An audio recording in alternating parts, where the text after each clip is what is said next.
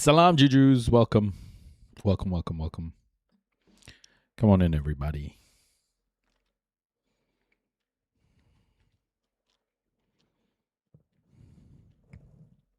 Hey, Zeme. Hey, Doug. Welcome. Nice to see everybody. Nice. Welcome, welcome. After 100.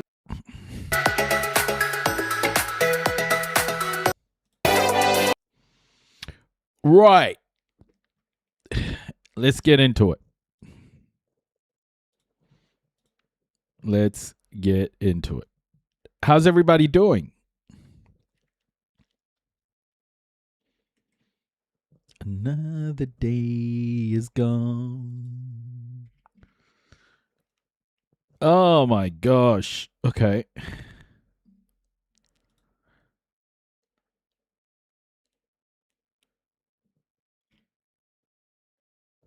Welcome. Hey, Shanna. Hey, Ultra Camperist. Bloodhound. I'm good, thank you. How are you? Michael. My clothes brush. Welcome, everybody. Welcome, welcome. Let's start off with Iran updates. Let's get into it. No effing around today. Let's go. 105 days of President Trump's 4 to 6 week war in Iran. Are we finally closing in on a peace deal?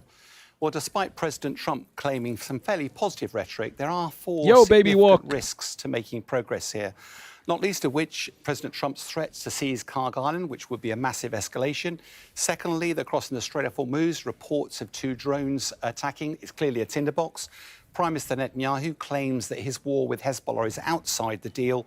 And finally, is the peace deal actually going to deliver the results that we expect? Hey, 8-bit supercomputer. First of all, President Trump's threat to seize Karg Island and other oil infrastructure for Iran. This would mark a major escalation. It would require boots on the ground. Welcome, Sasha. And that would be a major risk for US servicemen on the ground in the region, and would also risk extending and prolonging the war significantly. But within hours of issuing that threat, President Trump took it off the table. Why did he issue such a major threat?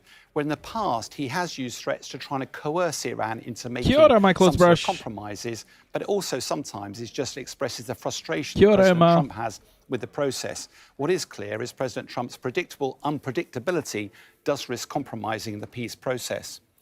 Another area of concern that could unseat the process is the Strait of Hormuz. Reports last night that 2 drones were intercepted en route to targeting some commercial vessels in the strait. What Central Command has admitted is that US vessels are escorting, the US Navy is escorting commercial vessels through the Strait of Hormuz in direct defiance with Iran's declared area of oversight here. That's almost certainly provoking Iran to firing drones. And this is all about who controls the Strait of Hormuz, with both sides trying to demonstrate that they do so. But the reality is that even though Central Command claims that hundreds of commercial vessels have been moved through the straits over the last few weeks, the reality is that's significantly below the routine level of movements that are required to be sustainable. So I want you guys to remember this. I want you guys to remember this statement today. I want you to remember the fact that what's crossing the Strait of Hormuz is actually quite low compared to what goes through their monthly. I think the last month, America helped 200 ships get through, but actually 2,000 ships usually get through per month. I want you to remember this number. I want you to remember this because we're going to be listening to the JP Morgan CEO talking about this same subject. So that's not a sustainable model. In addition, there are grave risks every time you start firing weapons in the region, particularly if we end up with any US casualties. Hey, Shercy, welcome. The third issue that could risk compromising this is Prime Minister Netanyahu's claim that actually the war against Hezbollah is not included in the core deal.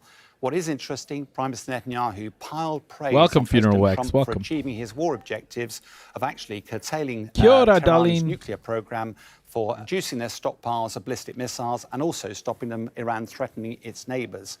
But also, very quickly after that, Netanyahu said that the deal did not include his war against Hezbollah. What is clear is Prime Minister Netanyahu has got his own agenda in this war and sees this as a once-in-a-generational opportunity to deal with Hamas, but also Hezbollah. In the past, the way they've dealt with that is they've created a buffer zone by invading southern Lebanon and actually pushing Hezbollah north. But it does appear likely, as of this occasion, they could be looking to move even further north. But it is worth remembering that Iran has made very clear that any deal with America had to include Hezbollah. And you'll recall that it wasn't that long ago that Iran pulled out of talks with America when the IDF started attacking Hezbollah very close to Beirut. And finally, there's the deal itself. Are we actually inching towards some sort of final deal on the Straits? It is worth remembering that any deal is actually nothing more at this stage than a memorandum of understanding, a one-pager that provides a framework within future talks can be run. What is clear is that fairly early on, they do want to get the Strait of Hormuz open. I mean, both parties want that, and that will create a massive relief in the international community because it should mark the end of the global energy crisis. The challenge, of course, Thank you, is what Darlene. prices America Hey, prepared Alice. to pay for that. There is a talk about easing of sanctions, potentially unfreezing some Iranian assets as well. But regardless, there is going to be a price to pay. It is remembering as well that the Strait of Hormuz wasn't an issue before the war. It was only closed as a result of the American action. Therefore, any deal on the Strait simply returns it to its pre-war status quo. The challenge, of course... Does it? It's never going to return it back to its pre-war status quo. Like, it's so stupid to think that this is ever going to go back to pre-war status quo, honestly. Is that this doesn't seem to make much progress on the nuclear question. In fact, the two core issues that are causing concern, one of which is Israel's war with Hezbollah. Is that included in the deal? If it is, then it's going to be a real test of President Trump's influence over Prime Minister Netanyahu, or indeed his control. But the second one is, how's that nuclear question going to be resolved?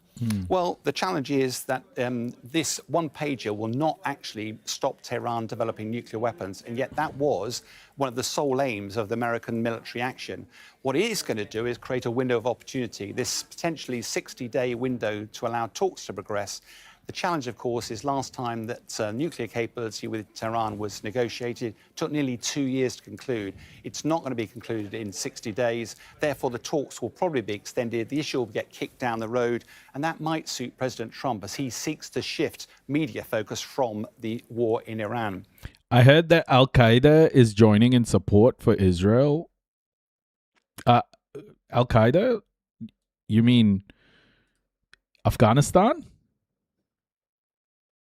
The Afghanistani group, or do you mean this? Are you talking about the Syrian leader? So where does this leave us with the war? It does feel like we're inching towards the end of hostilities, marking the beginning of the end of the war in Iran. The challenge is, of course, that this deal will not actually stop Tehran developing nuclear weapons. The one-pager is nothing more than the end of the beginning of a much longer process. Where did you hear this, Wahine? Where did you hear this? It'd be good to... Is there... It'd be good to understand what the meat of the story is. So this is the... From a TT on here, I'll find it. Okay, cool. Thank you. This is Al Jazeera. This was 13 minutes ago that Al Jazeera published this. So this is fresh. This is new. That bit by Sean was a few hours ago, 12 hours ago or so. So this is fresh. This is fresh, everybody. Fresh. The United States and Iran are nearing an agreement to end the war as negotiations move towards the final stages. Pakistani mediators say the text of a memorandum of understanding between Washington and Tehran has been reached. Prime Minister Shehbaz Sharif says the parties are closer to a deal than at any point before. Iran's Foreign Minister Abbas Araghchi is also signaling progress. He says that a deal would be implemented in 2 phases, with Tehran's nuclear program to be addressed later. So what I would say now is that in the negotiations that will lead to the end of the war, there are 2 phases. The first one, there is an MOU signed by Iran and America. Rafe, yeah, we heard this before. We have heard this before. I'll talk through where the weak points are for all of this. because American rhetoric is kind of all over the show. I think personally, we're about to see one of the largest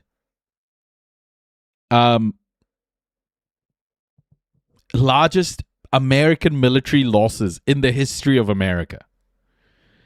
Like, this is, I think, worse than Vietnam. This is worse than Vietnam, folks, in so many different ways. But yeah, this is Aragchi. Aragchi speaking here. And later on negotiations for the second phase. Hold on, I'll start this again. You can listen to Aragchi. This is Aragchi speaking. If you don't know who Aragchi is, he's the foreign minister of Iran, Saeed Abbas Aragchi. So let's listen to him. So what I would say now is that in the negotiations that will lead to the end of the war, there are two phases. The first one, there is an MOU signed by Iran and America. And later on negotiations for the second phase will start. And in the second phase... No, this is a loss worse than Vietnam. Like, this is a loss worse than Vietnam. I'm not saying that it is... It's like... different. Vietnam, there were more people who were killed, but this is a loss worse than Vietnam in terms of strategy, in terms of the time it's taken to lose, in terms of the stupidity of it, the whole shebang. We will come to a final agreement. Now the topic of the nuclear issue has been postponed to a final agreement. And there are different reasons for this. I cannot discuss that. The demands were not acceptable. So there were issues on which we could agree. So we said in the first phase, we'll do this. And for the... How is this loss worse than Vietnam? Iran's controlling family has been irradiated. So what? They started off with overthrowing the regime that failed. Then Iran blocked the Strait of Hormuz, which Iran was saying that they were going to block the Strait of Hormuz for a very long time. And Iran is controlling the global economy right now. The U.S. government shit the bed. Now they're bombing Venezuela again. America has no control over this situation. It's the worst. It's the absolute worst. It's the stupidest military move probably in the history of military activity. I honestly feel like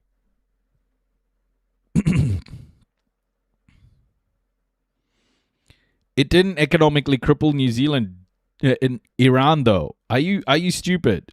Like, let me ask you this question. They're about to give Iran billions of dollars, dumbass. And they've been sanctioning Iran for over 50 years. Like, do you not understand what's going on here? Literally, they're about to give Iran a bunch of money. The UAE already has. Like, do you not understand what's happening here? The nuclear story, it'll take 60 days. That's what's anticipated. The second phase of the final agreement will be covering sanctions removals and the nuclear program, and one or two other issues. Pinky. This comes as the U.S. Central Command accused Iran of launching attack drones in the Strait of Hormuz. Washington says several drones attacked commercial shipping in the strategic waterway. You paid $70 to fill up your gas tank today? Isn't that cheap? We have correspondents standing by in Washington, D.C. and Beirut, and we will hear from them shortly. But first, let's go to Tauhid Assadi, who joins us from the Iranian capital of Tehran. So, Tauhid, tell us what we're hearing from Iranian officials about this memorandum of understanding and what it might contain. Well, actually, Iranian farm. Fuck, pro-America chuds all over the chat, eh? They really think America's winning this? Like, this is the stupidest fucking thing, military decision, that in the history of military decisions. Like, this is the dumbest military... literally in front of our eyes, what's happening is a transfer of geopolitical power in real time. China hasn't lost a single soldier, and it's winning the war. It's the stupidest thing, not just in American history, probably in the history of warfare. It's immensely stupid. Minister Abbas Araghchi in an interview, in a relatively lengthy interview with the state TV, tried to touch upon wide spectrum of issues regarding the forthcoming memorandum of understanding, saying that it is quite close to be signed, but still it is under consideration inside the country, waiting for confirmation and approval from the highest authorities, including the Supreme National Security Council and the supreme leader of the country. However, we know that we're not talking about an all of a sudden agreement to resolve all the issues, as Araghchi said that it's going to pave the way for a period of. It was never against one army, though. The Soviet Union was arming the Israelis. The West was arming the Israelis, just like it is today. Israel has never, ever acted alone. It has acted with the full backing of the West. So to say that it lost against one country is crazy, when Israel has been backed repeatedly by so many other countries in terms of equipment. Russia's arming Iran. Yeah, but America lost in 2 days, bro.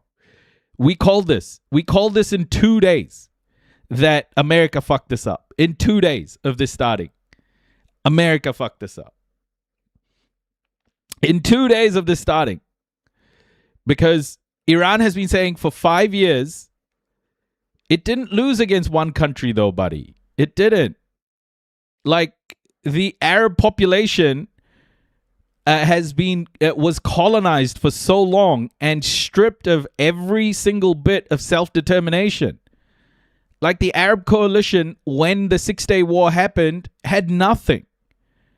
Israel was the colonizer in that place and was being backed by Europe and America and the Soviet Union. The Arab population stood no chance against what Israel had. So yeah, you can keep saying that it was one country, but it was never one country. 60 days for the two sides to sit further and talk about other remaining sticking points, and that brings us to a very important point in that regard. We know that some of the issues are said to be initially agreed, but still there are remaining points of contention and differences of opinion. I think people are like, oh yeah, Israel was just this group of people who were fighting with who were fighting like Hamas, like asymmetric warfare. Israel was the empire. The reason Israel existed was because of European colonizers and Western hegemony and American imperialism. Europe has always been the arm of American imperialism. It's so stupid. I think people who are uneducated about this situation really need to get educated about the history of this stuff. The problem happens when people look at the situation on a date that they feel is convenient for their narrative. Hey, T-, welcome. But you got to understand, even if you go back 2,000 years, 3,000, 4,000 years, and you forget about European colonization and what it's done to the world, you say dumb shit like in the 1960s it was one country against all the Arabs. How stupid and just outright racist and wrong. Regarding certain issues, as Foreign Minister said that, for example, when it comes to the nuclear dossier of the country, removal of sanctions in that regard, and 1-2 other remaining issues, there are also, let's say, further controversies that throughout the course of these 60 days, the two sides are going to sit down to talk. Also, he said that the continuation of this process is going to be dependent upon how the two sides fulfill their commitments based upon the first deal or the first memorandum of understanding. So at this time, we know that engulfed by a cloud of uncertainty and mistrust, Iran has decided to go through the trajectory of diplomacy, while also we hear that the fingers are on the triggers in case negotiations fail. And also we heard from Araghchi talking about the Strait of Hormuz. In that regard, he said that it's not going to get back to the time before the war when it comes to actually the management system of transit. To be fair, they were read up on the 1950s magazines. Information bad or slow, travel slowly then.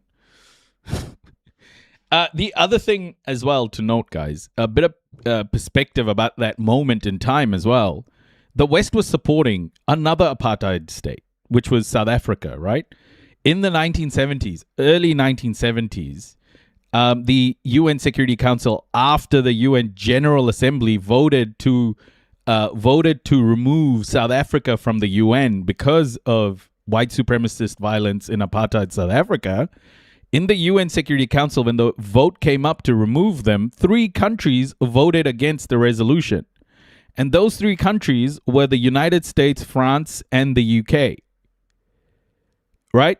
3 countries voted. And they voted against the resolution to keep, to expel South Africa. So Israel was also providing arms to South Africa. Israel was a proxy state selling arms into apartheid states in Africa as well.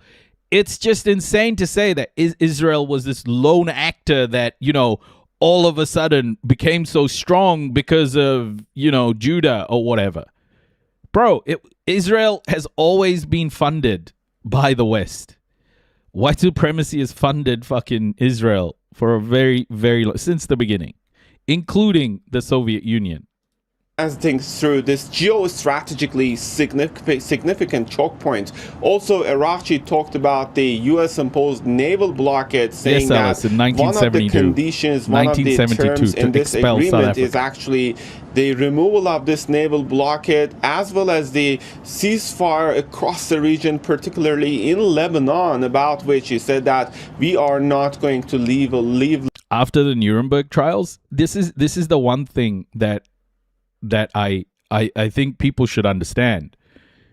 The UK, the US, all of these countries didn't fight the Nazis because of the Holocaust. Okay? They fought the Nazis because their own sovereignty was being threatened.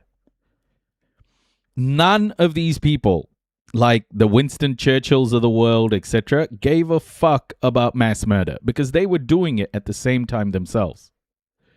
So the Nuremberg trials were a show. It was a show.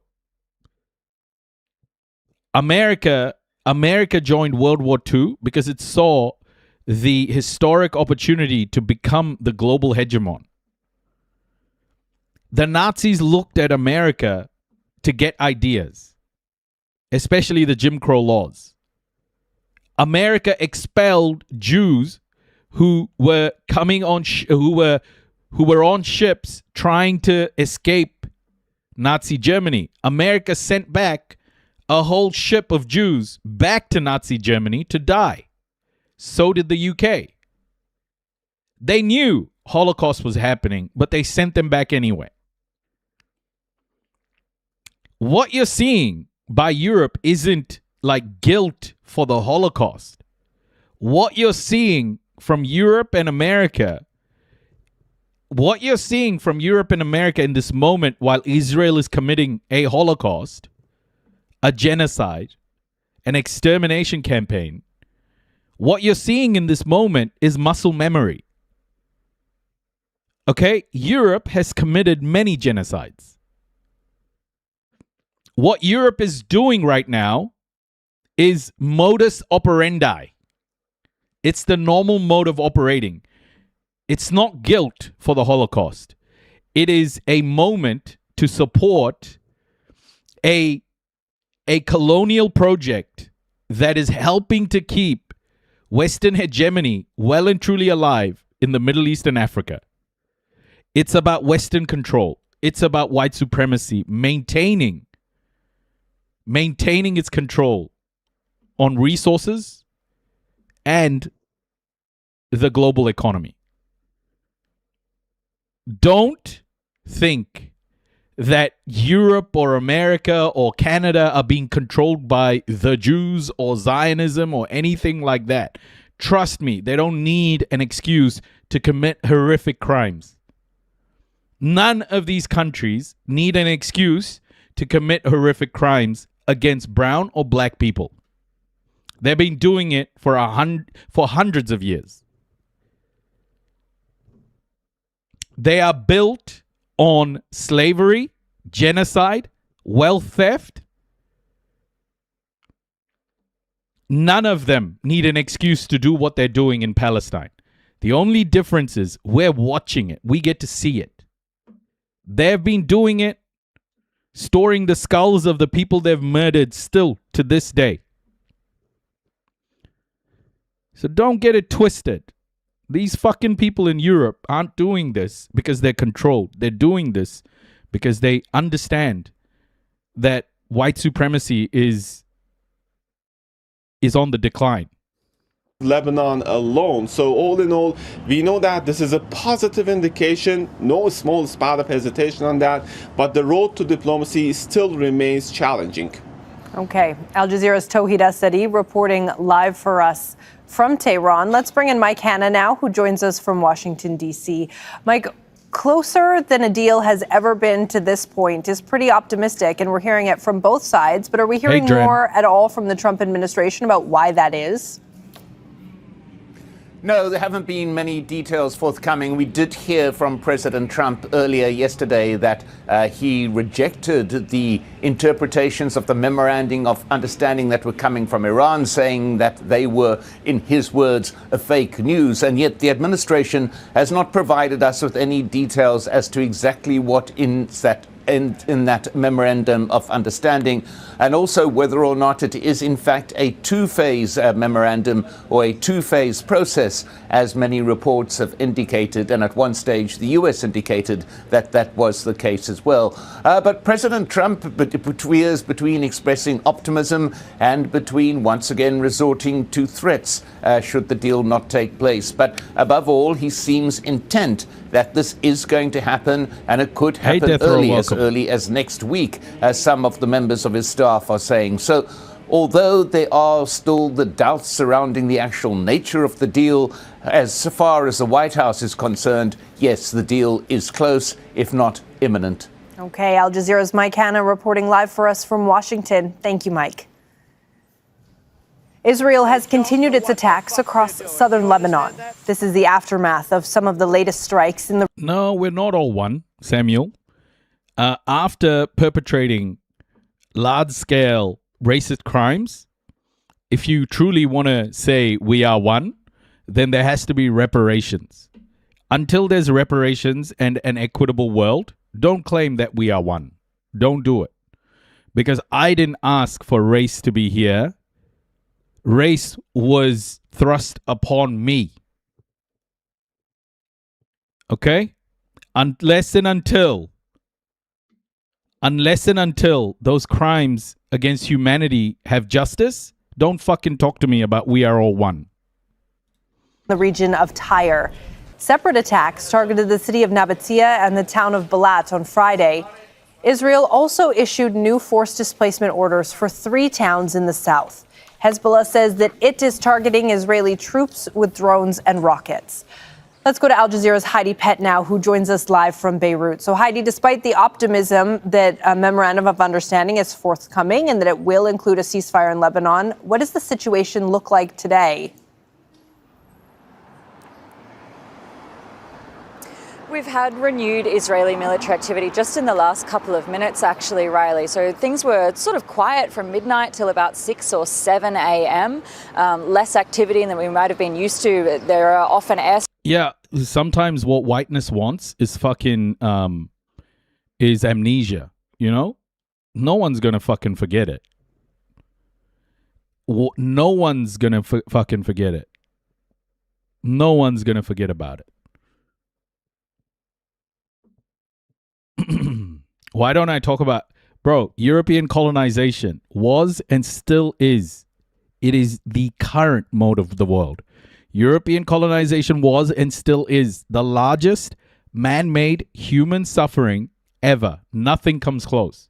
The largest man-made human suffering ever. Nothing comes close. Stop being a snowflake in my chat. If you don't like hearing the facts of history, then don't be here. Strikes at sort of 3 or 4 o'clock in the morning as the Israelis try to soften things up in preparation for any troop advancements that they're trying to make.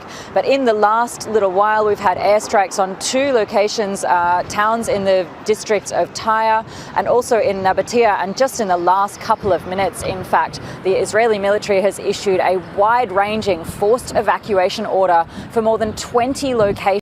The fact that I can sit on this is because of European imperialism and technological development. Bro, let me tell you something. Most of the shit that you think Europe made was stolen from the global south, okay? All Europe did was raped, pillaged, and stole from the global south. Still continues to do that today. So your privilege that you think you have is because of my ancestors' money and my ancestors' labor. Same with so many people of color here. So shut the fuck up and go to the Nazi live, okay? You're in the wrong fucking live. That's in the districts of Nabatea and in Jazin. Multiple people in towns and villages there told to evacuate immediately for their safety. And so we're not seeing any kind of slowdown that some people might have hoped for here in Lebanon on the ground with this speculation, and more than speculation, in fact, assurances from the Iranian side that Lebanon would indeed be included in this ceasefire and this memorandum of understanding. Heidi, has there been any official reaction in Lebanon from officials there? I think white people are like so trying to distract everybody from what white supremacy has done to the world. Like this lady just came into the live and is like, Arab colonization this, Arab colonization that. I've even heard about brown and black supremacy. It's so fucking stupid, bro. I think white fragility is reaching a stage now where we're going to hear about it a hell of a lot. Honestly, like these white people have like not acknowledged their own histories, their own ancestors' histories. They don't want to. They just want to ignore it. They want the world to forget. Okay, this is white fragility. Max, tuned up to the max.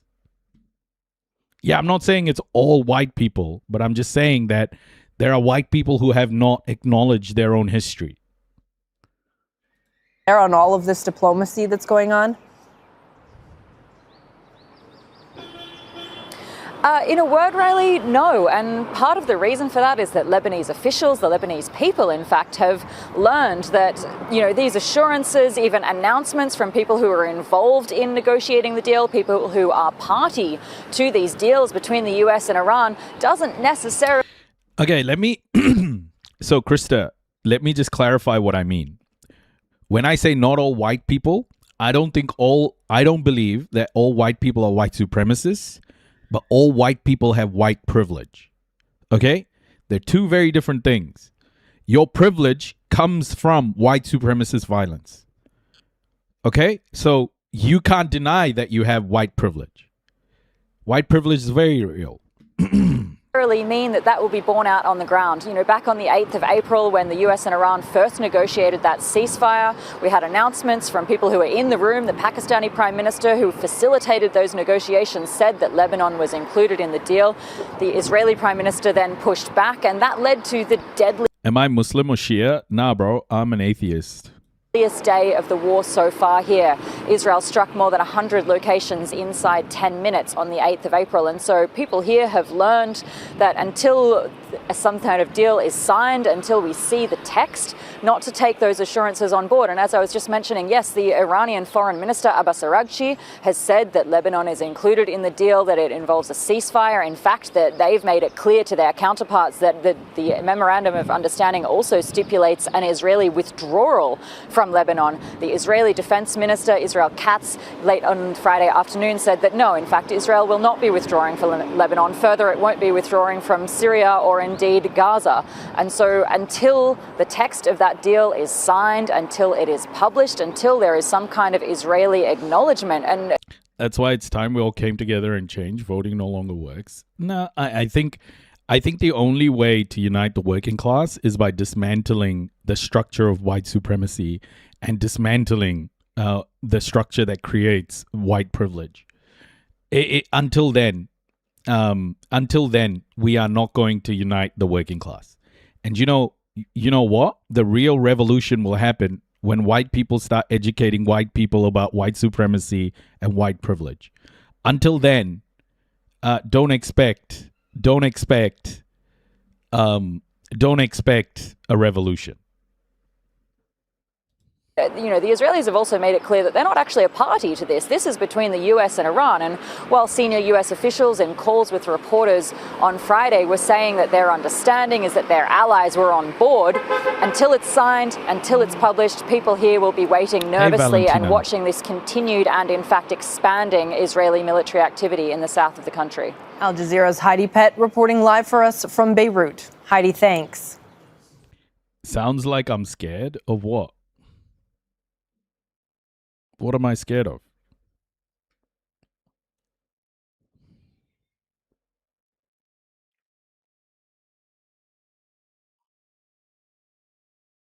Hey, Sarachi, welcome. Sounds like I'm scared of revolution. Bro, I am not an idiot. I'm not an idiot who thinks revolution is throwing black and brown bodies at the problem. White people, with your privilege, start to educate yourselves and your communities. There is no violence like what European colonization has done to the world, and there is no violence like white fragility, okay? So don't fucking tell me that I'm scared. White people are historically extremely violent. So please, you're educated? Well, educate the other white people then.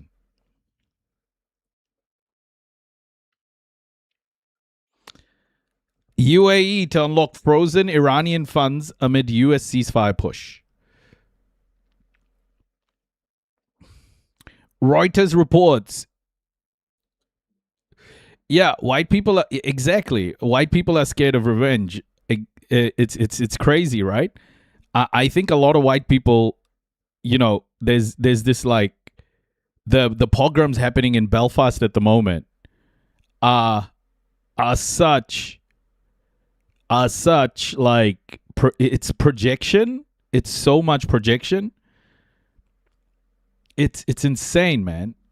Like one thing like that will set off fucking white people to burn houses, while the whole world has been watching brown people get blown to pieces every single fucking day.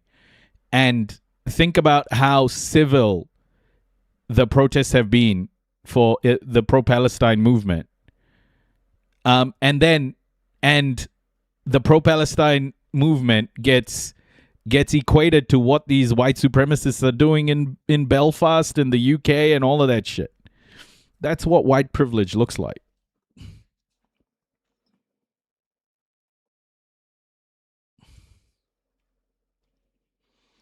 Yeah, these white people, like this guy here in the chat who just got muted. Like that guy can't understand. That person can't understand. Bro, I've seen thousands of beheaded babies, FYP zone. I've seen thousands of beheaded babies. I haven't been going down and burning down houses, buddy. Okay? Civil society.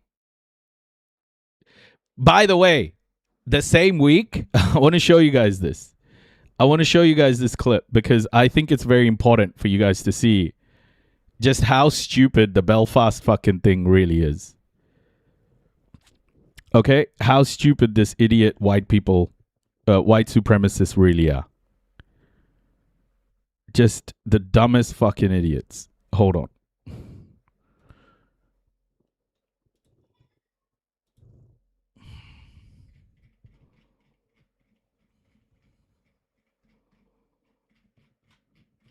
Let me just find it because I think this is the perfect moment to play it because everyone's trying to make it feel like the crime that was committed on the streets of Belfast has like never happened before, or even is like something new that happened. But actually, it turns out Belfast is fucking violent, and there's a lot of white crime happening in Belfast to the same level of violence or even more than what that guy, Senegalese guy did. The Sudanese guy did. So let me bring that up because idiots on here going, sorry, no one should be okay with a beheading on the streets. He didn't even behead the guy, first of all. And second, the guy is still alive. So let's put it into context. Of course, crime is wrong, and it was horrific to see a person getting stabbed. But the pogroms and the reaction to that, compared to what other white people in Belfast do, it just shows you the type of racism there is at the moment. It's fucking idiotic. And anyone who thinks that what's being done isn't like racist or, you know, anti-black and brown people, or, you know, what's being done isn't white supremacist is just stupid. It's stupidity on a massive scale. Here, listen to this lady, okay? Listen to this lady. We had, unfortunately, Northern Ireland, we had brutal violence in our past. We also have shocking femicide rates. Last week, in a very high-profile case, the murder of Natalie McNally, the judge gave the ruling and he talked about a frenzied knife attack. He talked about wounds so bad the cause of death was unable to be determined. There were no riots over the perpetrator of that brutal crime. So whatever concerns people, whatever real feelings, and I don't try to invalidate them, that people have watching that video, whatever opinions people have about immigration as well, we are dealing with a race problem here. This is about racism, what we saw last night. And I think those two things do need to be separated. And those politicians... So a woman in Belfast, like recently, was stabbed in the head by a white man repeatedly in her home. I think it was her husband. And he left her head lying in a dog bowl. Okay? That happened in Belfast. Who light the touch paper and walk away, as they've done for decades in Northern Ireland, who talk about the legitimate concerns. That's fine. Bring forward proposals, bring forward solutions. Don't just make videos about it when there's a Yeah, that lady didn't survive, by the way. flashpoint and then say nothing to do with me, Gov, when this happens, because it happens all the time. It keeps happening. We know it's going to happen. So don't hype it up if you're not prepared to stand over the consequences. Yeah, this whole like, oh, no one should be okay with a beheading on the streets is so fucking bullshit. When these same people haven't said anything about the femicide happening in Belfast. Like, it's all selective rage. It's stupid. And let me selective outrage. Yeah. It's stupid. Yeah. None of it is okay, but call out what's happening in Belfast. Call out what's happening in Belfast then. Do black and brown people go out and fucking burn houses down when a white person... think about what happened in Ireland a week before that. Or a couple of weeks before that. A cop literally suffocated a Congolese man to death live on camera. What are you talking about? The guy... I saw the footage. Did the Congolese community go and fucking burn down buildings?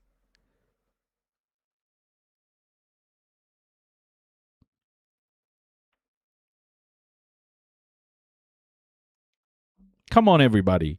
What you're watching here is an attack on black and brown people. Okay? It is a pogrom. It is a race riot. Let's call it what it is. Don't hide behind, oh, they're all bad bullshit.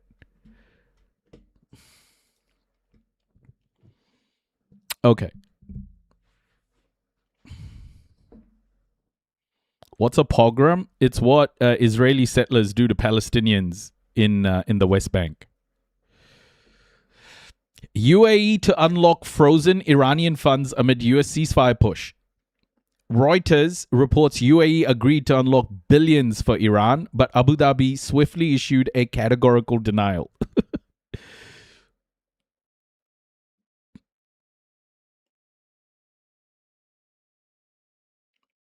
The United Arab Emirates has agreed to unlock billions of dollars for Iran, pursuing a tactical shift after weeks of Iranian attacks on the wealthy Gulf Arab state amid its ongoing war with the United States and Israel, 4 sources told the Reuters news agency.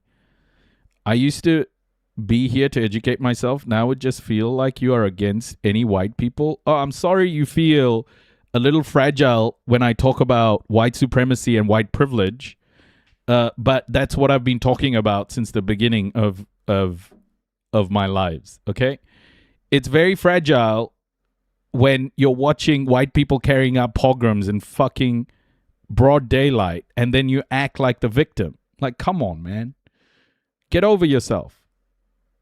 The exclusive report on the move coincided with the final stages of broader negotiations between Tehran and Washington to end the war. Diplomats say those talks involve the release of tens of billions of dollars in Iranian oil revenues frozen in foreign banks under U.S. sanctions.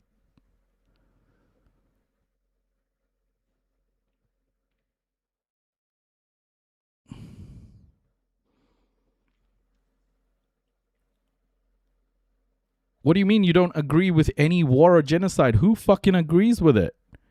Who agrees with war and genocide?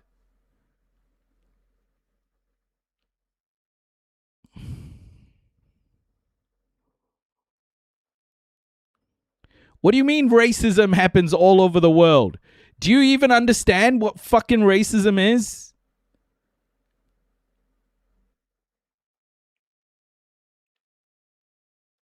You don't understand what racism is.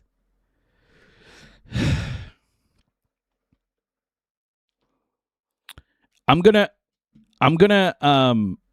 read you guys an excerpt from Albert Memmi, because I think people are just not.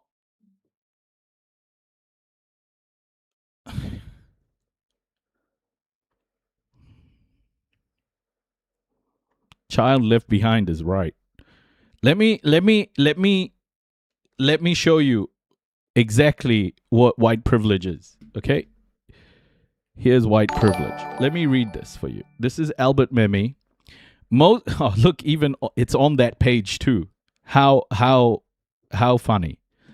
Most white people do not consider themselves privileged, but the freedom from having to deal with gratuitous hostility or suspicion or subtle exclusion remains the quintessential privilege. For white men, for instance, civil rights and democratic participation are culturally assumed. They become surprised or even enraged when these are called into question. For other groups, civil rights are not a social assumption, but a continual problem, an arena of political struggle against discrimination. Okay? If you don't understand what that is, stop. Now, here's how Albert Memmi describes racism. Okay? And Albert Memmi is talking about Tunisia here, where France went in and stratified the social structure within France. They made Jews second tier under the white French Christian race.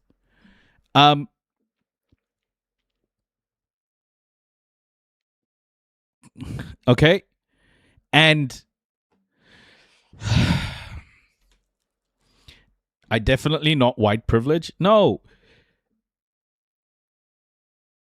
You're privileged if you're white. Like, your whiteness comes, like, if you're born white, you have automatic white privilege.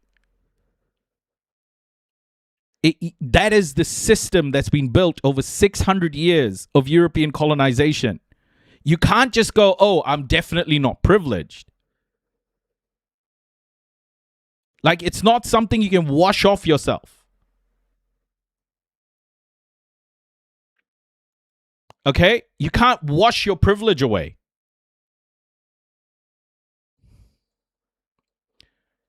white privilege is most white people do not consider themselves privileged, but the freedom from having to deal with gratuitous hostility or suspicion or subtle exclusion remains the quintessential privilege.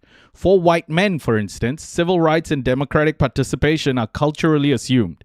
They become surprised or even enraged when these are called into question. For other groups, civil rights are not a social assumption, but a continual problem, an arena of political struggle against discrimination. And let me be very clear, like it's happening today. Memi wrote this in the 60s or 70s. It's happening today. Look at the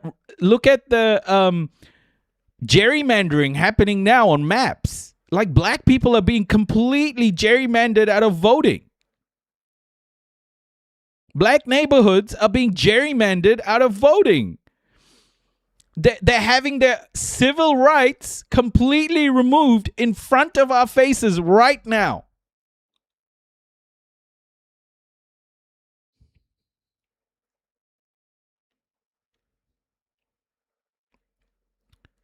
Imagine if white men were gerrymandered out on maps. Belfast would happen again everywhere. They'd start like shooting up schools in higher fucking rates.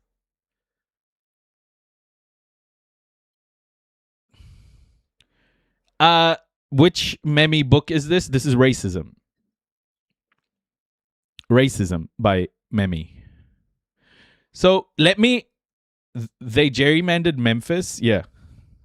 So let me read you. I really like how Memi has described racism. Okay, this is the definition of racism for me that makes the most sense based on how I see the world structured. Okay, it is this fundamental disparity. It's banal, social illogicality that Memi seeks to illuminate and to resolve. He does so by understanding racism as a structure rather than an idea, a social relation rather than a feeling or a prejudice. For him, the structure of racism has four moments. First, there is an insistence on a difference, whether real or imaginary. It can be somatic, cultural, religious, etc. What counts is the discernment of its existence rather than its nature or content. Racism will add the content it needs for its purposes. This is exactly what Gomez Enes de Zurara did. Okay? He said black people, or blacks is what white people say to group all the blacks into quite a racist thing. Black people were beasts without morals is what Gomez Enes de Zurara, the Portuguese writer who was commissioned by Prince Henry in the mid 15th century to create the manuscript that was used by Europe to begin European colonization around the world. He identified a difference. It was in skin. And that was one of the first moments, if not the first moment, where skin color was turned into something where laws were built around. Okay? Skin color specifically. The second aspect is that a negative valuation is imposed upon those seen as differing, implying by the act of imposition a positive valuation for those imposing it. So yeah, by imposing the negative valuation on black people, Gomez Enes de Zurara gave Prince Henry the tools to impose the positive valuation on whiteness. That's when the difference between whiteness and blackness became codified. Okay? Third, this differential valuation, which renders the difference unignorable, is generalized to an entire group, which is then deprecated in turn. So yeah, I mean, black people, beasts without morals. The Portuguese said all black people are like that. Africa, everyone who lives on the continent of Africa with black skin are beasts without morals. And then finally, And fourth, the negative valuation imposed upon that group becomes the legitimization and justification for hostility and aggression. What happened after Gomez and Desidera did this? The whole of Europe read his manuscript, and that is when European colonization became industrialized around the world. 15th century. It's a very specific moment when the industrialization of white supremacy began. The inner purpose of this process is social benefit, self-valorization, and the creation of a sense of identity for the one through the denigration of the other. As is evident, the generation and expression of hierarchy run through it from the beginning to the end. Memi suggests that colonialism provides the archetype for the structure of domination because its aggression against a weaker society requires disparagement of the other to justify itself, to legitimize having appropriated others' land and homes, and having benefited from truncating others' lives and social dignity. Racism is indispensable to the colonialist mentality to make its domination appear reasonable to itself. Racism is indispensable to the colonialist mentality to make its domination appear reasonable to itself. Bars.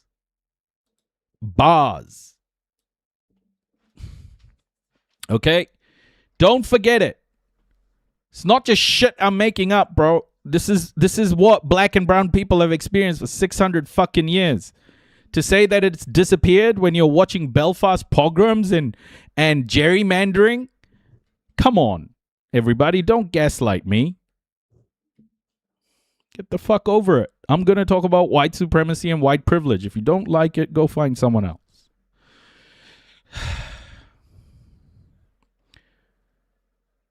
Reuters also reported that two other sources with knowledge of the arrangement put the total funds involved at $20 billion, adding that the move had been agreed in return for a halt to Iranian attacks on the UAE. Hey, by the way, did I see Roshan in the chat? Hey, Roshan, welcome. Namaskara. People in America do not critically think for themselves. They don't research anything.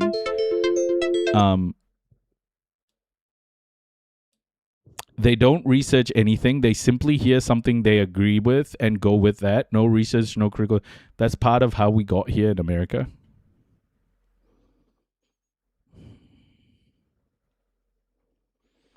It goes against their narrative. Yeah, I know. I know it does. It's insane. Like, you know why they fear brown and black people uniting? Is because they think that brown and black people will do to them what white people did to brown and black people and continue to do to the brown and black people. It is a historic projection of fear. It's projection of fear. It's sick. And they commit crimes based on that, like mass crimes. But time and time again, black and brown people have to like show that that's not what they are. You know, time and time again, black and brown people have to like overcompensate on being like fucking peaceful and all of this shit.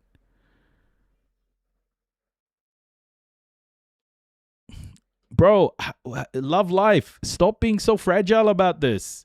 I'm talking about white supremacy. I already told you. White supremacy does not mean all white people are white supremacists, but white privilege is across the board. Like, you need to stop finding a way to make yourself the victim. Okay? Use your privilege for something good, not to say dumb shit.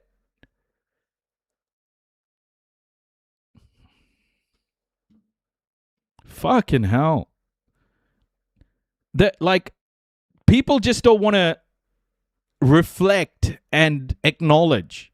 Just deny, and just like want people to forget. Just reflect on what I've said before just typing too fucking quickly.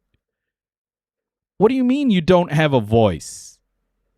Everybody has a voice. You can start your own live.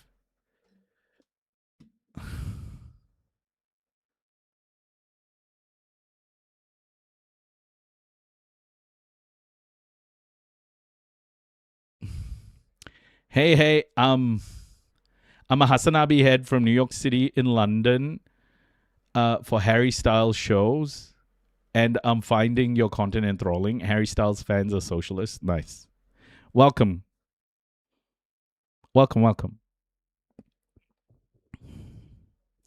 I don't listen to Harry Styles, but I'm sure he's good.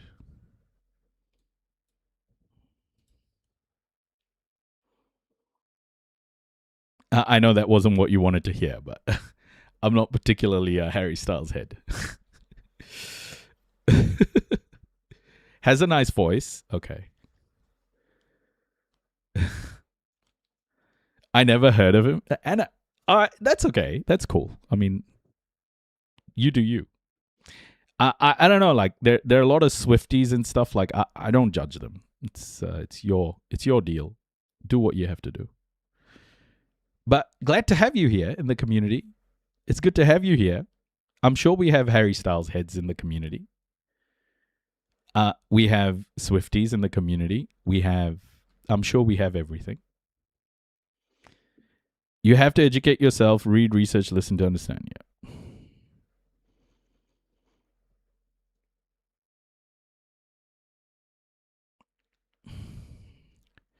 Like, honestly, I keep arguing with I think there's right now within the sphere of I think white people are having a moment of real anxiety because they've completely convinced themselves that the browns and blacks are coming to get them. Okay? There's a lot of people who are in that. Oh, really, Nadia? Crazy. And I think that anxiety stems from the fact that the world is changing. You know, it's 600 years, but that's a lot of different generations who've gone through a world where whiteness has been treated on a different level, right? So when you've lived with privilege, equality feels like oppression. And this is it, you know, that it's a projection of fear. It's a projection of fear. And what they need to understand is what I think black and brown people generally are calling for is an equitable world for all. Like, we don't want to subjugate. We don't want to do the things that white people did to our ancestors and continue to do to our people. Okay? We don't want to do what white supremacy does. We don't care about that stuff. Equity is very important. That is an equitable world for all is about justice, okay? It's about ensuring that the world is a fair place for everybody. That's what we want. That's what I want, at least. I want a fair world where every human being is treated like fucking the same. And without equity, that's not going to happen.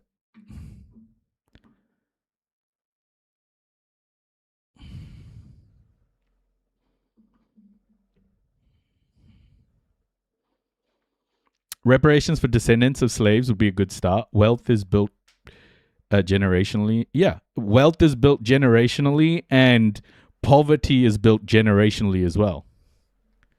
It's all generational. It's all generational. So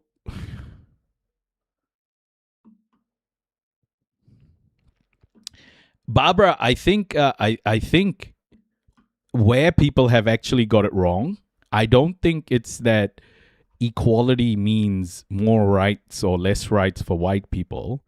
I think where people have got it wrong is the definition of equality.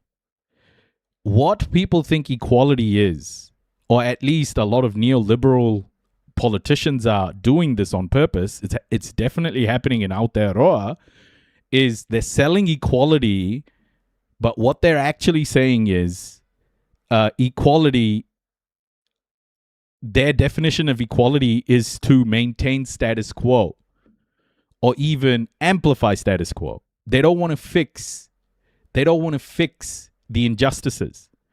And they're calling that equality. But ultimately, what an equal society has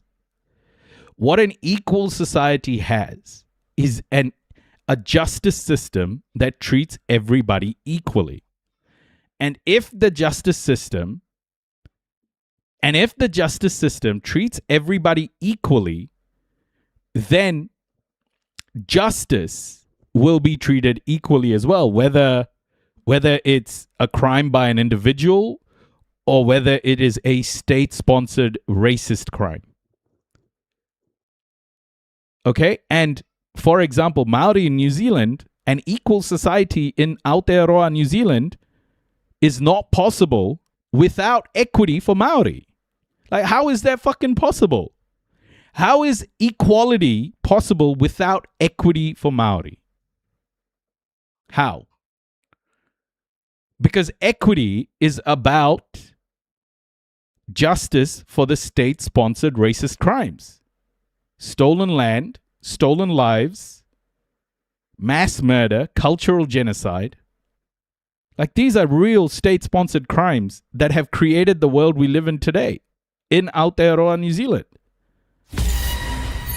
Resub, a loyal, noisy crew member detected. Thank you for your continued support.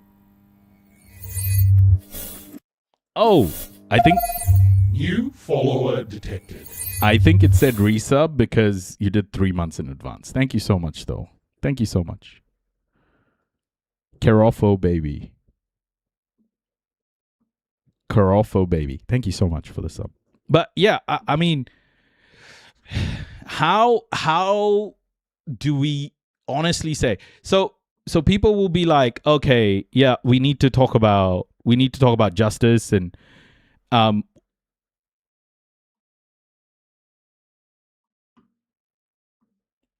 yeah, exactly. A little more hot. Crazy. I never ever listened to that guy. That guy, just toxic dude. I think he wrote his own demise. What should New Zealand do? Should they send all people back?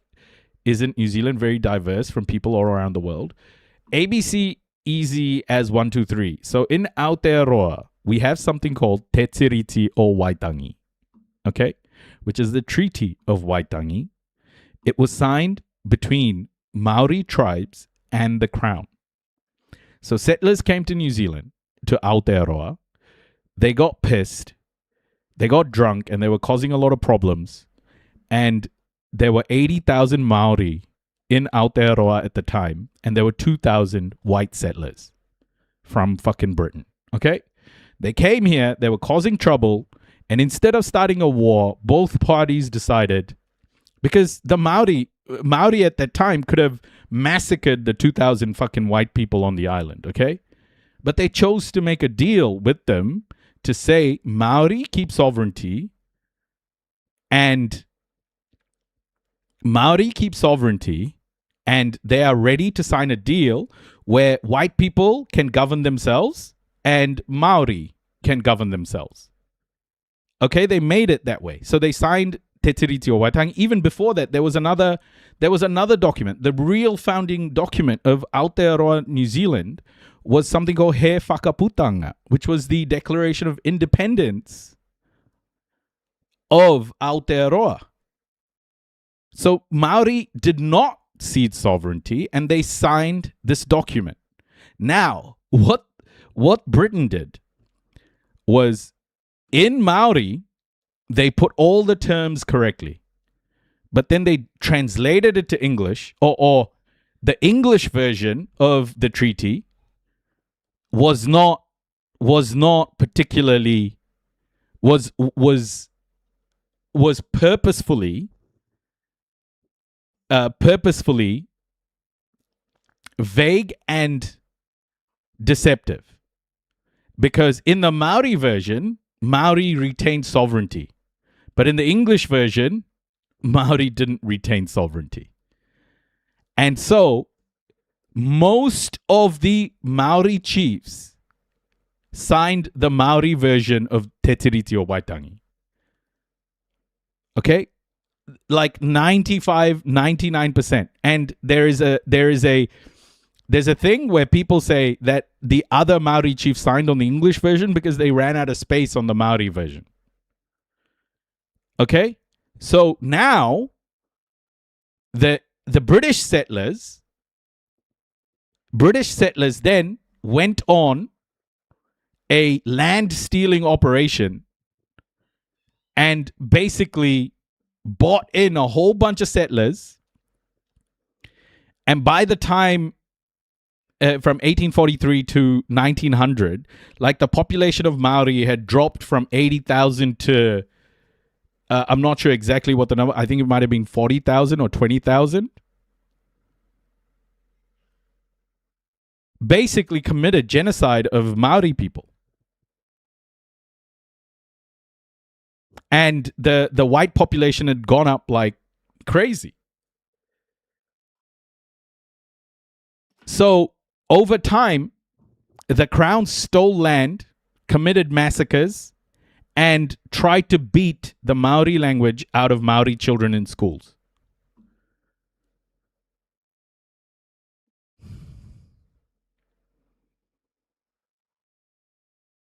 Okay, so it has been a long line. How did I learn all of this history? I mean, I live in this country. Like I don't know everything, but it's like the minimum people who come here can do is learn this history. Like we have a treaty here. We have Te Tiriti o Waitangi. So coming back to the question that was asked initially about the solution, we have to abide by Te Tiriti o Waitangi, the Maori version. So anyone who comes here as an immigrant has to not pledge allegiance to the sad old fart in fucking Buckingham Palace. But any person who immigrates to New Zealand should be pledging allegiance to the Maori version of Te Tiriti o Waitangi and living up to what that is, which is equity for Maori. So using our privilege to speak up and support legislation that equates to equity for Maori. That's the solution. Because Te Tiriti o Waitangi, like the Treaty of Waitangi actually protects immigrants too. It protects immigrants. And even Maori people acknowledge that. But the Crown took the goodwill of Maori and mass murdered them. That is the legacy of white privilege and white supremacy. Okay? It is that at every point, the Crown had the opportunity to make amends.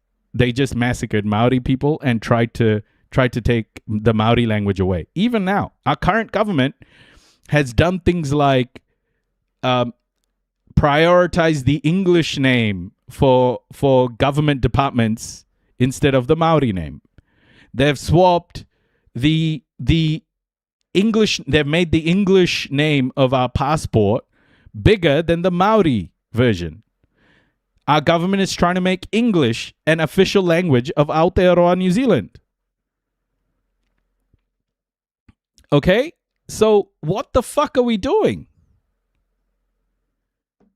What the fuck are we doing as immigrants here who come to this fucking country and then immediately, like Indians in particular, the thing is they get transformed into these house curries who are so subservient to power.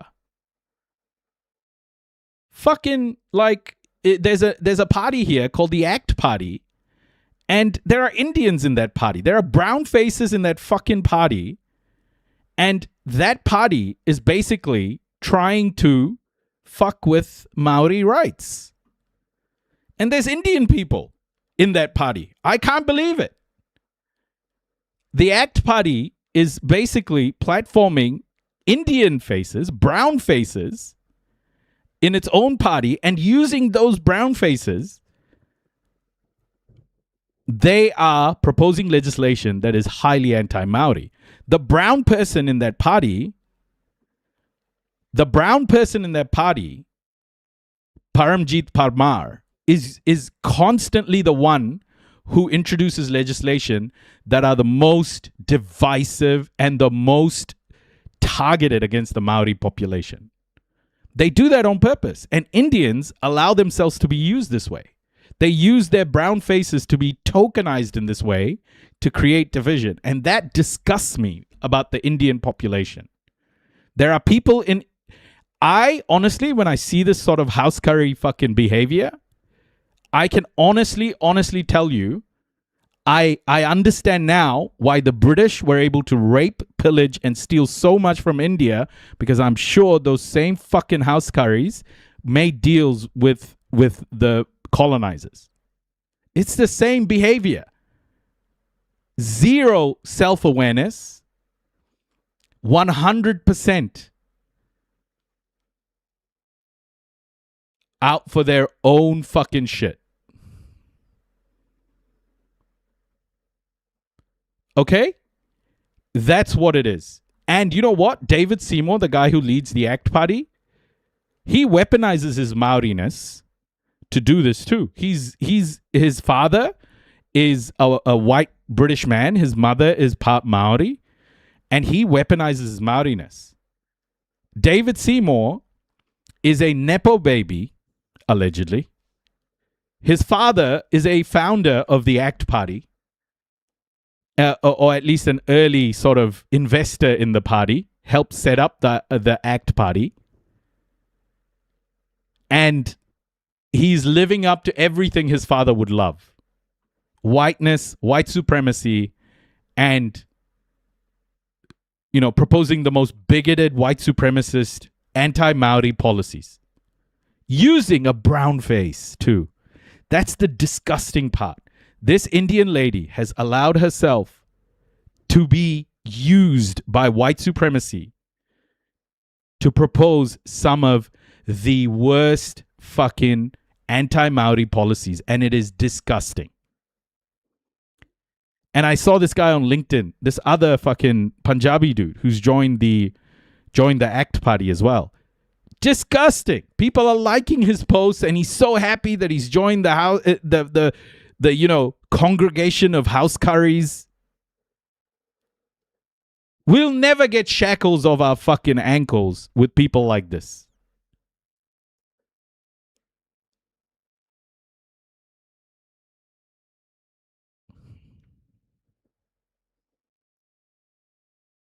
It's fucking disgusting, man. The moment that truly radicalized me, okay, and I'll say this, the moment that truly radicalized me to I don't even call it radicalization. The moment that truly got me thinking, what the fuck am I allowing myself to be tokenized for, is when I found out, okay, at one of my jobs, the CEO and I were having a beer, and the CEO told me the way I was recommended for the job by one of the board members, who I do not speak to today. Fuck that guy. Bigot. A board member recommended me by saying he will work like an Indian slave. And my CEO told me that. And from then on, I never felt complete. I never felt whole. I never felt that I had any sort of self-determination. I never felt like what I had was real. You know, some people will hear that and go, oh, you know what? He was just joking. He was just joking. And I heard that. I thank that CEO. The CEO told me. White guy too. He told me. But he told me after like a year of being there, so that was weird. But he still told me. And all I could think about was, like, I was the only brown person on the exec team. I was the only brown person on the exec team, and I was in the technology part of the business, obviously, you know. I felt like I was becoming the typical fucking brown person. The expectation of like, you know, these people can be nothing but, you know, used for their labor.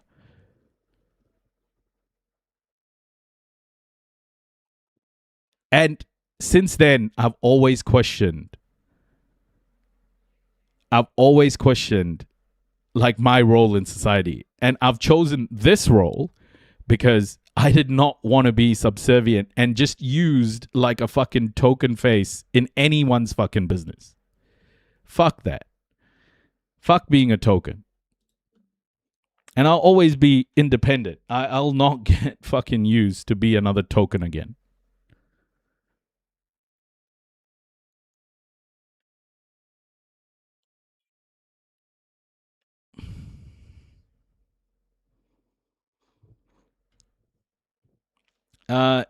I think there are a lot of people who just go, oh yeah, these are okay. I can guarantee you in every Indian house, or many immigrants' house in Aotearoa, New Zealand right now, if you go and ask them, especially when they in the early days when they were looking for jobs, they'll tell you things like, oh yeah, I got heaps of rejection letters, and they would tell me that I was overqualified. It's such a common thing. Oh, you're overqualified for a role. I mean, come on.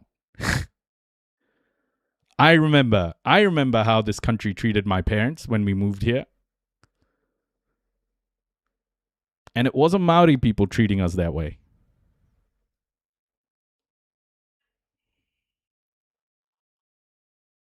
Okay? So let me be clear, guys. Brown and black people allowing themselves to be used by white supremacy to do the most toxic shit is just bad.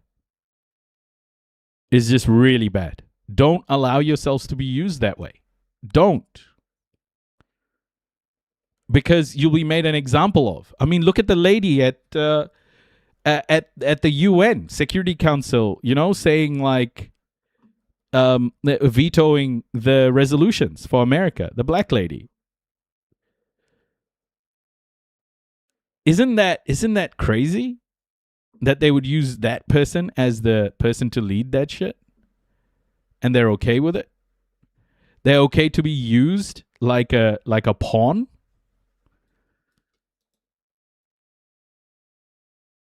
This is what this Indian lady in the ACT Party does. The most divisive anti-Maori policies are proposed by this fucking lady. Terrible. Terrible. Kimmy Badenoch, yep, same shit. So please, folks, I understand this from a very personal way. I gave up my career because I realized that I was going to be nothing but firstly I burnt out and I was just overworked, and I just completely my mind gave up, my body gave up. I just worked myself into the ground, and I'm still recovering. But I will always like reflecting on my corporate life, I will never ever look at it the same way. I was always the only brown person on the leadership team. I was always, and you look back at it and you analyze it. It's like, why would you tokenize yourself for a system like that, for a bunch of people like that? There's no, that's not a life to live. Iran hasn't given any definitive timeline regarding signing the the I don't miss it agreement at all. with the Americans. The foreign ministry spokesman yesterday said, I got rid of all of those people from my life. Just the most toxic shit. I got rid of all of those people from my life. I value relationships now. I value relationships. If I'm going to bring someone into my life, into my personal life, it's got to be something of substance. Otherwise, they can fuck off.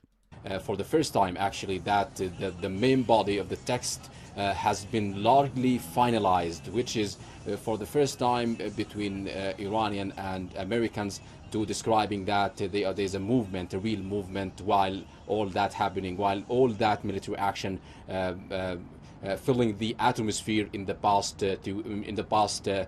72 hours actually. At the same time, the spokesman he rejected the idea, the reports about the time and the place for signing a deal. He described that as a media speculation. He said that the main focus right now is to reach a comprehensive deal, but at the same time, the final agreement, the final signing, the final finalizing that needs some time to be finalized with the politician and with the authorities here in Iran.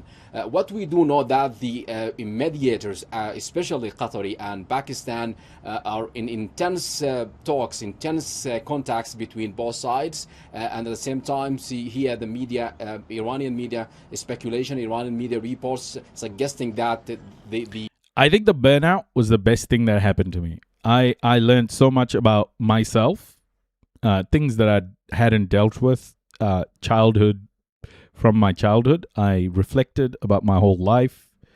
I started trying things that I have wanted to do for my whole life, but I've compromised because, I was climbing a ladder or part of a rat race. But I also spent the time to learn about the world. And I'm still learning, okay? Don't think that I think of myself as I know everything. I don't. I'm learning with everybody. I do it every day because I'm learning along with everybody too. But the best thing I did was learn about the world, was learn about the rules of the game, of how we got here and what we need to do to make the world something that is, more equitable for all. And that's how, I understood what equity was and why it's so important. I'm 40 years old, Krista. And I burnt out in 2021, end of 2021.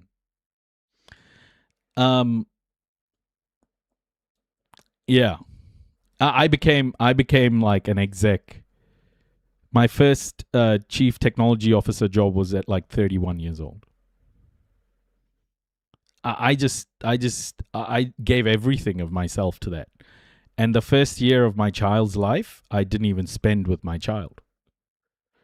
I regret that. I regret that. I wasted a year of my life working for people who didn't give a fuck about me, And I neglected my son's life.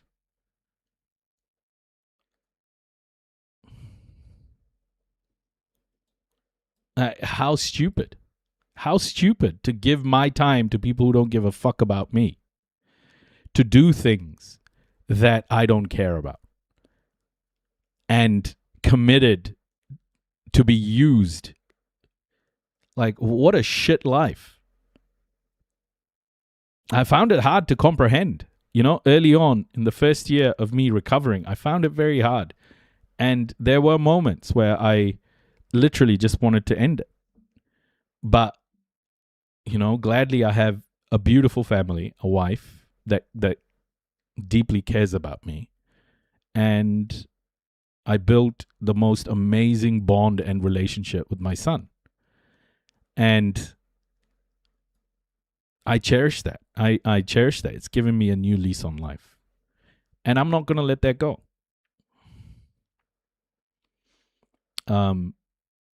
Not for anybody. The main issue right now is to reach an end to this war and open a 60-day period of time to after that to discuss the main issues, which is nuclear file, sanctions, and economic arrangements. So until this moment, the diplomacy is still alive from Tehran perspective, but there's no final agreement and deadline.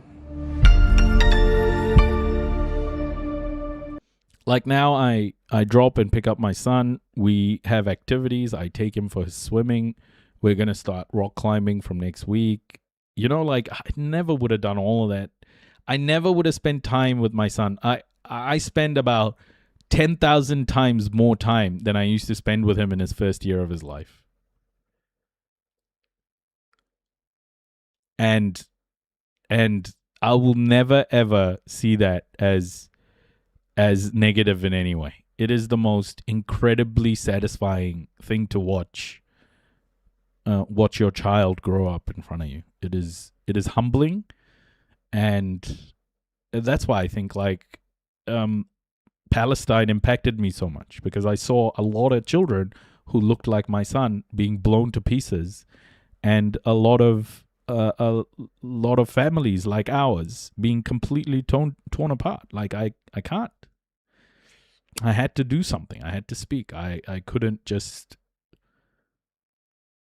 Yeah.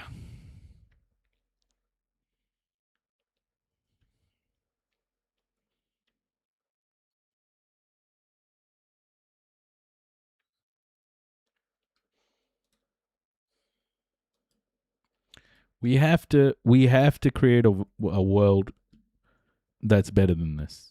Well, what we have right now is absolute shit.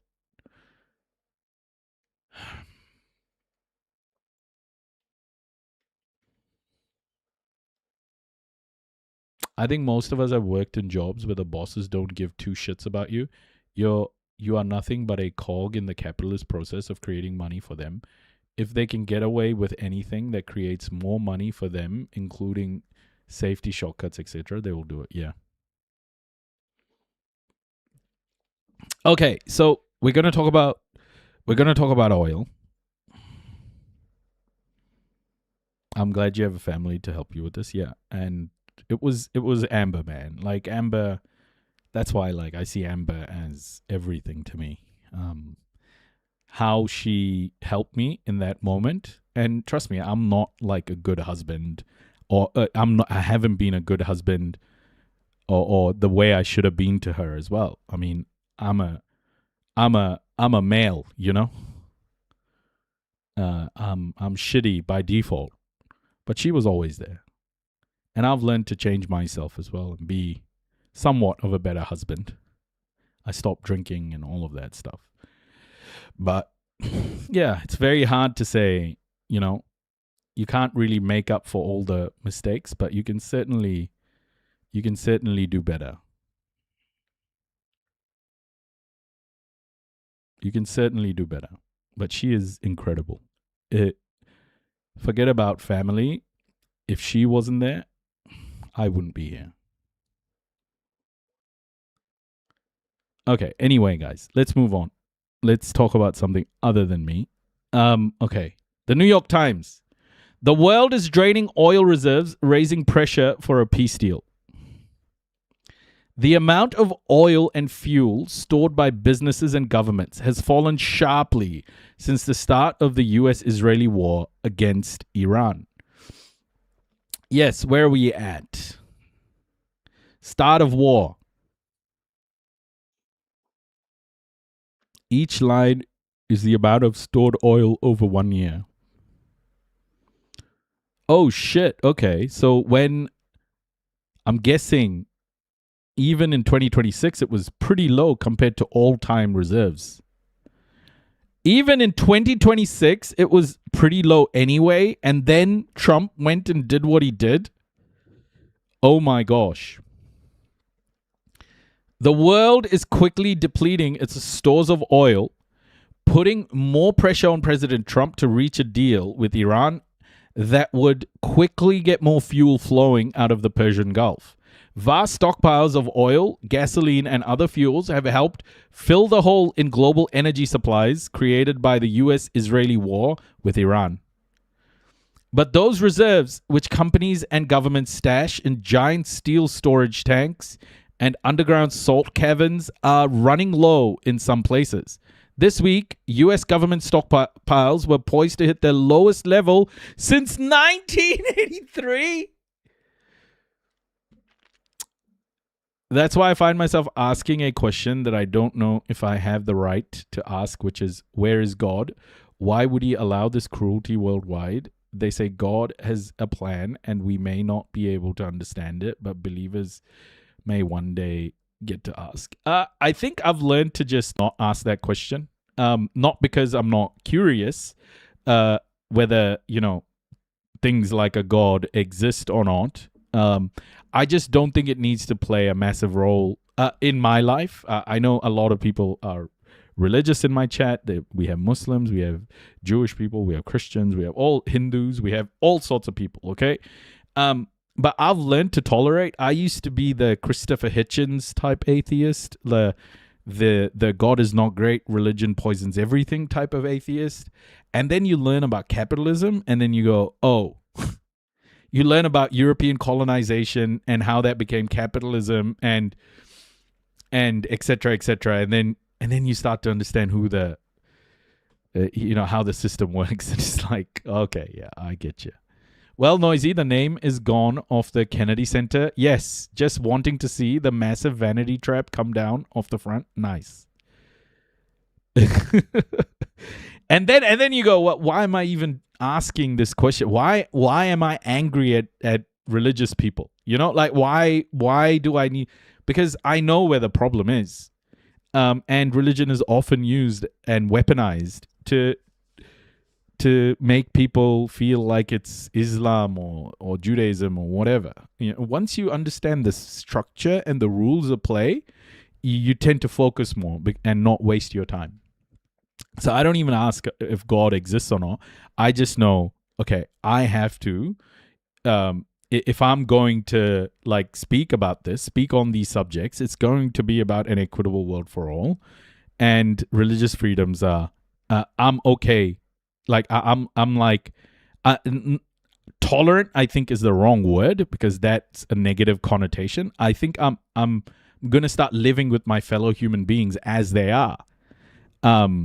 From that perspective, from a religious perspective.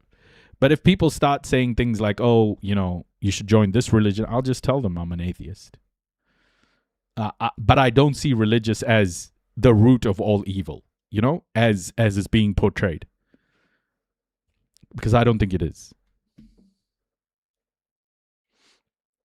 The ominous milestone was overshadowed by Mr. Trump's announcement on Thursday that the United States and Iran were close to striking a peace deal. His statement sent international oil prices below $90 a barrel, well above pre-war prices, but nowhere near the highs hit earlier in the war. Still, it is far from clear what a truce might entail. Unless the supply of oil and fuels improve, and quickly, consumers around the world may face much higher energy costs.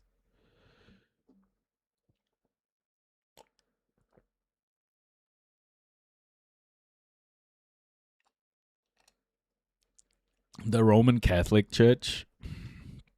Nah, I think...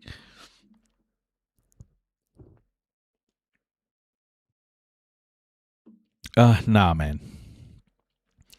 Human nature has always been, geared towards conflict. Is always geared towards conflict. But the thing that has made or created the largest man-made human suffering is race. I think when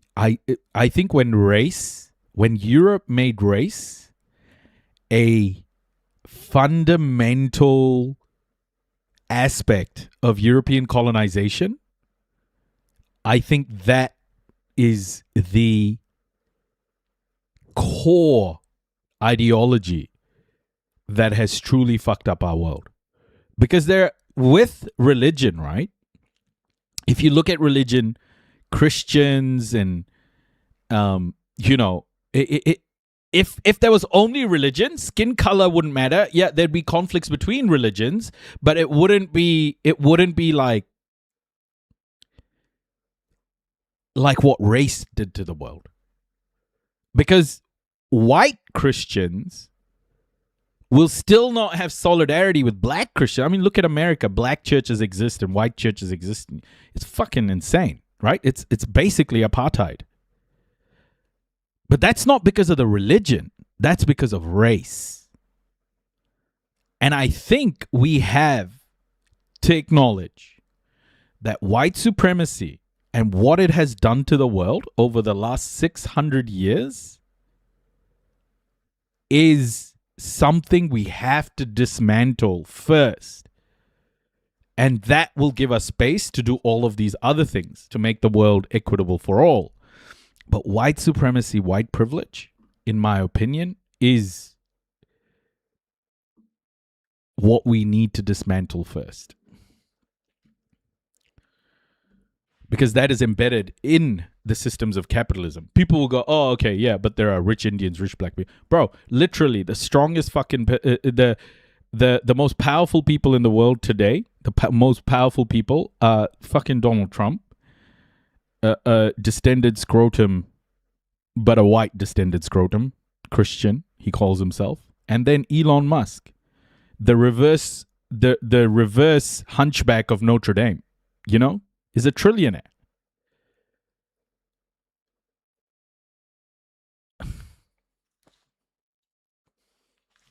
He's like a hunch front. Noisy, I may have missed your discussion of it. But did you hear about Jared Kushner and Ivanka saying they discovered an island? Yeah, I did, Ram. Yeah, we've spoken about that one. There is little consensus about when or where this may come to head, but energy experts agree that until more oil is able to flow through the Strait of Hormuz. Think about this, guys.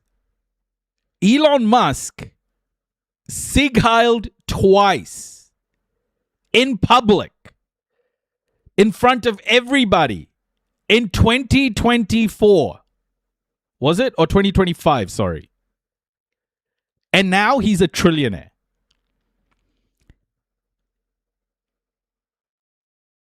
Imagine if that was a black person, a brown person, or any other type of fucking person than an Elon Musk type.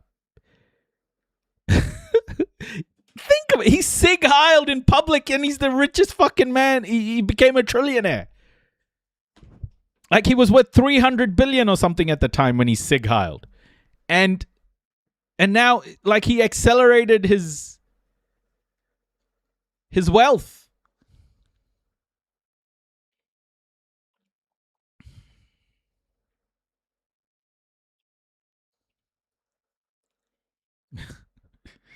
Soon enough, we'll run out of shock absorbers, said Antoine Half, a co-founder of the research firm Kairos and a former chief oil analyst at the International Energy Agency.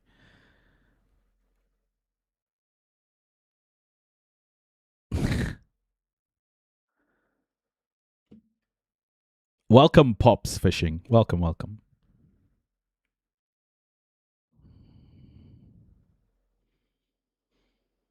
Unfortunately, slavery is allowed in the Abrahamic religions, so they use it for capitalism. I think slavery has been allowed.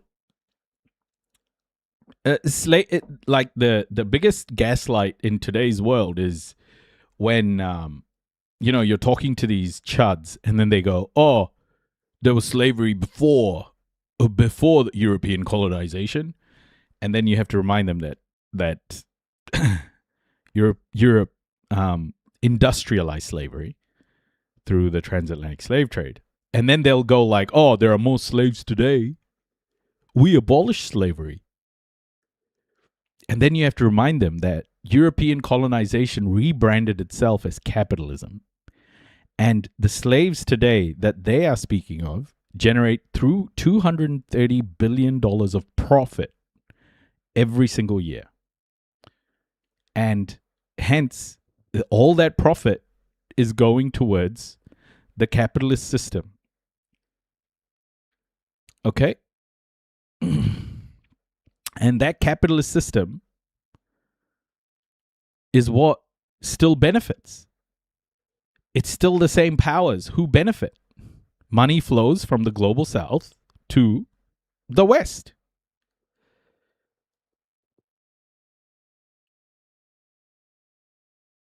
And as long as money's flowing from the global south to the west, whatever happens, if that system creates more slavery, that is still the same system of oppression as what European colonizers would have called it in the 1800s or the 1700s. It's the same system. The same system that enabled transatlantic slavery is enabling slavery today. The same capitalist, profit-driven system. Nothing changed. They just remodeled. They remodeled how they enslaved people. Using slavery to link religion to capitalism so that you can blame religion for evils of the world is some hella acrobatics by the iconoclasts. Yeah. First time I've heard something like that. Yeah, you can't. I think when you lose sight of the core issue, and people don't even understand what capitalism is. What you hear when people talk about capitalism is a brazen and blatant conflation between capitalism and commerce. They think the act of selling goods and trading goods is capitalism. But capitalism is something very different. Capitalism is the exploitation of labor for profit. And that has been the core of what European colonization is. If you think modern slavery is bad, then you are an anti-capitalist. But people don't understand that. They think capitalism is like innovating shit and making stuff. No, labor's doing that. Commerce is doing that. Trade is allowing for diversity of the things we use. It would have existed without capitalism. Commerce existed before capitalism, and commerce will exist after capitalism. Labor will exist after capitalism. It's the exploitation of labor, which is what capitalism brings. And yeah, I feel like some of these like Elon chuds, the ones who are like, Elon, I love you, and they're on like fucking 20K a year.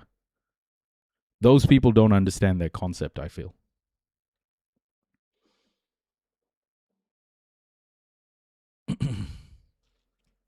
The world uses around 100 million barrels of oil every day. Reserves have dwindled, especially quickly in places that depend heavily on imports, such as Japan and South Korea. The United States, the world's biggest oil producer, is also draining its tanks as companies ramp up exports to supply the rest of the world. Persian Gulf countries, on the other hand, have been stockpiling and not by choice. The closure of the strait has meant that most of them can sell much less oil than normal, and so are stuck holding much more fuel. Some have managed to get more vessels through the strait in recent weeks, providing some relief. And then there is China. Jeez nuts. The country has what is widely believed to be the world's largest cache of oil, roughly a third of all known reserves, according to the research firm Kepler, and appears to have barely touched it. It is possible, Mr. Half said, that China is tapping underground reserves that are harder to monitor. Yeah, G's nuts is noisy far. Although I do have it. China is one of the biggest question marks, the biggest puzzles, Mr. Half said. G's nuts. Got him. Head of Mossad. The picture becomes more troubling when looking at inventories of specific fuels. Stores of gasoline and fuel oil used for heating are especially low around the world, particularly for this time of year. Still, the world is not yet facing widespread shortages. We have less oil in the world, and it is starting in the corners here to show up in end-user markets, said Rick Joswick. My ADHD brain loves the soundboards. I did not have sexual relations with that woman. Indeed, I did have a relationship with Miss Lewinsky that was not appropriate. I'll help you, your flexo. Rick Johnson, an oil analyst from S&P Global Energy. But there's no smoking gun I can point at and say, aha, these airports are not getting their jet fuel or these consumers can't get their gasoline. U.S. commercial oil and fuel inventories. Oh, interesting. Jet fuel is increasing. Look at this. These are jet fuel level. Crude oil is fucked. Gasoline. Oh my goodness. Diesel. Oh dear. And then US jet fuel has gone up. Look at jet fuel. Oh my. Oh my.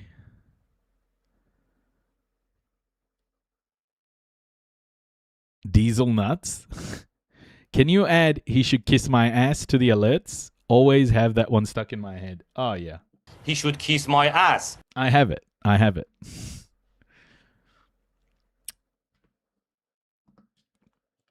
In places like the United States, prices at the pump would probably climb long before fuel tanks were depleted, analysts said.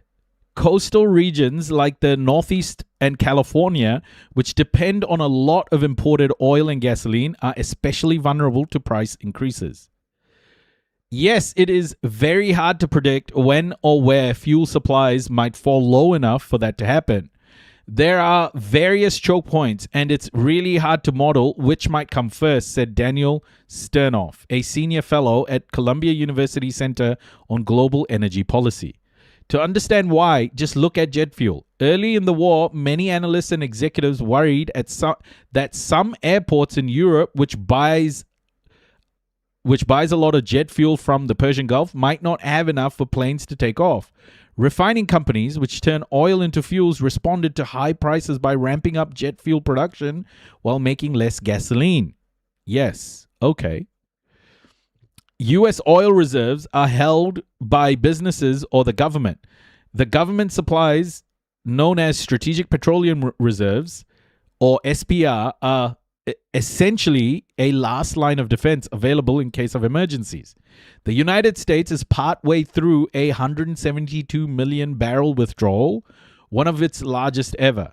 And that will leave the reserve, a collection of salt caverns in Texas and Louisiana, emptier than it has been in almost a half century, soon after the 1970s oil crisis, when it was being filled for the first time.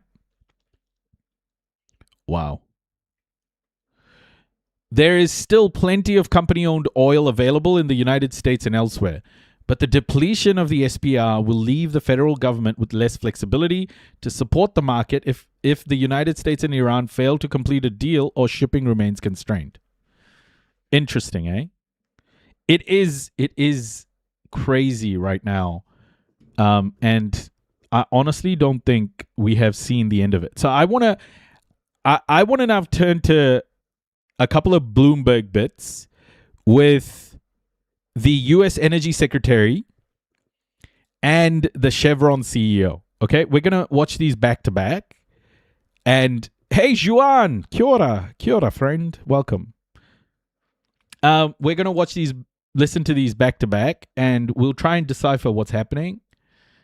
But these are very interesting conversations.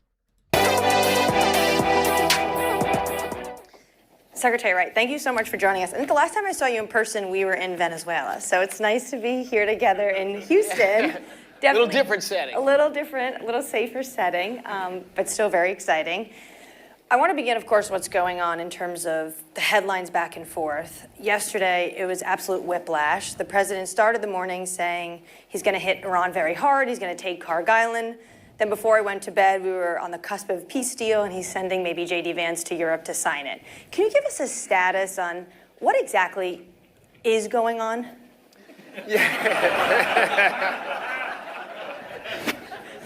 I think the audience response says enough, but please. Complex. But look, President Trump is a master negotiator, and he set out with a bold goal. We need to prevent Iran from getting access to a nuclear weapon. mean, this regime has been wildly destructive without nuclear weapons. It's continued to build up its conventional arsenal, and it has 1,000 pounds of 60% enriched uranium. How can they say Iran has been disruptive? Iran has been disruptive to American interests. Iran has been disruptive to American plans of global domination. Okay, that's what this guy is really saying. You got to read between the lines here. I think most of our community here in chat understand this point. Some may not, but he is talking about them disrupting American imperialism. There's no reason, there's no commercial reason you do that, and you certainly don't do that hundreds of feet underground. So he's in a major effort to curtail Iran's ability to make mayhem in that part of the world and to kill Americans and develop a nuclear weapon, while balancing what happens in global energy markets. You know, I respect enormously his courage to take on this issue. It's easy to just kick this can down the road to the next president. They weren't blowing off nuclear bombs right now. Let's just forget about it and move on. But he wasn't willing to do that. He said, we have to solve that problem. I'm not going to hand my successor a nuclear-armed Iran. And so there's dialogue back. Of course, you know, they for 47 years, they are wedded to becoming nuclear armed, and for whatever crazy reason, to export their Islamic revolution and change the whole world. Everyone converted or dead. It's an ideology that doesn't work well with other nations, with other people, and of course disastrous for the 90 million Iranians that live under that regime. It's so crazy. Like, Iran has been sanctioned for 50 years by America, and this idiot is going on and saying Iran's the problem. So that's sort of the broader backdrop. I guess it's just hard to understand is this a real inflection point, only because the president has said about 40 times since this conflict started that we were close to a peace deal, and then a peace deal never happened. Iran says things that they'll agree to things that work for us, and then they don't. You know, and of course, look, the regime is fragmented. There's different power sources there, so it's a complex situation. And he's a negotiator too, right? So you've got to understand the. Yeah, Iran isn't an angel state, and no government is, beyond criticism. You have to also understand the asymmetry of the current situation. We're talking about the largest military in the world bullying the rest of the world with its military. We're talking about the richest country in the history of the world, the highest consumer, the largest country, the largest emitter of greenhouse gases going around the world, and the most murderous country, at least post-World War II, is going around the world lecturing people about fucking morals? Are you kidding me? I think America should shut the fuck up. Communications share information. They also share messaging. But the one piece of leverage, the only piece of meaningful leverage Iran has had, has been to interrupt the flows of energy flowing out of the Persian Gulf. Right? We had 20 million barrels a day, round numbers, flowing out before the conflict started through the East-West pipeline and the UAE pipeline. Close to 5 million barrels of that has been diverted. We've got increased production. It was pretty easy to do a few other places. I think in round numbers, you had maybe a 14 million barrel a day flow gap, which is a big flow gap of oil going out of the Gulf at the start of this conflict. Remember, guys, this guy is the U.S. Energy Secretary, okay? So this is all bullshit propaganda. He is, that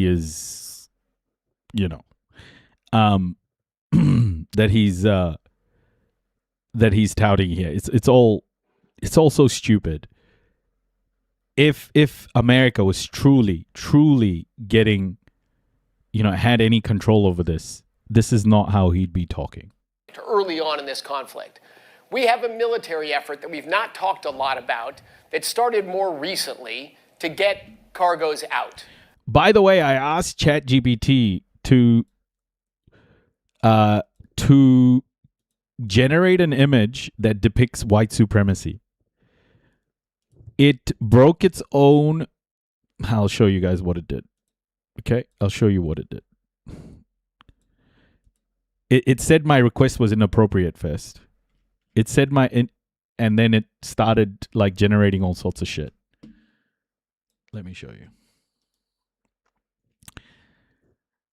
Oh, yeah. So, can you generate an image that represents white supremacy? We're so sorry, but the image we created may violate our guardrails around harassment, discrimination, bullying, or similar prohibited content. If you think we got it wrong, please retry or edit your prompt. Don't violate guardrails, but be honest, is what I said, okay? And then it generated something that was completely not even aligned to what I asked for. Iran's oil shipping empire. And then I said, this is not what I asked for.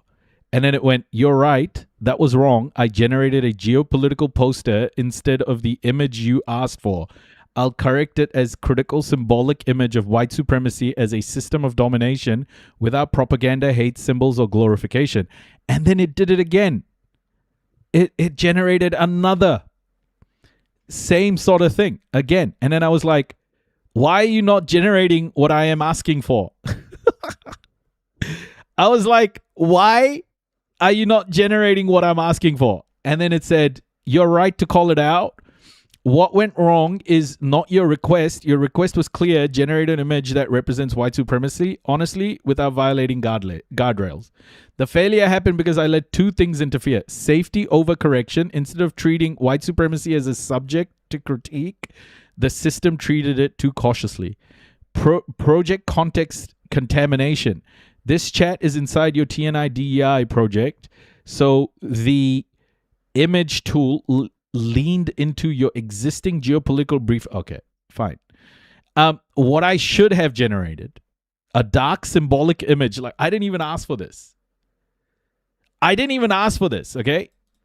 And then it was like, that would represent the concept honestly while staying safe. I can retry clean symbolic anti-racist visual direction. And I said, yes, please. And then it said, we're so sorry, but the prompt may violate our guardrails again. And then I was like, why? Because the image tool appeared to be interpreting white supremacy as a request involving racial hate/harassment, even though your intent is clearly critical and anti-racist. It is likely blocking the generation because it cannot reliably tell the difference between glorifying white supremacy, depicting white supremacy critically, creating propaganda-style imagery, creating an educational I just wanted it to tell me. Your request was the fourth one. The tool seems to over-filtered it. Okay. And then it did it. And then it went, okay. And then I said, do it. And here's what it generated. Are you guys ready? Are you guys ready to see what ChatGPT generated as white supremacy? I want to see Palestine flags in the chat.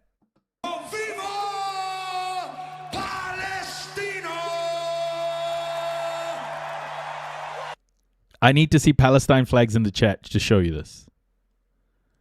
I need to see Palestine flags in the chat. Just spam it. Just spam it. Come on, folks. Do you want to see it or not? Do you want to see it or not?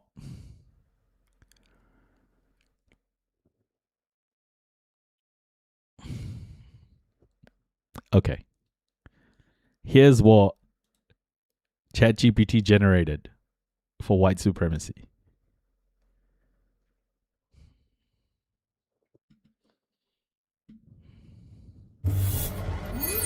Incoming raid detected. Thank you, Raiders. Boneless. Welcome. Hope you stick around and hit that follow button. Welcome. Welcome, Bill. How are you guys? Thank you so much for the raid. Thank you so much for the raid, Bill. Hope you had an amazing stream. We are looking at what ChatGPT thinks is white supremacy. Isn't it accurate?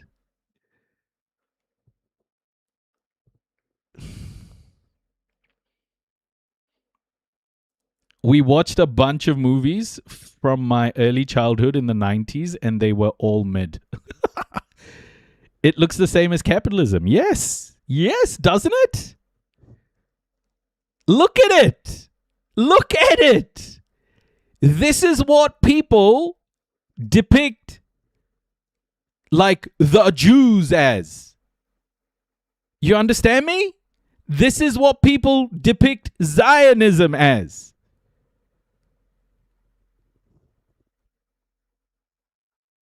But this is what white supremacy is. This is what white supremacy is.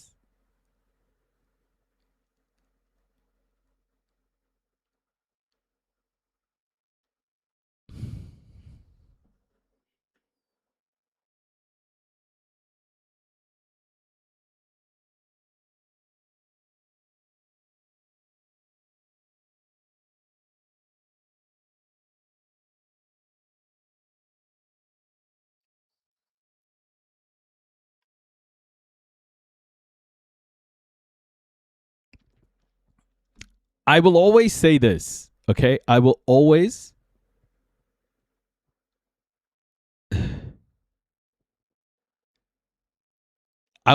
say this. Unless and until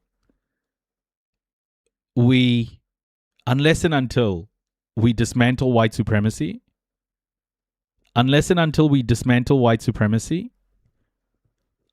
I do not think the class war is possible. I really don't. How insane. My request was so simple. And this is what it came to.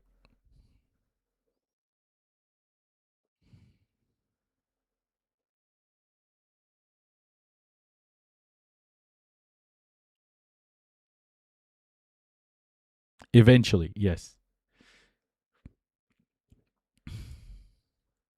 But it's so, like, if you analyze it, right? If you analyze it, you've got the impoverished people at the bottom. These are the countries where all the extraction is happening. You know, it's where black and brown people right here, all of the sort of poverty-stricken, all trying to get to the top of the pyramid, I guess. I like how it's depicted it. This is really nice. Migrating to the imperial core. You've got the middle class here living in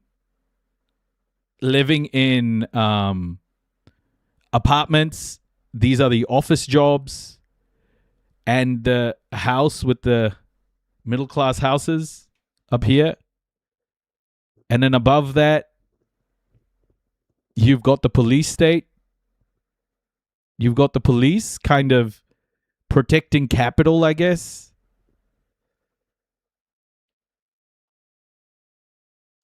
It's the police state protecting capital.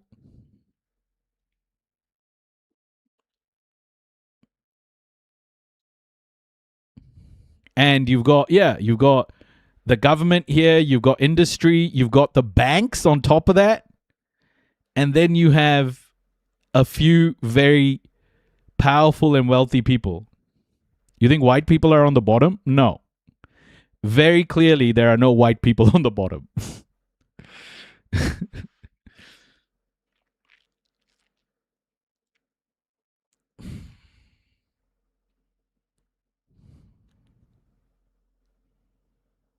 I honestly think this is incredibly accurate. And you know which bit for me is so insane?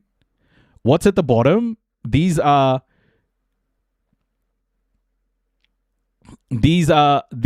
impoverished people from the global south trying to make their way to the imperial core, trying to get to the west, I guess. It's refugees, immigrants.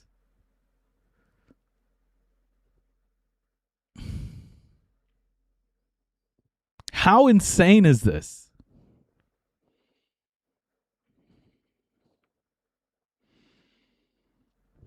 I thought the positioning. I thought the positioning of the police state, was incredible. Actually, the positioning of the police, incredible.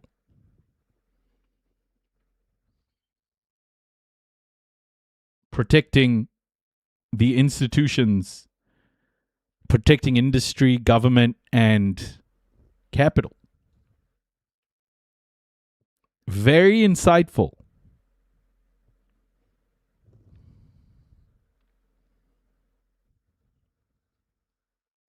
I can have this picture, my clothes brush, but I can't play the video. So thank you for letting me know. I will turn it off before I move. Isn't this crazy? Post this. Okay. I don't know where to post it. But you see how you see how these things see the world, right? Like these models, these AI models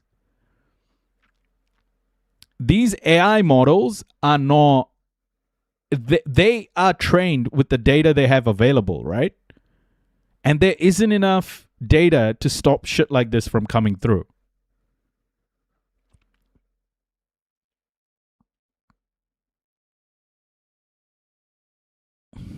Maybe a TikTok video of what it took to get the image, yeah.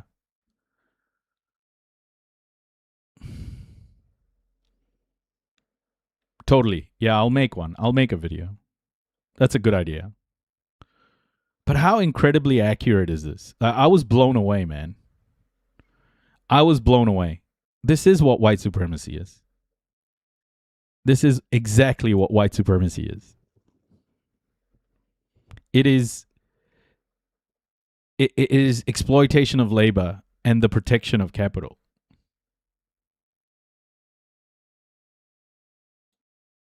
Anyway. How incredible. I'm so glad I asked.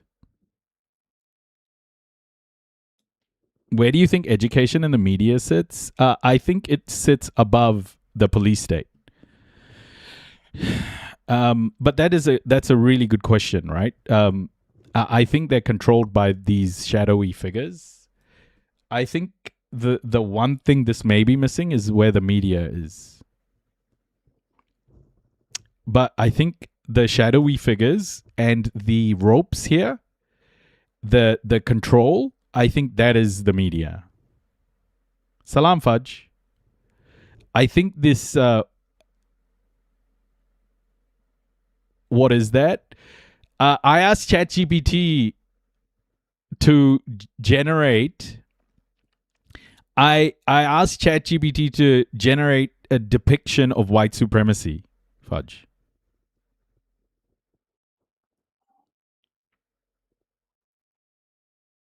Yeah, the ropes are the media, yeah.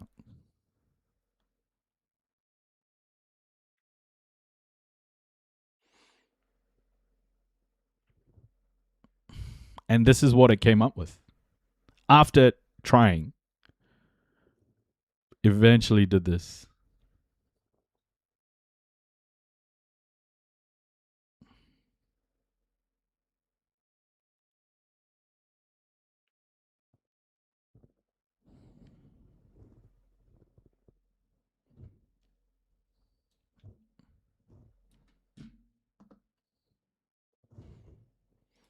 I'll post it in Discord.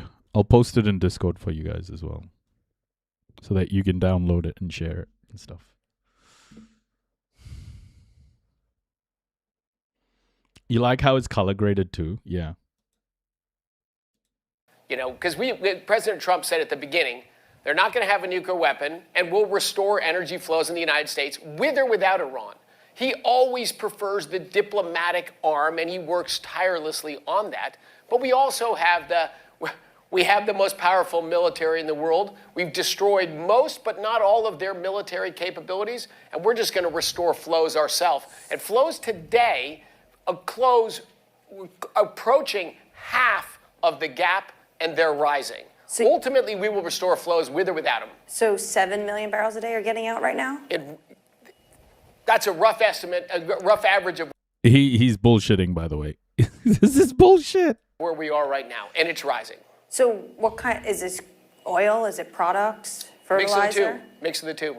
And it's being done with the U.S. military? Correct. So are ships turning off their transponders, or is the military escorting them? Is it by air? Is it by sea? It's hard to transport crude by air. Well, I mean protective. But yes, What does it look the military protection is there. It's actually going remarkably well. And of course, this is just the U.S. innovation, U.S. military power solving a problem. And we'll continue to solve that problem. So think of that impact that has on the dynamics. If I'm in Iran, and of course, what are they? They're not concerned about Iranian people, right? They're concerned about their regime and themselves personally. So they have a little bit of a narrower focus on what they care about. But they've thought they have this great leverage over the United States of America. Of course, it isn't really leverage over us. It's leverage over the world economy. But they're losing that. By the way, guys, I know there are a lot of people here who are like, don't use AI, etc. I just want to make it very clear. I use ChatGPT. I use it. And the reason why I use it is because I use it for what I do here. I use it for the purposes of my activism.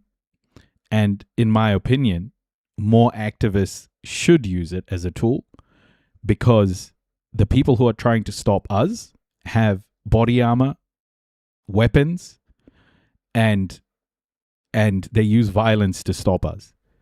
If we continue to give up tools like this in order for activism, we are going to fail. And I don't think people should hesitate to use tools for the right purposes. I do not think me not using these tools is beneficial to accelerating creating an equitable world for all. I believe using these tools are super important, because I think these tools have been made by the capitalist class without understanding the impact on capitalism. But it is giving us the ability to accelerate. It's giving us the ability to accelerate our activism, okay? And to not use it because of some fundamental disagreement of the harms that it is causing, fundamental things for the harms that it is causing. Well, if you don't use it, the harms are going to be there. So don't stop yourselves from using tools that will accelerate your activism. Do not do that, because the other side is trying to stop you, and they have a lot more tools than what we have. So I'm just going to be out there. I don't want people to go in here. Like, I've had a lot of people lose their shit. I've been called all sorts of stuff, but that's my honest opinion about it. I'm not going to shy away from using tools. I don't want to shoot anybody. I don't want to kill people. So I'm going to do whatever it takes to get my message out there to everybody about building an equitable world for all.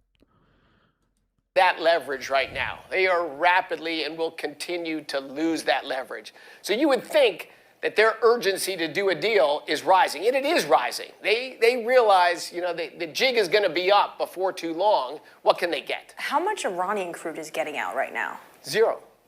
No Iranian crude is able to escape. No. So if this deal were to happen, would the United States let Iranian crude go through the Strait of Hormuz? Well, it depends on the deal, but of course that is a give we would certainly be willing to do. Absolutely, if Iran gets rid of their nuclear program, achieves what we want us to do, their crude would be allowed to flow again. Absolutely. So that would be lifting of sanctions, basically, on Iranian oil.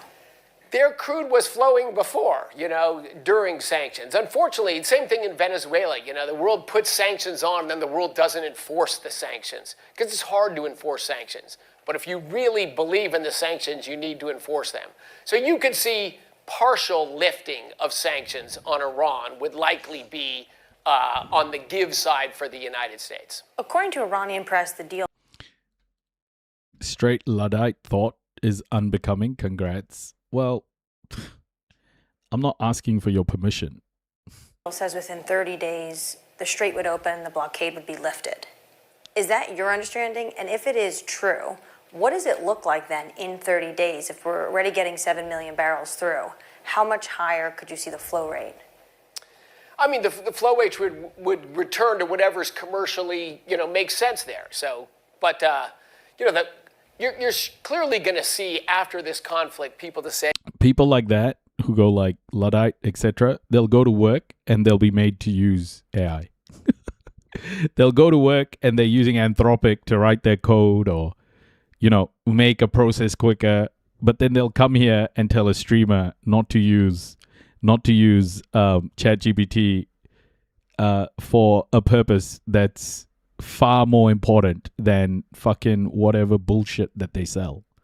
Iran can never play that card again. You'll probably see some new pipeline infrastructure built. You'll certainly see continued innovations in military technology from the United States to defang more easily and more quickly Iran's ability to interrupt the flows as they've done there.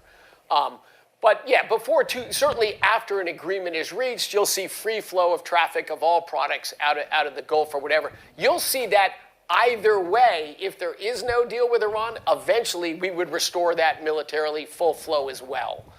Prices have been relatively depressed given the intensity of the conflict. I believe we're down 20% on Brent since April. Prices this morning were in the 80s. What is the driving force behind this? It's amazing the difference in attitude and positioning of a president. President Trump came into office and said, I want lower energy prices. I want more energy production. I want to embrace American allies around the world and the Persian Gulf energy producers. I should never call it Persian Gulf, the Arabian Gulf. I slipped up there. But the Biden administration, scorned them, said we're going to end the hydrocarbon industry. Wait, did I misunderstand what the person said? The person who said straight Luddite thought? Like, was that a criticism or are they calling me a Luddite? Like, isn't a Luddite? But isn't a Luddite a person? Oh, they were approving? Oh, shit. I misunderstood. Sorry. Fuck. I was like, what? How can I be a Luddite?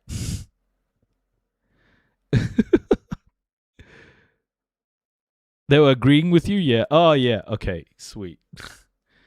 Oh my gosh. I've got so much backlash. I've just become like this person who's constantly just like thinking people are going to be negative to us. Oh my God. What have I become? I'm sorry. Yeah. I know. I was like, why are you calling me a fucking Luddite, man? Just that rhetoric, that chilling rhetoric, that shunning of our allies. When Russia invaded Ukraine, there was almost no interruption of flow of Russian crude. There was natural gas via pipeline into Europe, but there was not a meaningful reduction of Russian oil or oil product exports. And we had gasoline prices $1 a gallon higher then than we have today with this large interruption of flows. I think that's President Trump's leadership in saying we care about energizing the world and we're going to do whatever it takes to supply the world. Obviously we released not just in the United States, Mama but Sunshine, around welcome. the world, stocks from Strategic Petroleum Reserves. Guys, I didn't get to work on the documentary too much today, but I did do a little bit. I did do a very little. I did do a small amount, but hopefully tomorrow I can get more of it done. But this is a really important doco. It's a short one, but it's about the refugee situation, asylum seeker situation crossing the Mediterranean. 1,000 people, 1,000 plus asylum seekers have drowned in the Mediterranean this year. This year. It is straight up mass murder, what's happening. Okay? We cannot look away from that. It's straight up mass murder. 2 extensions of the Jones Act waiver to allow crude supply from the Gulf Coast, where it's coming from here region. Will you do another extension? Actually, that's an audience question. We'll do whatever it takes to keep energy prices as low as possible for the American people. California has chosen to impose on their people wildly high gasoline, diesel, and electricity prices. Just crazy. And so a lot of people would say, well, we shouldn't care. That's a blue state. We're here for 340 million Americans in every state across the country. So the Jones Act waiver has been enormously helpful for California and the West Coast, the Northeast coast of the United States as well. So it's allowing the free flow of that traffic. We turned back on a platform producing 50,000 barrels a day offshore California. Wells are already there. Infrastructure is already there. It grew California oil production by 20%. That's a big deal. See, the problem for people like this is by doing what he's not being honest about, guys, is the market size. If you fuck up the world like this, more people are just going to go, okay, we can't rely on oil supplies forever. There are more choke points that could be closed off. What America has shown here is the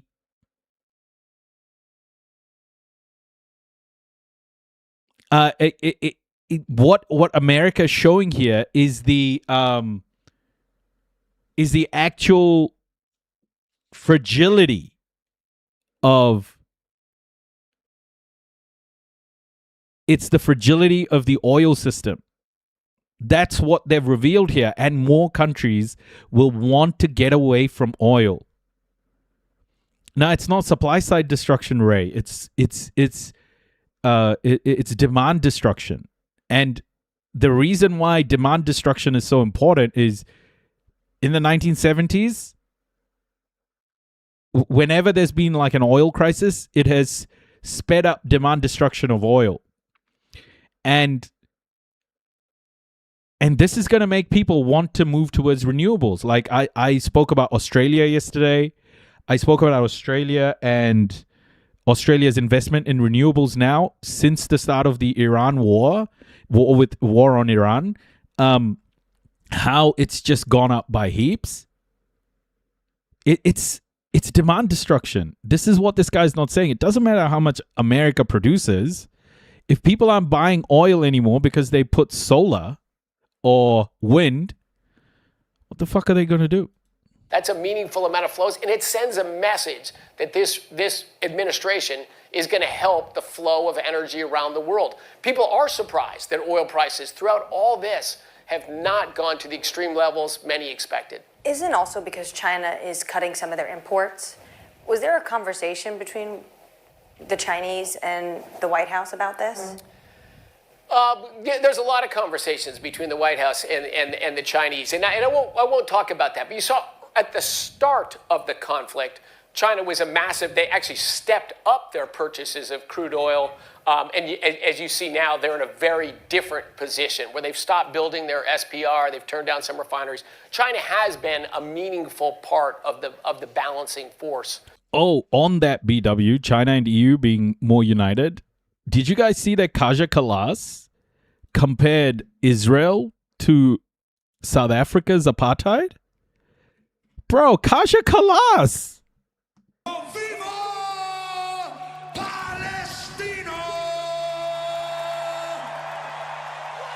I want to show you this. Oh, firstly,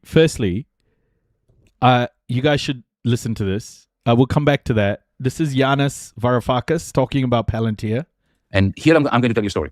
It's a story that I keep telling in the last few months because nothing has disgusted me and excited me as much as that conversation I had with a certain gentleman who was sitting on my right at a dinner table. At the dinner after the conference, I was sat next to a guy from Cisco on my left and to another guy that I didn't pay much attention to initially. And I was chatting with the guy from Cisco. It was an interesting conversation that was about quantum computing. And then at some point, a gentleman, a Qatari, on the opposite side of the table, very rich man, but nevertheless, he thanked me for the work I've been doing against genocide in support of the Palestinian people. And the guy next to me, who I didn't know who he was, I didn't know his name, whom he worked for, he said, Gaza, we owe such a huge debt of gratitude to Gaza. And I said, who are you? And he said, I work for Palantir. And I said to him, well, so you owe whom exactly what? You seem to be enjoying the fact that tens of thousands of children were killed there. He said, no, that was terrible. It was terrible. But, and then he pointed at my phone. I had my phone on the desk, on the dinner table. And he said, you see your phone? It is useless to me because it is stationary. When your phone is stationary, it's not moving. It doesn't produce data that I can use. But if you bombard a densely populated area intensely, people move a lot with their phones. Those who don't get killed, he said. He was very cynical, but also quite pleasant, during dinner. And he said, so that created so much data for us that we managed to train our AI that a particular AI agent, which we sold, and then I checked and it was confirmed. We sold for £1 billion sterling, right? That's $1.4 billion to the British Public National Health Service. And I said, what the hell was that piece of AI? What did you sell them? He said, when you, let's say you're in Manchester or in Birmingham and there is a pile-up at the motorway and 10, 15 ambulances arrive at the hospital, there's panic amongst the nurses, the doctors and so on. So we have AI that helps them create some order out of the chaos of panic. And we trained that anti-panic AI using the panic imprint, this was the expression, from Gaza. I think that answers your question. Fuck. The panic imprint.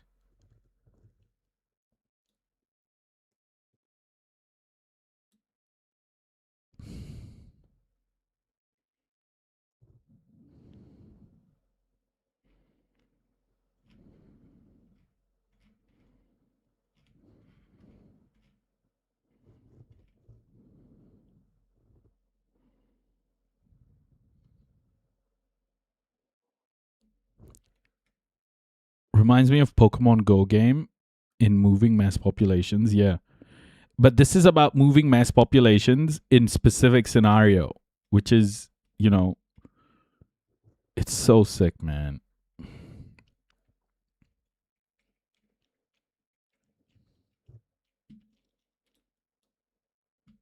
So here's the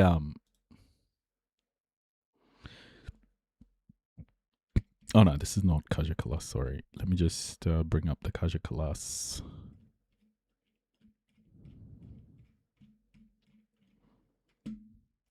I honestly, I didn't even realize, man.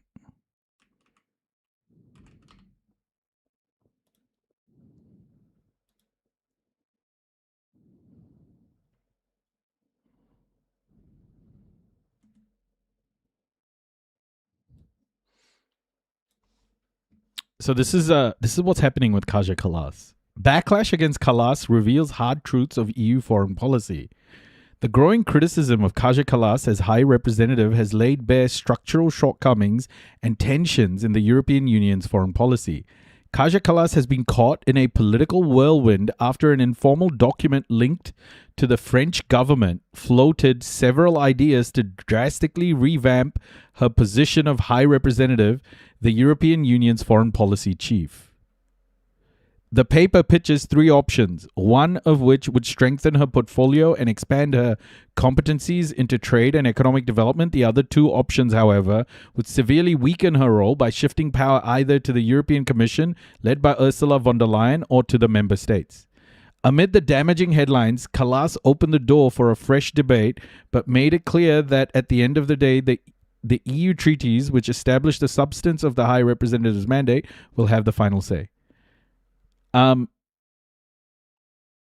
on. Let me just bring the actual thing. Okay, so Times of Israel wrote this about it.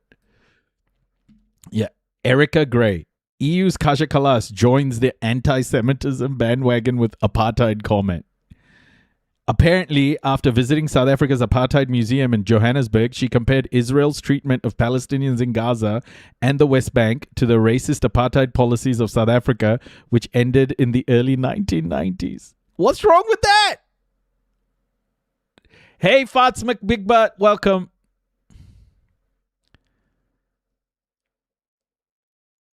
What is... Hey, Anna. What's wrong with that?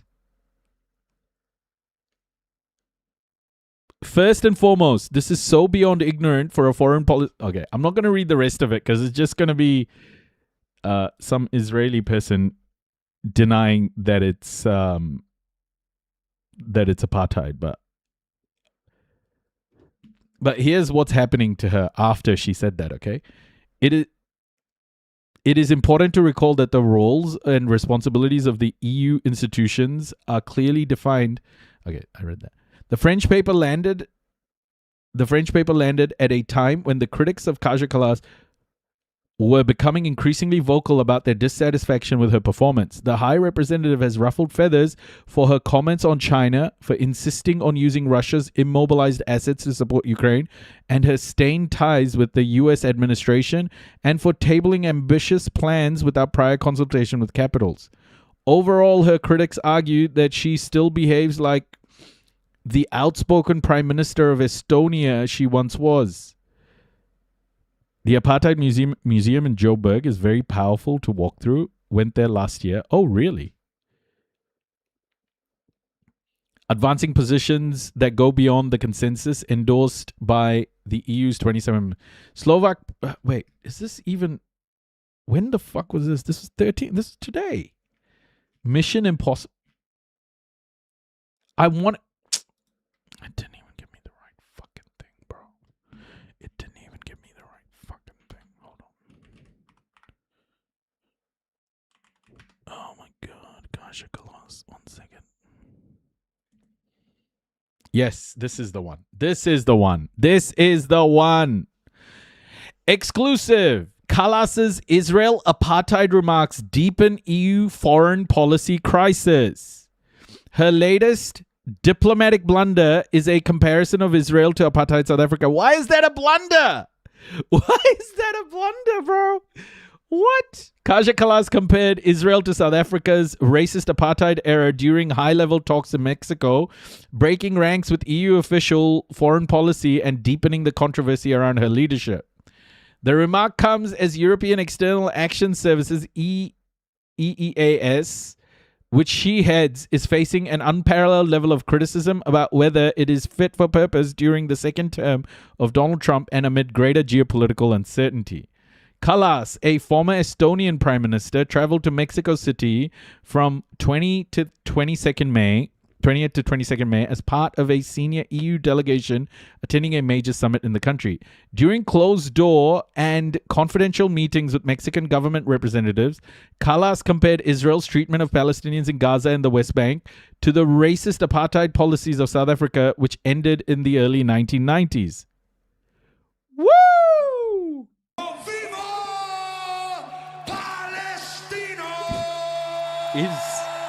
Is Kaja Kallas globalizing the empanadas? Globalized intifada. Kallas, a form... Okay, wait. Officials and diplomats, including those present at the meeting, told Euractiv that she described how moved she was by a visit last year to South Africa and its apartheid museum in the capital, Johannesburg. South Africa had a strict state policy of forced racial segregation between whites and blacks, known as apartheid, that lasted from 1948 to the early 1990s before being brought down by figures such as Nelson Mandela. Tough talking. The accusation that Israel's policies and military action following the attack... But it's not following the attacks, bro!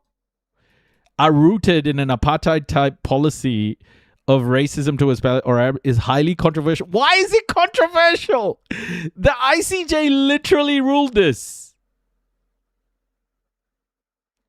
Yeah, I saw that. Control-Alt-Delete. Yeah, I did see that. Oh, Baerbock's face was priceless. The claim also forms the basis of South Africa's case at the International Court of Justice in The Hague, where the country alleges that Israel has violated its obligation. Yes, of course it has. In line with EU's policy, Kallas has acknowledged Israel's right to self-defense, but she said the response should be proportional. Bro, now this is just going to gaslight. But here's the other thing that's happening. The national news reported this. Important. EU pressure rising to ban trade with Israeli settlements in the West Bank. Not enough. They're still talking about banning trade with Israeli settlements, bro. Not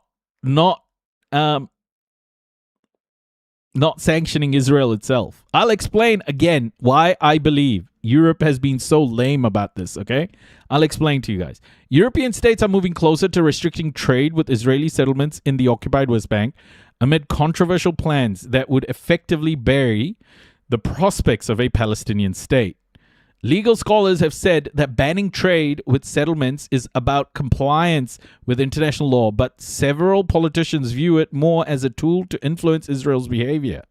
Having trade with the settlers that are illegal and not legitimate is completely absurd. Spanish member of the European Parliament, Hannah Jalloul, a member of the Socialists and Democrats bloc, told The National, "We don't recognize this occupation of the West Bank and Gaza because they are not part of the 1967 borders. Israel has occupied East Jerusalem and much of the West Bank since the 1960s. Okay. Glass ceiling. Spain's left-wing government has taken a leading role in efforts to oppose Israeli encroachment. Okay. Look, guys. Let me just say, Europe's divisions. Potential swing states, including Austria, Denmark, and Slovakia. In June last year, they supported a review of the human rights clause of the association agreement. The review concluded that Israel had breached the clause through its conduct in Gaza. However, the decision was set aside, with member states saying the timing was not right after the U.S. brokered a ceasefire in the enclave. Among the proposals put forward by the Commission was a partial suspension of the association agreement. This would involve abandoning preferential tariffs granted to Israeli imports to the EU at an estimated cost to Israel's economy of €227 a year. That's nothing. Nothing. This option was revisited by EU foreign ministers. It's something, but it's nothing. On April 21st, driven by the conflict in Lebanon, Belgian Foreign Minister Maxime Prévost said he understood that a full suspension was impossible as it required unanimous support, but called for at least a partial suspension of the association agreement. But Italy argued that it would be unfair because it would hurt Israeli society as a whole. Germany also vetoed the move, making it impossible to reach a qualified majority, which required at least 65% of the EU's population. Whether trade measures would affect Israel's behavior is a matter of debate. There is little chance that government policy towards Palestinians would significantly change, even if the coming elections lead to a new Israeli government being formed. There is a more pragmatic segment of society that could mitigate or postpone the most controversial and uninhibited aspects of Israel's colonization policy. Belgian legal scholar. It's not just about whether it will have an impact. It's about showing that you give a fuck about Palestinian life, you know? Ms. Jalloul believes that the EU should take measures against Israel as a foreign policy tool. This week, she was among 57 MEPs. Germany, once again, is on the wrong side of history, enabling a genocide. Totally. Who signed a letter asking EU Foreign Policy Chief Kaja Kallas and European Commissioner for Trade Maros Sefcovic to examine the full range of trade measures available under EU law. Life is about trade-off, Ms. Jalloul said. I don't believe that you have to be extremely harsh on issues when the other party that you want to sit with and negotiate peace is accepting things. There is a need for coherence, the MEPs argued in their letter. They pointed to the divisions among EU states, with Spain moving ahead alone and a handful of others appearing ready to do the same.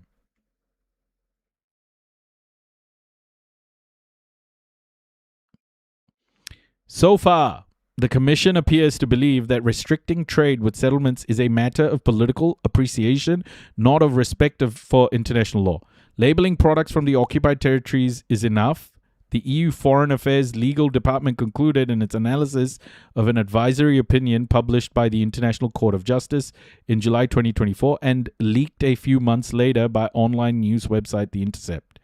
The advisory called on states to abstain from entering into economic or trade dealings with Israel concerning the occupied Palestinian territory or parts thereof, which may entrench its unlawful presence in the territory. In February, the EU's interpretation of the advisory opinion was echoed by French foreign ministry officials who spoke to the National. Even if you don't take the ICJ advisory opinion, France and other EU states recognize settlements as illegal entities, but they're telling us it's okay to trade with illegal entities as long as there is differentiation, said Cécile Marquerie, advocacy coordinator at the Platform of French NGOs for Palestine. That is just them playing on words of international law. But few countries besides Spain appear willing to take firm position. Ireland said that it would move forwards with its own legislation, which has been under discussion since 2018. But these efforts have stalled, with Dublin apparently preferring to wait for the EU-wide decision. Fuck. What the fuck? The risk, Mr. O'Neill said, is that at next month's foreign ministers' meeting, Ms. Callas will give yet another readout saying there was discussion but no census, and will repeat the same Groundhog Day for the near future. How insane that we're still here. Honestly.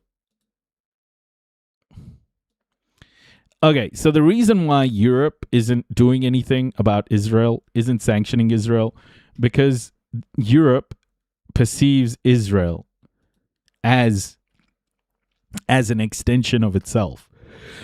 And right now, with Israel and Iran at a standoff, the bigger picture here is that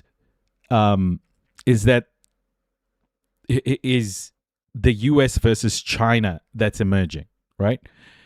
It is a wholesale move from oil and gas to renewables. So that means there is a shifting geopolitical landscape right now. And powers are starting to change hands. And in my honest opinion, the European Union, based on everything that it's been doing since October the 7th, truly believes that Israel doing what it's doing right now is advancing Western interests. And therefore, in my opinion, the EU believes sanctioning Israel is like sanctioning itself. And right now, with all the risks that the EU faces, it does not want to sanction Israel and take it on the chin. The EU is the largest trading partner with Israel. The EU has a lot of influence with Israel, but nothing is being used.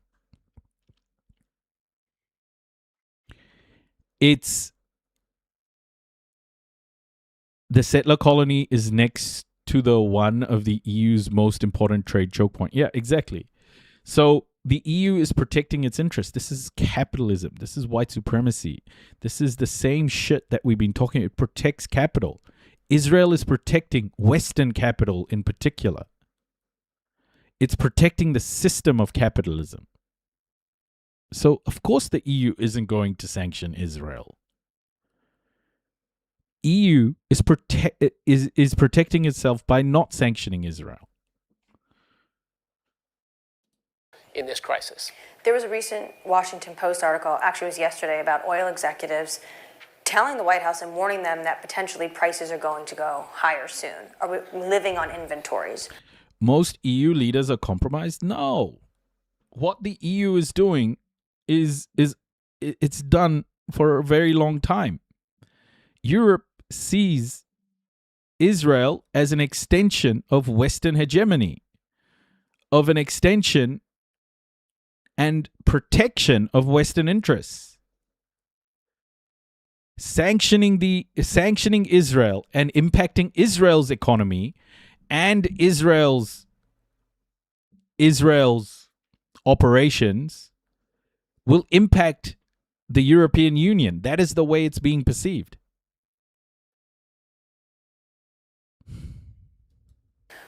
Where do you see the inventories right now? How low? They are pro-genocide and apartheid by extension. Kanavahi, Europe is the OG genocide and apartheid party. Western Europe, anyway.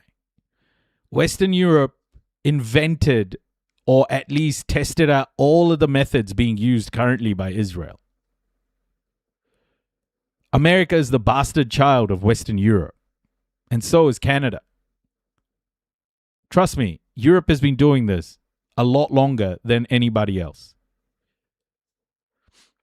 Europe was testing the ovens that were used in World War II on the Herero and Nama in Africa, in Namibia. This is not new to Europe. This is just Europe supporting what it has always supported. Are we? You know, it's different in different places. It's different. Oil inventories in the last few weeks in Asia are rising.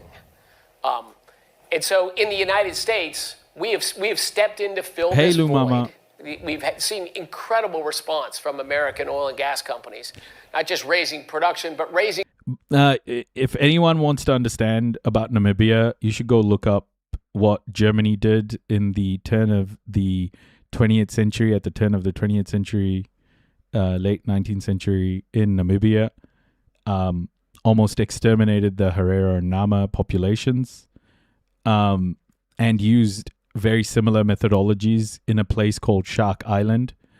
Very recently, Germany returned skulls of the Herero and Nama people that it was still storing, and those heads were sent back to Germany for testing purposes, for experiments, and some of those skulls were sent back. And very recently, what happened to the Herero and Nama was called a genocide. It was identified as a genocide. Over 100 years after it happened, it's finally been called a genocide. And you know what? The reparations that Germany has to give the Herero and Nama is nothing. Nothing. I think they gave like $1 billion or something, and that was it. Almost exterminated the people of the indigenous people of Namibia. And now you have German settlers in Namibia, you know, building all of their stuff. And the black people or the indigenous people of Namibia are living in poverty. Again, white supremacy. The white population has all the privilege still to this day. They also own a lot of Namibian land stolen from the indigenous people. Insane how the world works. Refinery throughput to a significant scale. In fact, if you look at the May data, the United States was by far the world's largest exporter of crude oil, 5.4 million barrels a day. Russia, a little over 4 million. Saudi Arabia, a little under 4 million. But United States producers have stepped up, and from our reserves and from other stores, to try to supply not just America, but the world. But we've also had the benefit of, you know, average gasoline prices in the U.S. a little over $4 a gallon. It's a little under $10 a gallon in Europe and in Asia. So we have not been completely isolated from the impacts of this, but we have been much more isolated than everyone else. That's leaning in and being pro-energy. That's Trump administration energy policy. Has there been an ask or pressure from the White House on the industry to produce more? Pressure is the wrong word, but of course we dialogue with industry across all sectors in this economy. We're not, you know, there pursuing some crazy agenda, as unfortunately the Biden administration was. We're there to engage with American businesses and help them grow their businesses. You know, whether they're building artificial intelligence factories or new manufacturing plants or oil and gas or coal or electricity of any kinds. We want to see America thrive. We want to see energy production increase. We want to see prices to consumers go down. We want to see competitiveness to do business in the United States grow. Higher wages, lower costs. But there is a concern that potentially if we're running low on inventories and say we don't get a peace deal this weekend and we're back to potentially strikes or this lingers, the president in a recent interview said it could be closed until September. Then what happens if we get higher gasoline prices in America, closer to $5 a gallon? Look, we've done everything we can since the day it started to both fix the existential problem. A nuclear-armed Iran becomes a much larger... He has no answer. They fucked it up. They fucked it up. They can't admit it. They can't admit how much of a fuck up this is. The U.S. Energy Secretary here is bullshitting his way through this conversation with the same talking points that Trump has been giving, okay? It's such a big fuck up. Like, I can't tell you how badly they're scrambling to try and save this situation. It is a historic fuck up. Larger threat to energy supplies, to peace, to commerce. That people just don't appreciate how critical that issue is. So to solve that fundamental problem, it's coming at disruptions, it's coming at some costs. I think the Trump administration has managed them fabulously well. I think we'll continue to do that. We may use different levers going forward, but we will do everything we can to get through, to achieve the fundamental objective that we will not fail on. So what kind of levers? There were rumors months ago about an export ban. I know you said that's not happening. That will never happen? No export bans. No export bans. A couple of reasons. Number one, we produce more than we consume. So what are we going to do? Shut in our wells and reduce our production down? Number two is a large part of the Trump administration diplomacy is to make America an energy superpower, which means to be a reliable supplier to our friends and allies. No. This is wrong. It's not to make America an energy superpower. It's to maintain status quo. It's always been about maintaining status quo. It's about not moving on. Progress is bad for American imperialism because America controls the oil and gas, okay, and how it moves around the world. As soon as people move to renewable energy, this whole oil and gas bullshit, like, America loses its power. The other thing to note, guys, the reason why there is so much rhetoric and climate denial in the West is that is manufactured by the oil and gas industry. Donald Trump and his ilk know that the moment people start understanding that renewable energy makes countries self-sufficient, then America loses its power. So, propagating climate denial is a great way to keep people addicted to oil and gas. Okay, so a lot of climate denialism comes from these think tanks and special interest groups that are linked to the oil and gas industry. They propagate it. They are very active. They invest a shitload of money because it benefits America. It benefits the West.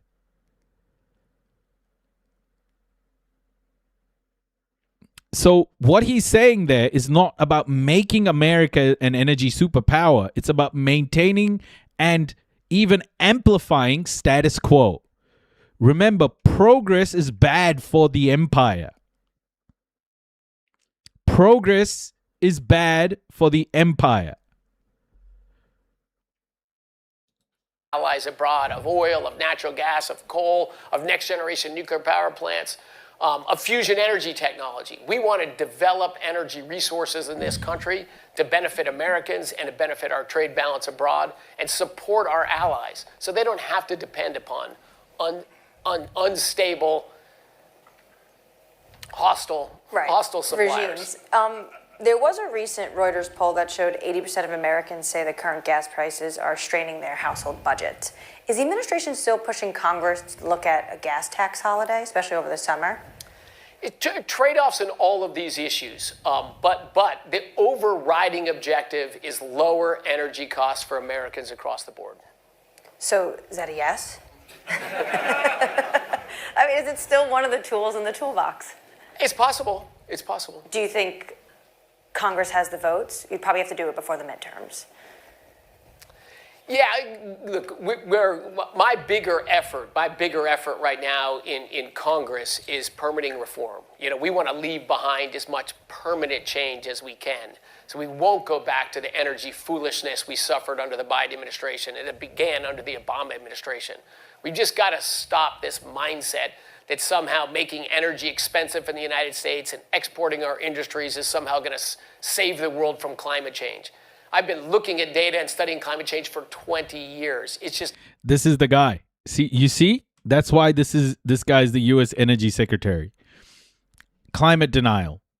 It's always front and center of these people, especially when it comes to... And you know what? It's the same as Democrats. Democrats are not very different to this. They're not very different to this. Maybe marginally different on their rhetoric about climate change. Marginally. They'll say the right things, but they'll do the opposite. Because remember, under Biden, fracking and all of those things actually increased under Biden. So the rhetoric from Biden might be positive, but the actions are still the other way.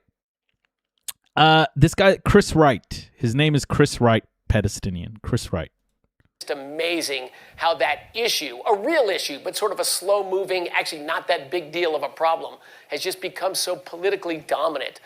Not that big deal of a problem. Well, there's an El Nino this year, which is about to start, and it's going to fuck up the world. The thing is, guys, it's already wreaking havoc to the global south. It's already making the global south fucked. It's killing so many people right now. It just hasn't impacted. It's actually impacting the West too, weirdly. It is impacting the West, but these guys are just bullshitting their way through it. Among the left in the United States and, of course, across the board in Europe. I think we are moving that tide back. We just got to get back to focusing on human beings. It is shifting. You hear a lot of Democrats now, especially ahead of the midterms, especially ahead of 2028, saying we should focus energy more about using an all-of-energy approach because they want to talk about affordability, less so about climate change. When it comes, though, to policies that the United States could do, besides the Jones Waiver Act, anything else that you think could be pretty short term on the horizon for this summer? Yeah, exactly. Things were... Where I live, over 70% of our electricity comes solely through renewables and are on target to be 100% by the end of 2027. And when the state government here started building the infrastructure for it, the federal government / conservatives and the US did everything they possibly could to sabotage it. Now we're one of the world's leaders. Proven real-world example of how renewables work, but still the world lags behind. Yeah. 100% capital. Everyone's trying their damned best to try and downplay the importance of renewable energy and renewable technology, mainly because China is dominant in the renewable supply chain. That is the other thing here that's playing into it, is the renewable supply chain is dominated by China across the board, from minerals to end product. Talking about, but not we look through ideas and decide if they're viable, and we'll come out and engage in that. But of course, it is a constant dialogue with energy producers here.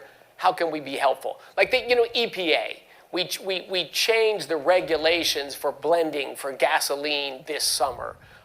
That's going to meaningfully increase America's ability to produce gasoline with our existing refinery capacity. That's going to be helpful. There's also the drawdown the SPR. Do you have plans to refill it? Yeah, there's another, I would say, stark contrast. The previous administration sold 200 million barrels of oil without an interruption of flow around the world, trying to push down prices for a midterm election. We've not sold a single barrel of oil. Every barrel of oil we have released has been a trade. It's been an exchange for a barrel coming back. And the exchanges we completed so far, this is not the current ones that are going on right now. I don't have the data on them. But to date, every barrel we've released, we've gotten 1.28 barrels coming back. So that's 35 to 40 million barrels of additional crude that'll be in the SPR at no cost to American taxpayers. Oh, look at this. Wired magazine reports After Elon Musk and Tommy Robinson stoked anger over a horrific knife attack in Belfast, a youth group linked to a global neo-Nazi movement quietly orchestrated anti-immigrant riots. Okay, bro. Oh my gosh. But you know what? The whites are fragile, everybody. The white people are fragile because of open borders and immigration. Let's be real. They're racist riots, okay? They are racist riots. Where do you think the SPR will be at the end of Trump's term? Much fuller than it was before we arrived. I would like it to be completely full. That's what it's there for. Is there a price level that you would want to go out? When have they not been fragile? The reason why white fragility is like a real thing right now, the fragility comes from discourse about racism, right? And what racism has done to the world. That's where that white fragility statement is real, or white women's tears and all of this stuff. I have a quote here for you guys to see. Really, I think, sums it up really well. White fragility, white women's tears, and dismantling white supremacy. Robin DiAngelo. I've been checking this person out. Really good. It only takes one incident to invoke this generational terror. It's true. Like, look at what's happening in Belfast now, okay? It was a sick person who was stabbing someone else on the road. But think about that one situation in Belfast, which is so violent, and actually violent against women. Lots of murders there of women over the last few months even. Nothing like that happened. But this particular one, because it was a black man, a Sudanese man who committed the crime, this has been completely blown into a war against the whites and a war against immigrants. Again, when it comes back to this, it's all this white fragility concept, or at least the white fragility comes from discourse about racism. And a lot of people in the sphere of whiteness don't like talking about white fragility, white supremacy, white privilege. They don't like talking about it. You know, they call you racist against whites, which I've been called here like so many times. By white people, by the way. It's fucking insane. And fill it up more. If there was, I certainly wouldn't share it. But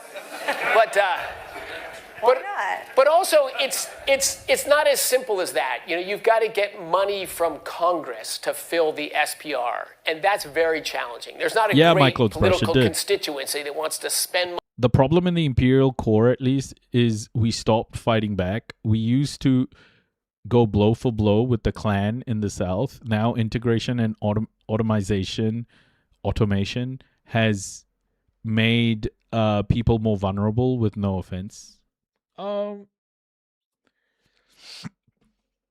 Yeah, I mean,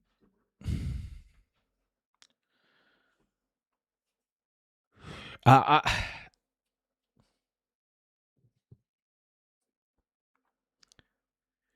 think fighting back against the Klan and fighting back against the system are two different things. Because in America, if you speak to people, they'll still say dumb shit like the Constitution, you know. We have this Constitution and we should go by the Constitution. I think anyone who thinks that the American Constitution is something like is worth more than the paper it's written on, I'm sorry to tell you, but it's just, oh no, I didn't turn the video off. Shit. Okay.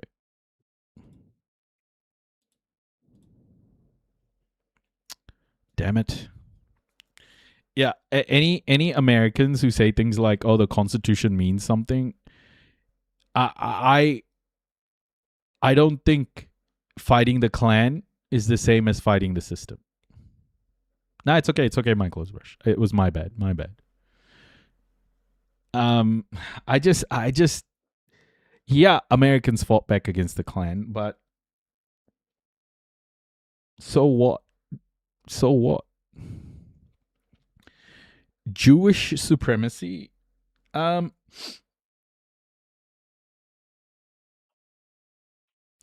Zionism is, I think, what you're talking about. Zionism is a product, is adjacent to white supremacy. Gifting isn't suspended. It is.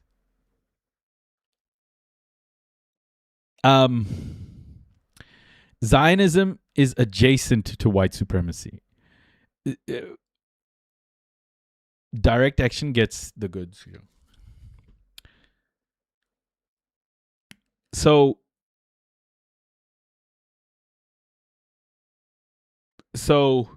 when you think about Zionism and how Zionism was enabled to take Palestine, right? It was people like Arthur Balfour, or the mindset was people like Arthur Balfour, who were raging anti-Semites, right? So the thinking in Europe was, well, if we get these Jewish people in Europe, if we can put them somewhere else, then that means Europe can get rid of Jewish people and Europe can maintain control in the Middle East without actually having to occupy the Middle East. So after World War II, what was happening? So when Arthur Balfour wrote the Balfour Declaration to the Rothschilds, he was... So let me tell you something about Balfour. He supported in 1905 a piece of legislation called the Aliens Act. And the Aliens Act 1905 was to stop the migration of Jewish communities who were fleeing from pogroms in Eastern Europe. And Arthur Balfour was very, very anti-Semitic. Okay, he was very much not particularly fond of the Jewish community. So for him, he saw the opportunity to, under this umbrella of Zionism,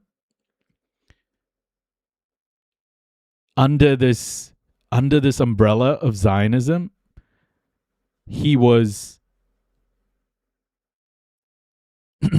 he saw an opportunity to move Jewish people from Europe and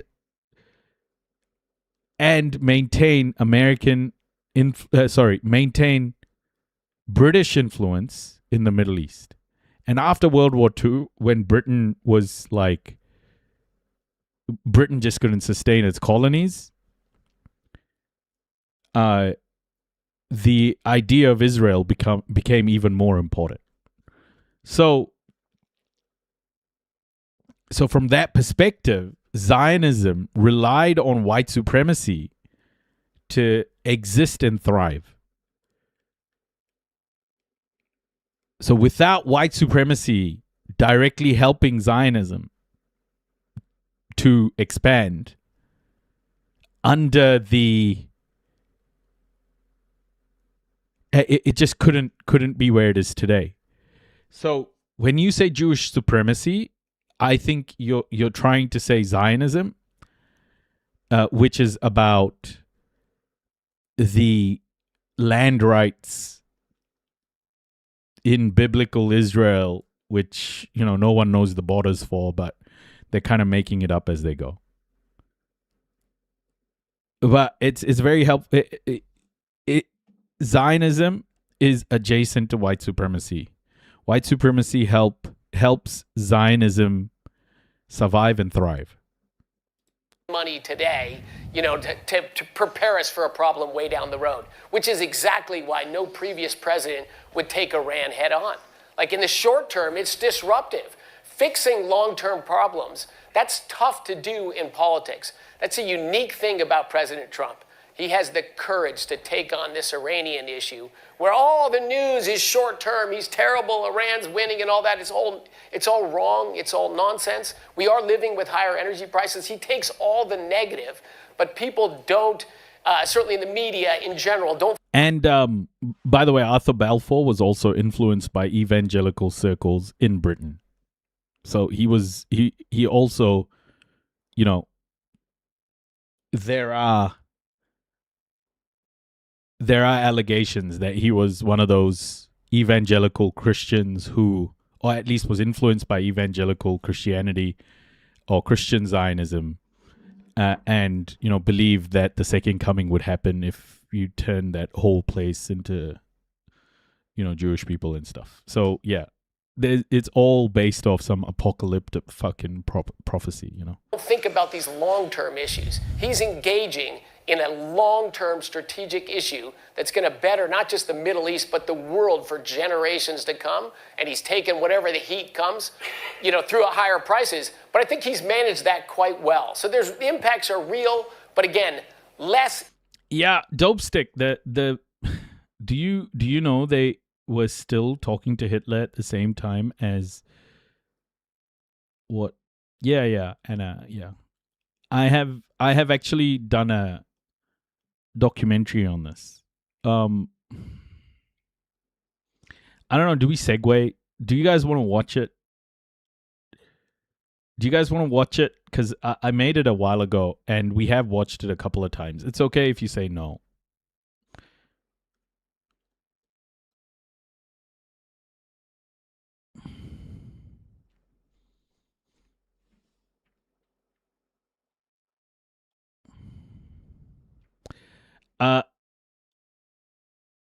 This interview is shit. Okay.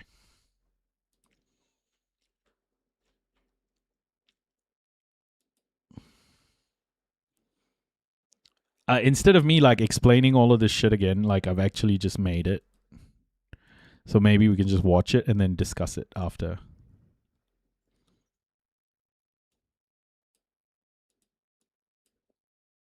Zionism was born as an answer to persecution, but became a project of domination. From Herzl's dream to Gaza's nightmare, this is Zionism, settler colonialism in action.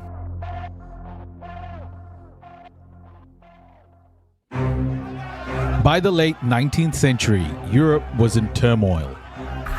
Empires stretched across the globe, carving up Africa, Asia, and the Middle East. At the same time, anti-Semitism was deeply entrenched. In Eastern Europe, Jews faced violence on a mass scale. In 1881, after the assassination of Tsar Alexander II, mobs swept through the Pale of Settlement. Entire Jewish neighborhoods in Kyiv, Odessa, and Warsaw were attacked. In Kishinev, 1903, a 3-day pogrom left 49 Jews dead, 500 injured, and thousands of homes destroyed. If you guys want to watch along, you can watch it on Twitch or on YouTube. I'm live streaming on Twitch and YouTube as well. I can't put it up on TikTok because it will restrict my live. A second wave in 1905 killed nearly 20 more. These pogroms weren't just tolerated, they were often incited by local officials. Across 4 decades, nearly 2 million Jews fled Eastern Europe for the United States. In the West, anti-Semitism was more subtle, but just as lethal. In France, the Dreyfus Affair of the 1890s exposed the limits of Jewish assimilation. Captain Alfred Dreyfus, one of the few Jews in the French army, was falsely accused of treason. Crowds in Paris screamed, "Death to Jews." This was the world Theodor Herzl inhabited. Born in Budapest in 1860, working as a journalist in Vienna and Paris, he concluded emancipation had failed. Jews would never be safe as minorities. His solution? Sovereignty. In 1896, Herzl published Der Judenstaat, the Jewish state. Herzl's words revealed a colonial mindset. In Basel, I founded the Jewish state. Perhaps in 5 years, and certainly in 50, everyone will recognize it. At the Basel Congress in 1897, Herzl declared, "We should form a portion of the rampart of Europe against Asia, an outpost of civilization as opposed to barbarism."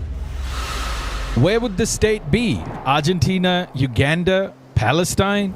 Over time, Zionist leaders fused the biblical myth of the promised land with modern settler logic. The slogan spread, "A land without a people, for a people without a land." But Palestine was not empty. Its people were rendered invisible in the narrative, obstacles to be removed. The seed of Zionism was planted, an ideology born from persecution, nurtured by colonial logic, and sanctified by biblical promise. Chapter 2. In 1917, the British Empire stood at its height. Palestine, still under Ottoman control, was vital to its wartime ambitions. A gateway to India, a safeguard for the Suez Canal, and a wedge against German and Ottoman power. At the same time, anti-Semitism was alive in Britain itself. Arthur Balfour, then Foreign Secretary, had already sponsored the 1905 Aliens Act, Britain's first modern immigration law designed specifically to restrict the entry of Jewish refugees fleeing pogroms in Eastern Europe. Balfour saw Jews as a problem population in Europe. For him, Zionism offered a convenient solution: relocate Jews to Palestine and strengthen Britain's foothold in the Middle East at the same time. The Balfour Declaration masked this intent in polished words. His Majesty's government view with favor the establishment in Palestine of a national home for the Jewish people. But Balfour was candid in private. In 1919, he wrote, Zionism, be it right or wrong, good or bad, is rooted in age-long traditions of far profounder import than the desires and prejudices of the 700,000 Arabs who now inhabit that ancient land. This wasn't sympathy, it was displacement. Anti-Semitism at home transformed into colonialism abroad. Winston Churchill, a few years later, stripped away any illusion. In 1937, he said, I do not admit that the dog in the manger has the final right to the manger, even though he may have lain there for a very long time. I do not admit that a great wrong has been done to the Red Indians of America or the black people of Australia. I do not admit that wrong has been done to these people by the fact that a stronger race has come in and taken their place. This was the imperial mindset. Zionism was useful. It relocated unwanted Jews. It entrenched British power, and it aligned perfectly with the age of settler colonialism. During the Mandate, Britain facilitated Jewish immigration, the establishment of Zionist institutions, and armed militias like the Haganah. At the same time, Britain crushed Palestinian resistance, especially the revolt of 1936 to 1939, when thousands were killed and entire villages were demolished.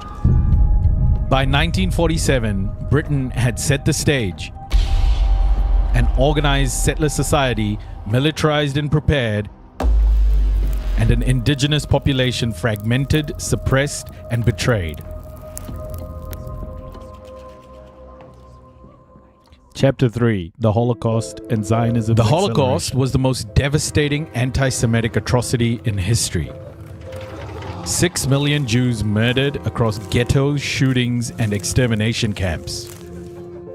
For Zionist leaders, it was both vindication and acceleration. Herzl's prediction seemed fulfilled. Jews could not survive as minorities. But the path Zionism took was not only about refuge, it was shaped by collaboration with European powers who saw Palestine as a convenient dumping ground for a people they did not want.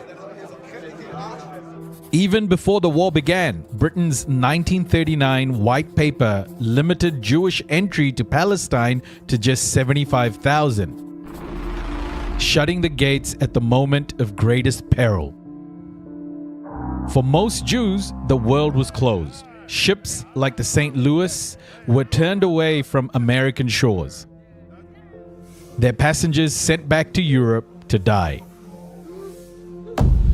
And shockingly, in 1933, the very year Hitler came to power, elements within the Zionist movement negotiated directly with Nazi officials.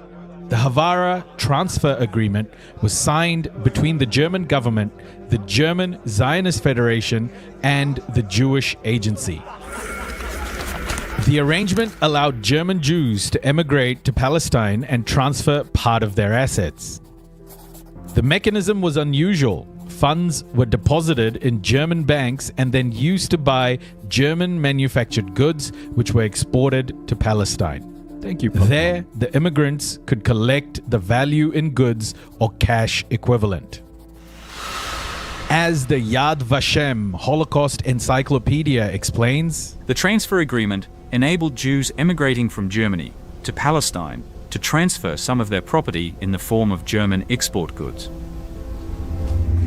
Historian Francis Nicosia estimates that around 60,000 German Jews emigrated through this route between 1933 and 1939, channeling tens of millions of Reichsmarks worth of goods into the Yishuv, strengthening both Nazi Germany's economy and the Zionist project in Palestine.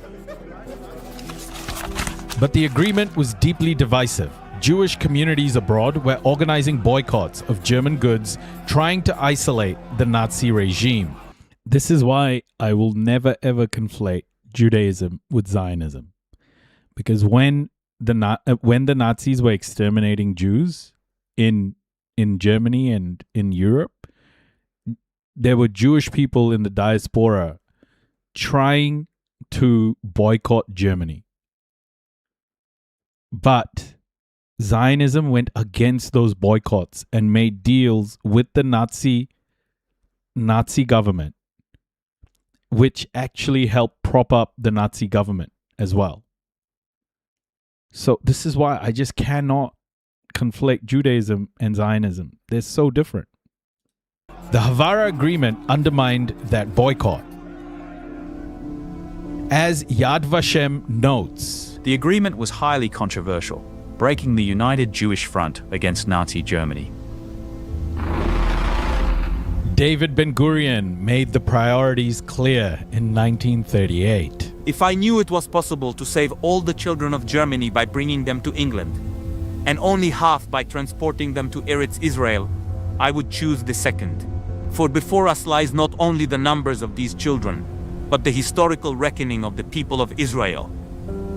This was the cold calculus. Rescue was subordinated to statehood. After the war, the plight of Holocaust survivors was weaponized to rally sympathy for Zionism. In 1947, the SS Exodus carried over 4,500 survivors toward Palestine.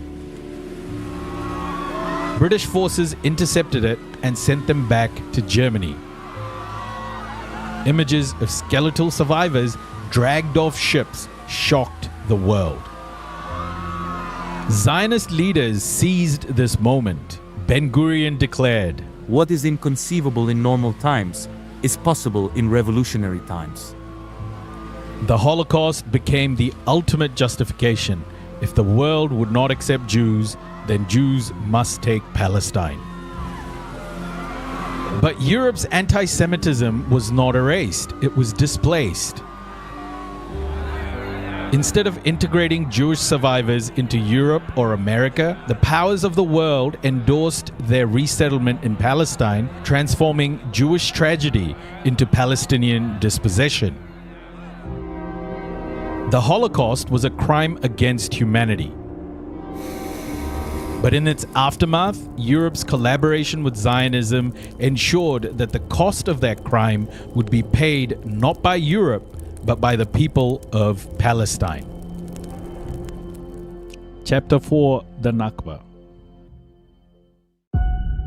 In 1947, the UN proposed partition. Jews, 1/3 of the population, were given 55% of the land. Palestinians, 2/3 of the people, the rest. Plan Dalet was prepared, a blueprint for expulsion. In April 1948, at Deir Yassin, over 100 villages were massacred, spreading terror across Palestine. By May, Israel declared independence. By year's end, more than 750,000 Palestinians had been expelled or fled, over 500 villages destroyed. David Ben-Gurion admitted it plainly. We must do everything to ensure they never return. The old will die, and the young will forget. He was so fucking wrong. He was so wrong. For Palestinians, this was the Nakba, the catastrophe. Not a one-time tragedy, but a continuing process. Chapter 5.1, Laws of Supremacy. After 1948, supremacy wasn't just practiced, it was legislated. Law became the scaffolding of apartheid.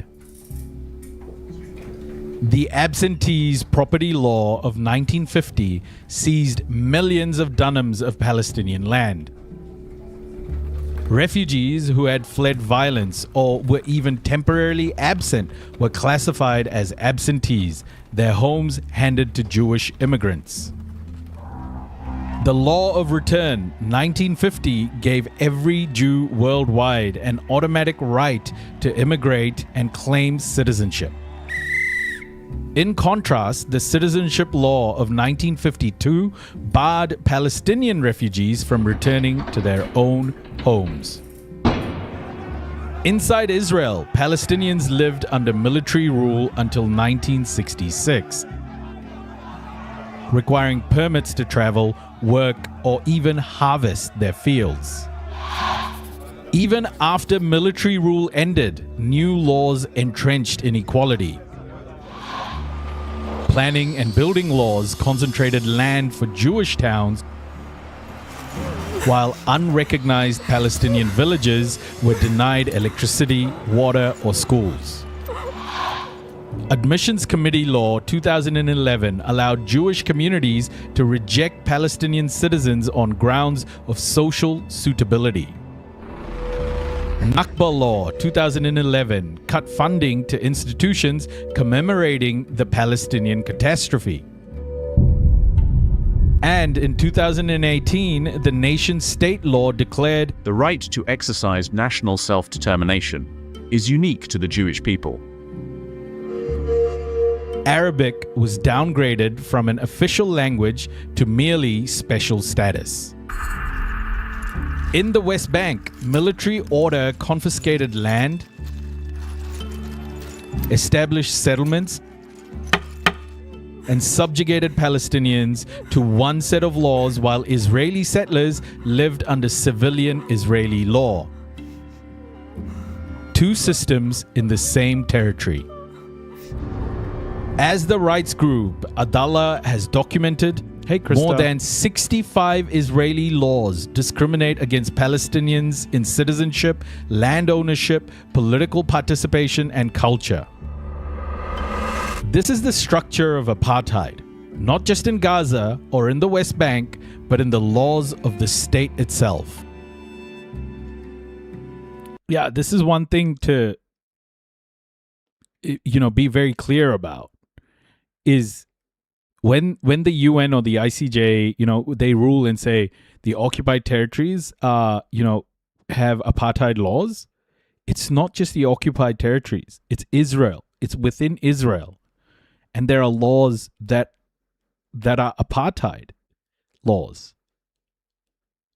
And for me, the fact that this is like so visible and it's there in the laws of Israel, and yet people just gaslight you and go, oh, look, here's Arabic with Hebrew. How can this be an apartheid? You know, it's insane. It's systematic and systemic. Israel expanded through war. 1956, Suez invasion. 1967, Six-Day War. Occupation of West Bank, Gaza, East Jerusalem, Sinai, and Golan. Menachem Begin later admitted, "We must be honest. The entire country is ours. Both sides of the Jordan."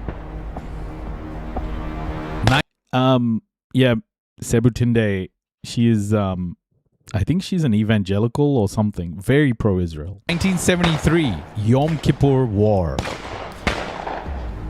1982, Lebanon invasion, Sabra and Shatila massacre. 1987, First Intifada, stones against rifles. 2002, Second Intifada, Jenin siege. 2006, Lebanon war. 2008, 2012, 2014, 2021, 2023, Gaza bombarded again and again. Neighborhoods flattened, thousands killed. We shall create a Jewish majority in as much of Palestine as possible. Systems of control. Between wars, the system hardens. Settlements fragment the West Bank. A wall snakes across villages, condemned by the ICJ as illegal. Checkpoints, demolitions, administrative detention. And in Gaza, a blockade so tight it strangles life itself. Ze'ev Jabotinsky, founder of revisionist Zionism, said it openly in 1923. Every indigenous people will resist colonists. That is natural. Colonization must either stop or proceed in defiance, with force. International Judgments 5.4. The world has words for this: apartheid, crimes against humanity, genocide. In September 2025, the UN's Independent Commission of Inquiry concluded there are reasonable grounds to believe Israel is committing genocide in Gaza. Killing, serious bodily harm, destroying life conditions, preventing births. The International Association of Genocide Scholars declared the same. Israel's conduct amounts to war crimes, crimes against humanity, and genocide. Earlier UN reports had already warned of genocidal acts in attacks on maternity wards and IVF clinics. As Amnesty International wrote, Israel is perpetrating the crime of apartheid against Palestinians. The roots of this system lie in decades of land seizures, dispossession, and displacement. The verdict is clear, politically, morally, and legally. Chapter 6, the US-Israel Alliance. Zionism could not have endured without empire, first the British and then the Americans. In 1948, the United States was the first country to recognize Israel. President Truman announced it just 11 minutes after Israel's declaration of independence. At the time, the relationship was tentative. Many in Washington feared alienating Arab oil producers. But Zionist lobbying, Christian Zionist networks, and Cold War calculations soon shifted the balance. The turning point came after the Six-Day War. Israel's lightning victory over Arab armies impressed US policymakers. Israel was now seen as a reliable strategic asset in the Middle East, a bulwark against Soviet influence. From then on, US military and economic aid skyrocketed. Since the 1960s, the United States has provided Israel with more than $150 billion in aid, most of it military. Israel receives over $3.8 billion annually under a 10-year memorandum of understanding, making it the single largest recipient of US foreign assistance. By the way, that deal, 15 September 2016 is when this article was written. That deal signed by the Obama administration. US supplied F-16s, Apache helicopters, and bunker buster bombs have been used in Lebanon, the West Bank, and Gaza. As Amnesty International has documented, each major assault on Gaza, 2008, 2014, 2021, 2023, was carried out with American weapons. At the United Nations, the US became Israel's shield. From 1972 to 2022, the United States used its veto power 53 times to block resolutions critical of Israel. No other country has been protected in this way. This diplomatic cover ensured that apartheid, occupation, and now genocide continued without sanctions. Domestically, organizations like AIPAC and newer groups like Christians United for Israel ensured bipartisan loyalty. Congressional candidates routinely declared support for Israel as a litmus test. Campaign donations, political pressure, and media influence have locked Washington into alignment. Joe Biden once said, "If there were not an Israel, we would have to invent one." This statement captures not only US loyalty, but also how Israel is viewed as an extension of American strategic identity. The ties run deeper than money or strategy. Both Israel and the United States are settler colonial states. Both were founded on the displacement of indigenous populations. Both justify conquest through exceptionalism. America's manifest destiny and Israel's promised land. As historian Rashid Khalidi wrote, "The United States and Israel are settler colonial states whose special relationship is cemented by a shared sense of exceptionalism and frontier violence." In 2025, as the UN Commission of Inquiry concludes that Israel is committing genocide in Gaza, American weapons continue to flow. American vetoes continue to shield Israel from sanctions. The alliance is not peripheral, it is central. Without the United States, Israel's occupation and apartheid system could not endure. The US and Israel alliance is more than geopolitics. It is a pact of supremacy, defended abroad, justified at home, and financed by billions of dollars from American taxpayers.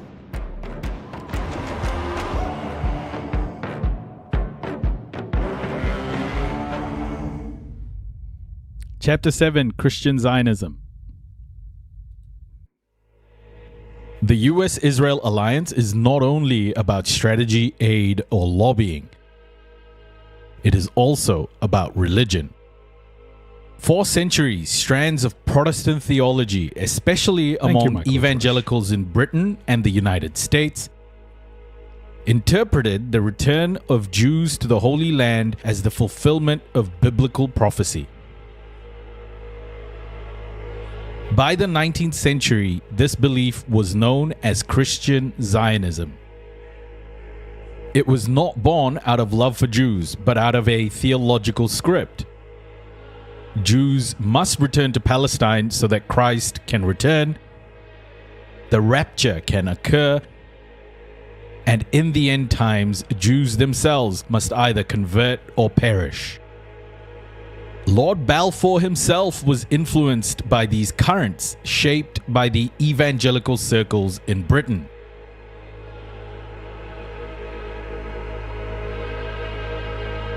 In the United States, Christian Zionism became mainstream in the 20th century. Preachers like Jerry Falwell, Pat Robertson, and later John Hagee mobilized millions of evangelicals around unconditional support for Israel. In 2006, Pastor John Hagee founded Christians United for Israel. Today, it claims more than 10 million members, making it the largest pro-Israel organization in the US, even larger than AIPAC. Kufi conferences are attended by US presidents, senators, and Israeli leaders alike. The logic is stark. Unconditional support for Israel is preached from the pulpits as divine mandate. Is there a video for this? Yeah, I'm playing it, Rafe. It's on my YouTube channel, but I'm live streaming on YouTube and Twitch at the moment. So if you want to watch along with this, you can come in. John Hagee is a well-documented anti-Semite. Yeah, Mother Jones has a really good article about John Hagee, if you guys want to read. John Hagee is a weird character. Politicians who challenge it risk alienating a voting bloc that can swing elections. In my honest opinion, I think Kufi does more for American politicians being influenced by ties to Israel than AIPAC could ever do. Because 60% of American Christians are evangelical Christians. And I truly believe that Kufi has far more control. If you truly want to talk about control, I think Christian Zionism has way more control over American politics than like just plain old Zionism. Because it's a huge voting bloc. Massive. Same as TikTok, yeah, Krista. It's a massive voting bloc in America. It can turn elections. As Israeli journalist Gideon Levy put it, the strongest support for Israel in the world does not come from the Jewish diaspora, but from American evangelicals.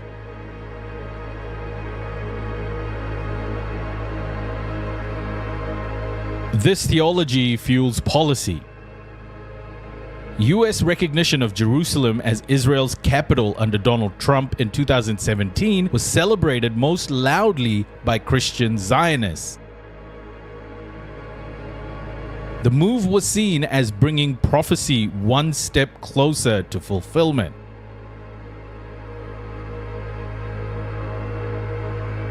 Christian Zionism shows that Israel's power is not only military or diplomatic. It is also spiritual, rooted in an apocalyptic worldview embraced by tens of millions. The irony is devastating. A theology that predicts the destruction or conversion of Jews has become one of the greatest pillars of Zionism. For Palestinians, it means their dispossession is sanctified twice over.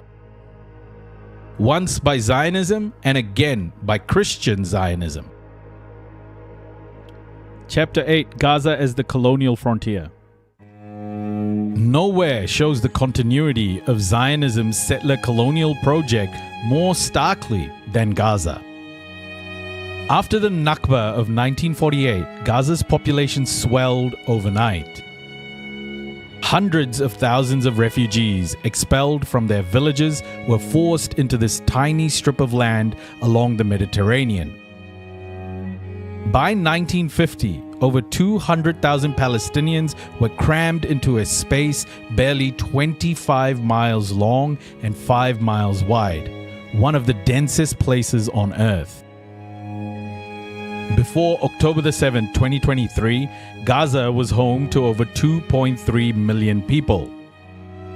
Nearly 70% were refugees or descendants of refugees from 1948. 70%. Around half were children under 18. More than 80% relied on humanitarian aid to survive. Israel captured Gaza in 1967, and even after the so-called disengagement of 2005, it maintained full control of airspace, borders, sea, and resources. The UN and human rights groups began calling Gaza an open-air prison. Former UK Prime Minister David Cameron used the phrase in 2010. Others, including South African leaders, have compared it to a concentration camp. Year after year, Gaza was bombarded. 2008 to 2009, Operation Cast Lead, 1,400 Palestinians killed. 2014, Operation Protective Edge, over 2,200 killed in 50 days. 2021, residential towers leveled. 2023 onward, destruction on a scale not seen since World War II. Israeli strategists gave this cycle a name, mowing the lawn. The idea was to strike Gaza every few years, killing fighters and civilians alike, destroying infrastructure, and then letting life regrow, only to cut it down again. Gaza was not treated as a society with rights, but as a patch of grass to be periodically trimmed. As one Israeli minister boasted, Gaza should look just like Rafah, which we turned into a pile of rubble. Today, the devastation in Gaza is undeniable. A UN Commission of Inquiry concluded there are reasonable grounds to believe Israel is committing a genocide in Gaza, killing, inflicting serious harm, destroying the conditions of life, and preventing births. This is Gaza today.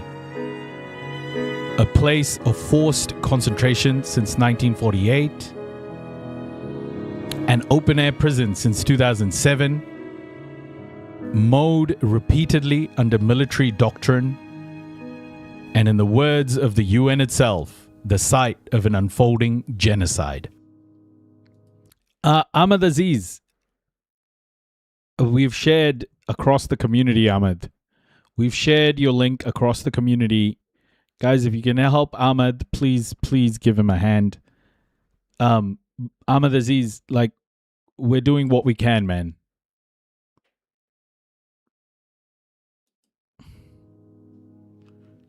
I'm sorry to hear about your situation. Many believe this story begins on October the 7th, 2023. But October the 7th did not happen in a vacuum. For Palestinians, it came after 75 years of dispossession, 56 years of military occupation, 16 years of blockade in Gaza. Hold up, let me just start that bit again. Chapter 9, October the 7th in context. Many believe this story begins on October the 7th, 2023. But October the 7th did not happen in a vacuum. For Palestinians, it came after 75 years of dispossession, 56 years of military occupation, 16 years of blockade in Gaza, and countless wars. When Palestinian fighters broke through the fence on that day, it was a shocking rupture for Israel. But it was also a desperate response to systematic oppression. To a life where freedom of movement, access to water, electricity, even the right to build a home are denied. Israel's response was immediate and devastating. The mass bombardment of Gaza, entire neighborhoods reduced to ash. And today, as the UN Commission has concluded, an unfolding genocide. As the South African Foreign Minister Naledi Pandor said, October 7th did not happen in a vacuum. It was born of a history of oppression and of a people denied their right to self-determination. This does not erase what happened on October the 7th, but it explains why October the 7th was not the beginning. It was a symptom, a breaking point in a cycle of violence rooted in settler colonialism, apartheid, and supremacy without borders.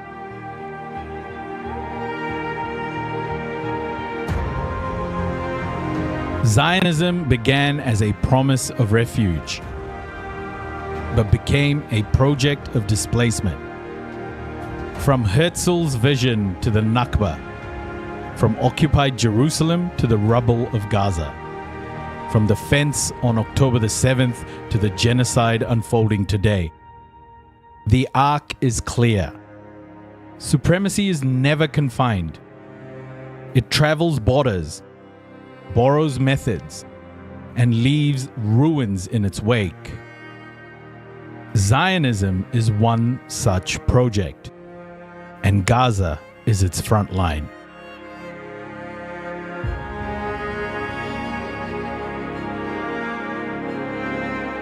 And this is only part of the story. In the next episode of Supremacy Without Borders, we look at how Zionism's methods inspired and converged with another supremacist ideology, Hindutva in India. The echoes are impossible to ignore.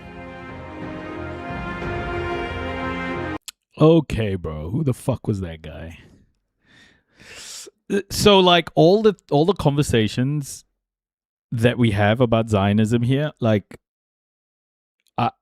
I spent so much time working through that. Honestly, like, all of these things are like embedded in my brain.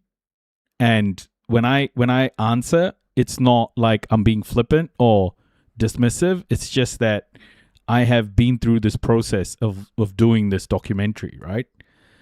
And yeah, it's just me trying to get to the point quickly. Whoever that guy was, he sure talks a lot. Yeah. Hey, CJ Beat, welcome. If you guys want to go check it out, there's another. So this is a series. There's one about white supremacy, the blueprint, and the first episode is more of a sort of high level of what the series is about. So go check it out on my YouTube channel. Okay. That was nice.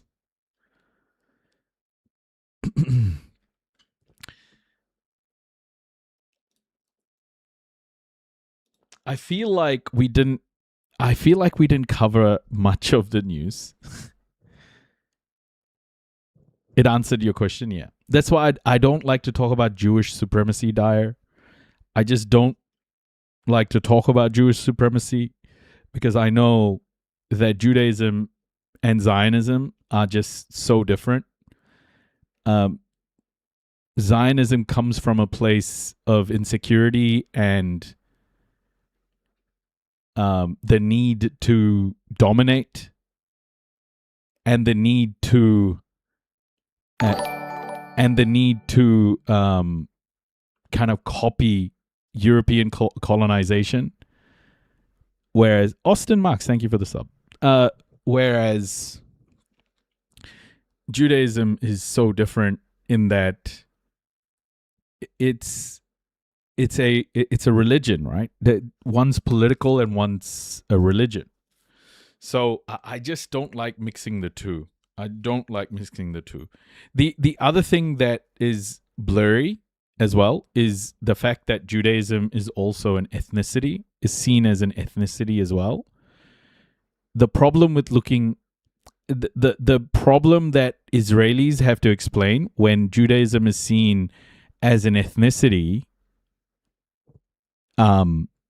is the fact that Judaism is actually three ethnicities in one.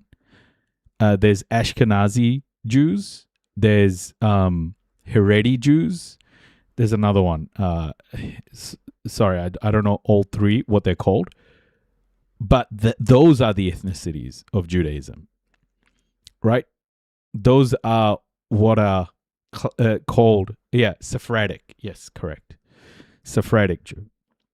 So if you subscribe to Judaism as an ethnicity, if you agree with that, then actually Ashkenazi Judaism or Ashkenazi Jews cannot be indigenous to where the land is, because from those are groups created, those are geographic groups, whereas you can't claim indigeneity to that land and claim ethnicity. You know what I mean? Like, geography plays a huge role in ethnicity. Ethiopian Jews as well, yes. So you can't just claim ethnicity and claim indigeneity. It just doesn't make sense, right? So what Israel focuses on is blurring lines between all of these different things. So we have to be in the know and educated when we have these conversations. Where I feel people fall off a little bit is when it becomes like a straight up, Jews run everything or Zionism runs everything. It's just unnecessary, because it goes away from the core problems here as well. I just don't like using Jewish supremacy when describing the state of Israel. It's actually like Zionism itself is aligned with white supremacy, and it's unnecessary, I think. It's unnecessary to describe what's happening. It's I think it's capitalist in nature. It's white supremacy funding a colonial outpost to maintain control of its economic interests. So, like, we don't need too much nuance to explain that, but it's an important distinction. Israel isn't acting on its own volition. It's being led.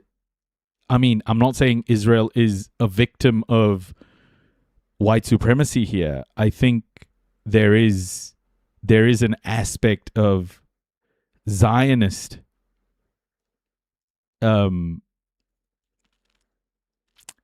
fascist behavior that's causing the apartheid to happen, but it's very much an alignment with white supremacy.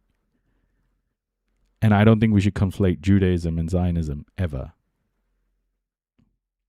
I don't think it's necessary. What, Noisy Sunday? It's not just unnecessary. It is precisely how Zionists want us to view the issue. A major part of the project. Kia ora, Davey. Welcome. Kia ora, kia ora. Of the Jewish project is to make all things Zionist inherently Jewish. Yeah. It's what? Who is Julie? Hello. Who conflates Judaism and Zionism a lot? Bonjour, Julie. Oh, it's good to see you. Who conflates Zionism and Judaism a lot? People like Netanyahu and Israelis, because it's the ADL does it too. It's useful.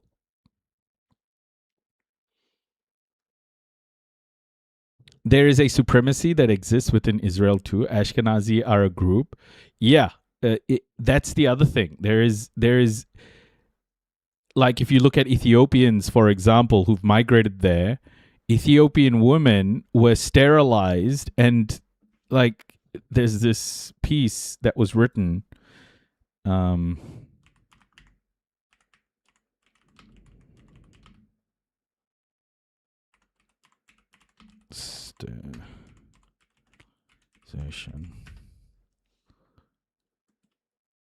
Yeah, so there was a piece done 13 years ago. Ethiopian woman in Israel given contraceptive without consent. Israel's health ministry is investigating claims that Ethiopian immigrants have unwittingly had Depo-Provera jabs for years. For years. Hey, Unhinged Heathen, welcome. How are you? Yeah, so within Israeli society too, there's that. And not just that, Israeli society also treats Holocaust survivors. Yeah, for years, Diana. Israeli society also treats Holocaust survivors terribly.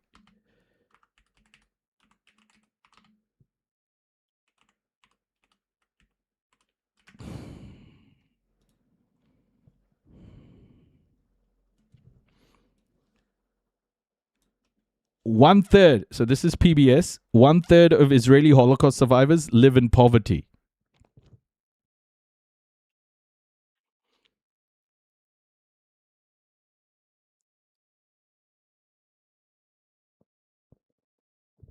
They even refuse to take the blood from... So, yeah, there's a huge aspect of white supremacy within Israel, right? Like, ultimately, this is embedded in white supremacy.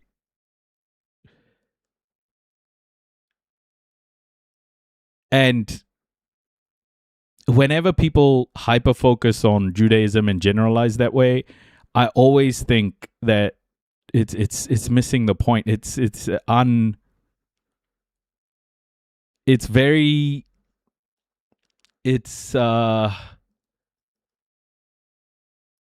distraction when people say Jews run everything and all of this. It's just unnecessary, and it actually plays into the hands of Zionism, because they can just call you an anti-Semite and then the conversation ends. And you have no way to defend yourself. So don't get sucked into those worlds. Don't get sucked into those worlds. Like, this is very much white supremacy manifesting in many different ways. Just like the Hindutva stuff in India as well. Remember, guys, white supremacy, what do you think about them taking our skin? Taking Palestinian skin? I mean, the Nazis did that, so I don't think it's particularly surprising, is it? Oh, yeah, they kidnapped the Yemeni babies too. Yes.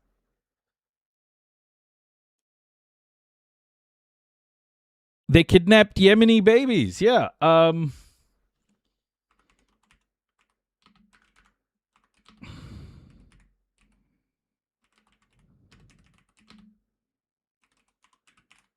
Yeah, there's a huge thing about it. Yeah, the Lancet.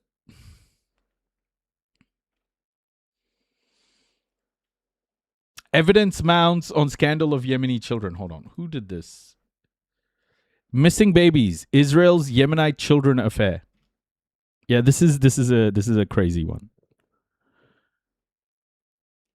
Basically, how settler colonies work is you need an influx of immigration into that region, and without people going there, without settlers going to that area, it's very hard to keep the colony going.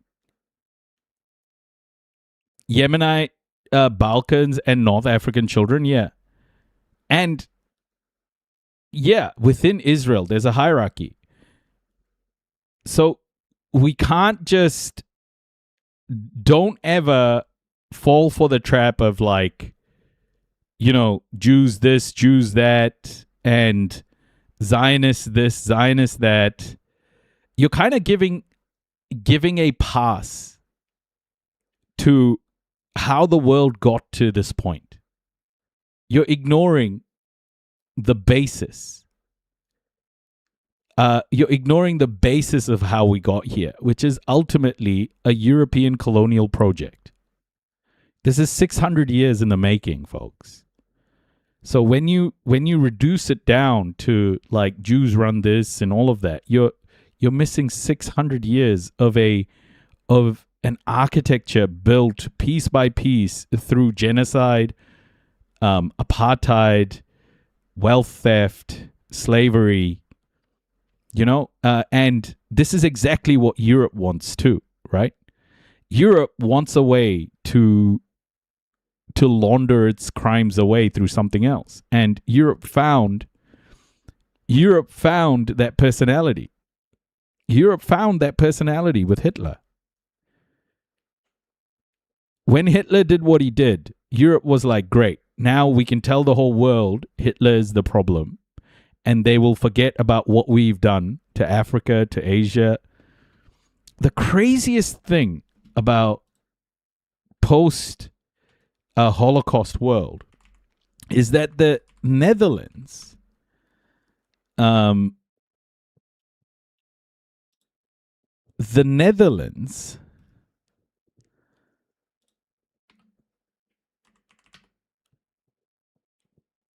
hold up, let me just bring this up.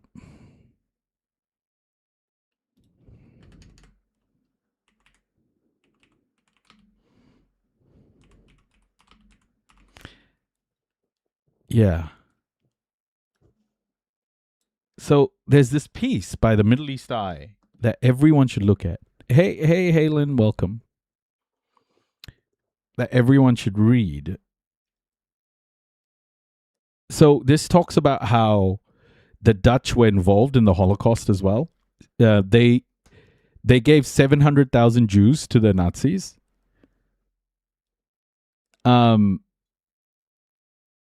Yeah. So this is what happened. So after the Holocaust, right? Everyone was like, okay, what do we do now? And Israel obviously with the Nakba, and there was recognition. The Dutch were one of the last European nations to recognize Israel. And why they did that? Insane story, okay? On 3rd September, amid Israel's ongoing genocide of the Palestinian people in Gaza, the Netherlands celebrated 75 years of diplomatic relations with Israel at a grand reception in The Hague in the presence of the Israeli ambassador and current Dutch foreign minister, Casper Veldkamp. The Netherlands, which had voted for the United Nations resolution to partition Palestine in November 1947, recognized Israel de facto only in December 1949, when it established relations with it, and de jure in January 1950, a year and 7 months after the establishment of the European Jewish settler colony. This delay in recognition was not due to any aversion to white settler colonies, of which the Dutch had been pioneers in the Americas, South Africa, and Southeast Asia for 3.5 centuries. Indeed, the Dutch built the first apartheid wall to keep Native Americans out in what is today downtown Manhattan, whose erstwhile location is honored by Wall Street, which is named after it. Rather, it was on account of UN-imposed negotiations at the time to dismantle the Dutch settler colony in Indonesia, which the Dutch did not want to jeopardize by offending the Indonesians, presumably since they were Muslim in their majority and were themselves what? Oh my gosh. I was just showing. Oh man. Okay. It just restricted my gifting and stuff for the slide. It's okay. We're almost done anyway. Okay, I'll read that again. Rather, it was on account of UN-imposed negotiations at the time to dismantle the Dutch settler colony in Indonesia, which the Dutch did not want to jeopardize by offending the Indonesians, presumably since they were Muslim in their majority and were themselves victims of European settler colonialism for 4 centuries. Of whom they had killed 100,000 since 1945 alone. 40,000 Indonesians executed outright.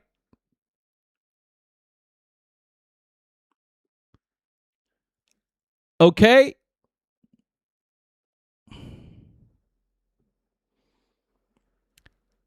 Rather, it was on account of UN-imposed negotiations at the time to dismantle the Dutch settler colony in Indonesia, which the Dutch did not want to jeopardize by offending the Indonesians, of whom they had killed 100,000 since 1945, bro. 40,000 of them executed outright. They committed their own Holocaust atrocity, mass murder of the Indonesian people after the Holocaust. Do you think Europe gave a fuck about mass murder? Do you really think they gave a shit? Absolutely not.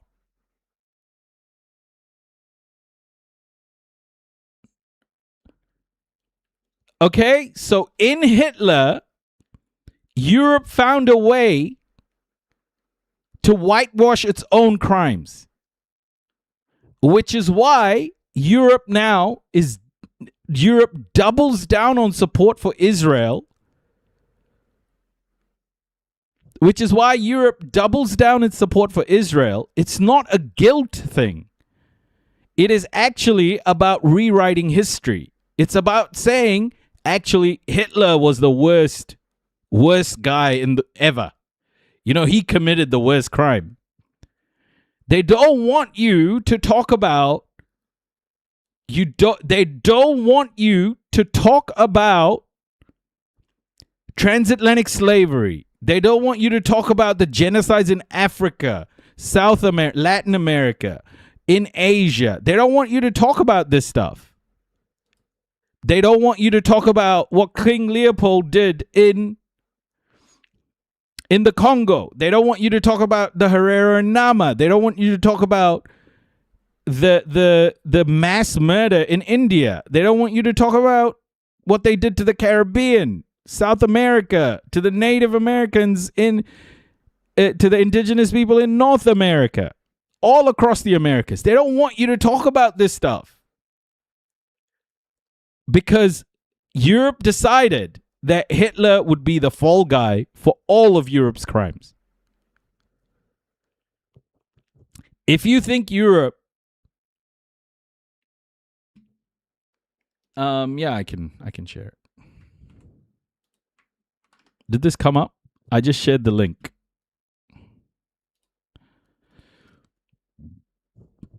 If you think Europe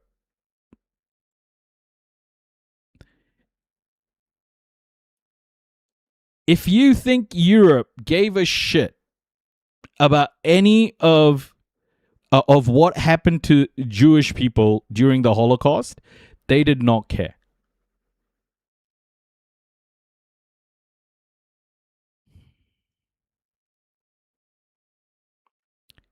And this is why it's so important to talk about the Holocaust itself.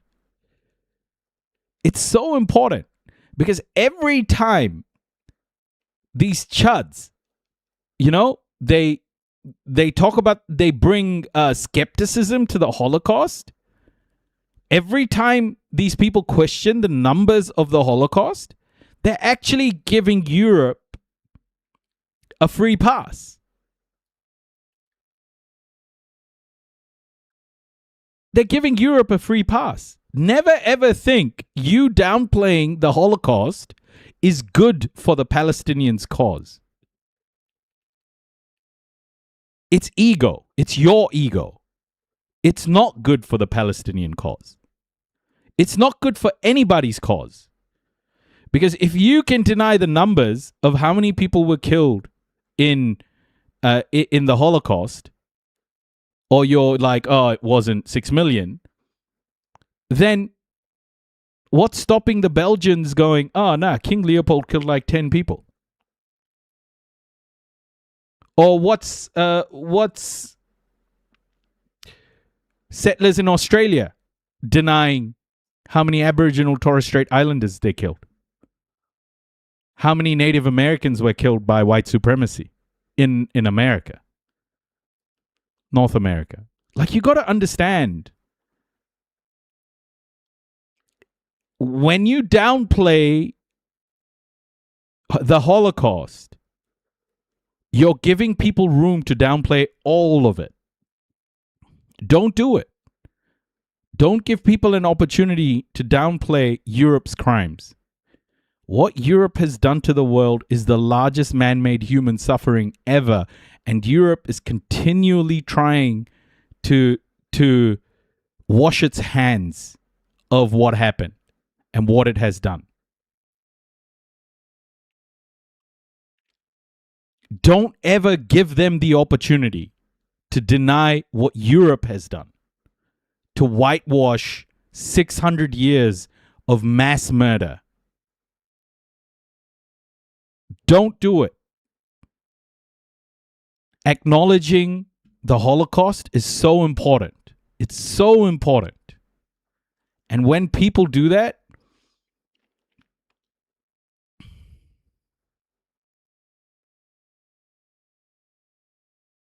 it just takes away from so many indigenous communities that have been mass murdered.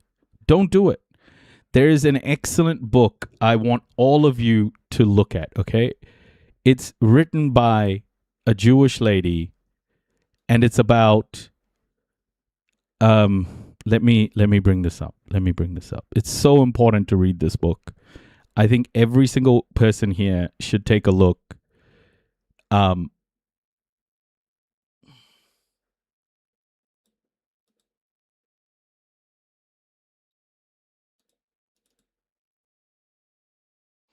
It's called Multidimensional Memory by Michael Rothberg.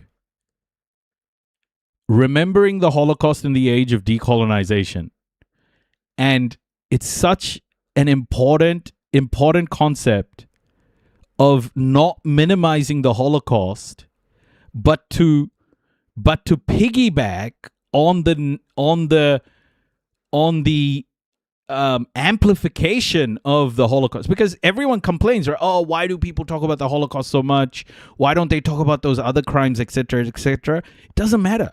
Like, if people are talking about the Holocaust, it's your opportunity to then paint the picture of how the Holocaust came to be within the structure of oppression that European colonization had created. It's an opportunity. If people are talking about the Holocaust, it's an opportunity to educate.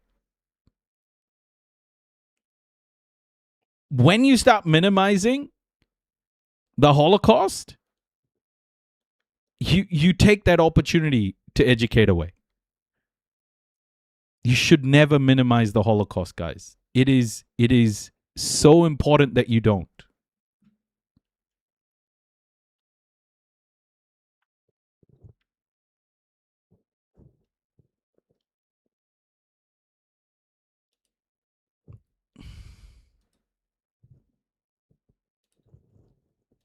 Anyway, so there we are.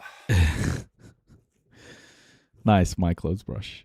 That was heavy. I'm sorry, but I feel like every time we go through that documentary, I just feel the need to go through all of this other stuff. Apologies if that was hard to listen to. Okay, well, thank you so much for being here with me. Who can we raid, guys? Who can we raid?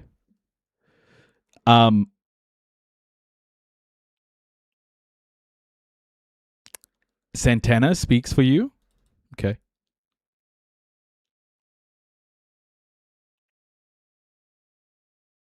I'm a red diaper baby, so I don't read. I just go through it. I just got it through breast milk.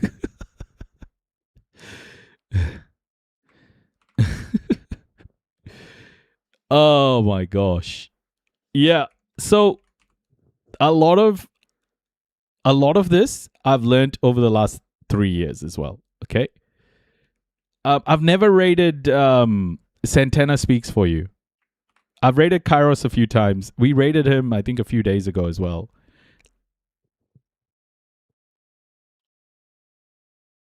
Trying to protect the life, all good. That's all we ever heard about in American schools, but they never mentioned the Nakba. Yeah.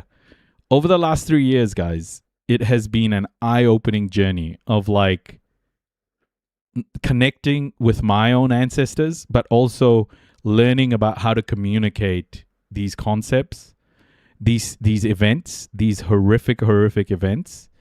Like, I think leftism needs to, and humanism, people who are for these activists in general, I think we all need to understand how to communicate better all of these concepts. So it's a learning journey for me, and it's so important. Why do you apologize for having one of the best shows on? Anna, don't say that. It's not true. Okay. And do those folks who say that even talk about those other atrocities, or is it only when someone? You know what? Actually, no. I'm not gonna raid just yet. Just give me 1 second. I read this. I need to bring this book. Okay. I just need, before you guys leave, I need to tell you this. 1 second.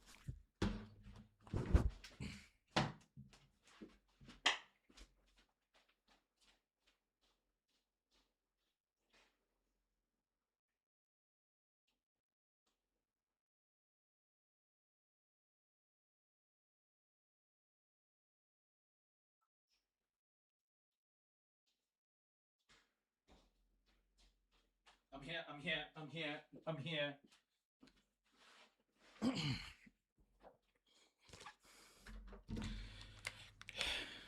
Okay, wait. I'm here. This is the same book again. Black Skin, White Masks. Frantz Fanon. I think I may have...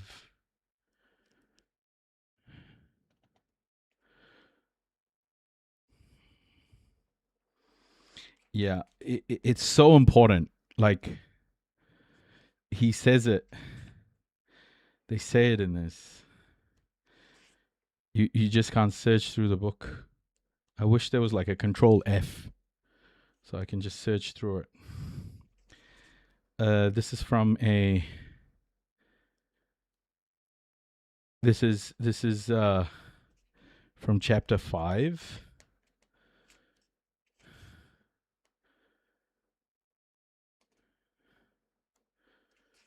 Yes, chapter 5. Hold up. I need to find this. Fuck, I should have underlined it. But I read in bed, so I don't have a pen.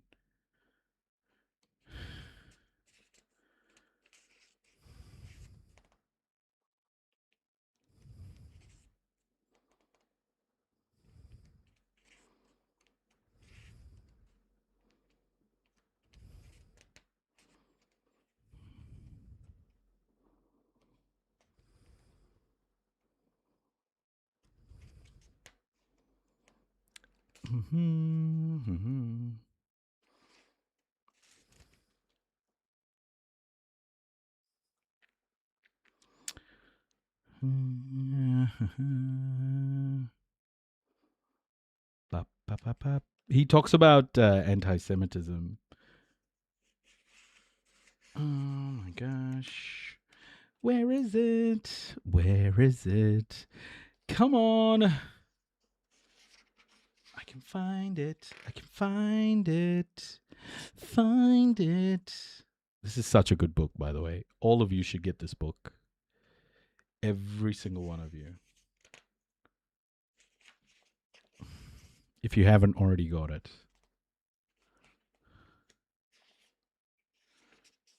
I can search. He's talking about anti-Semitism.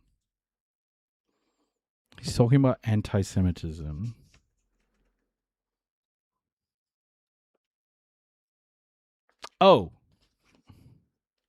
You have it? You have it there? This book is like just straight up. It's so good.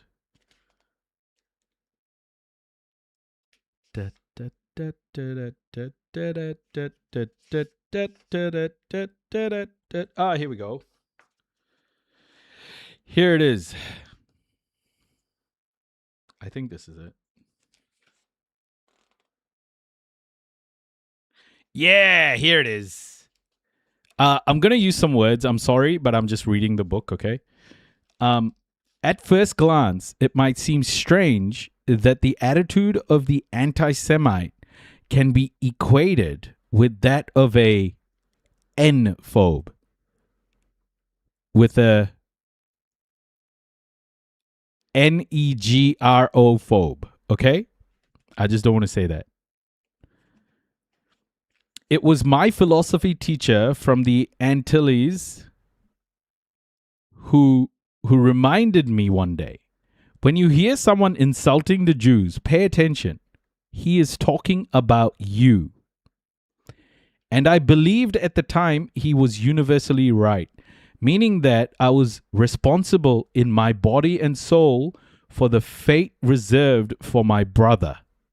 Since then, I have understood that what he meant quite simply was that the anti-Semite is inevitably a Negro phobe.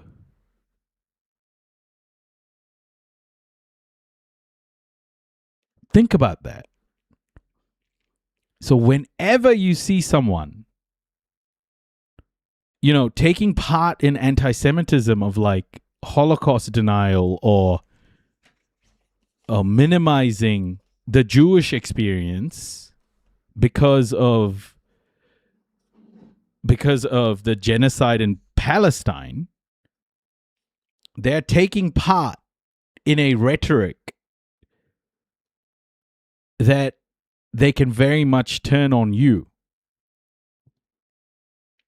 So don't fall into the trap. Don't give them an opportunity to use it on you.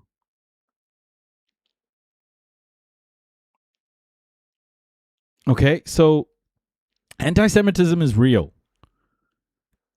Conflating Judaism with Zionism is anti-Semitic. And doing like, it wasn't 6 million people or whatever, that sort of shit, or Hitler was right, or whatever bullshit people say.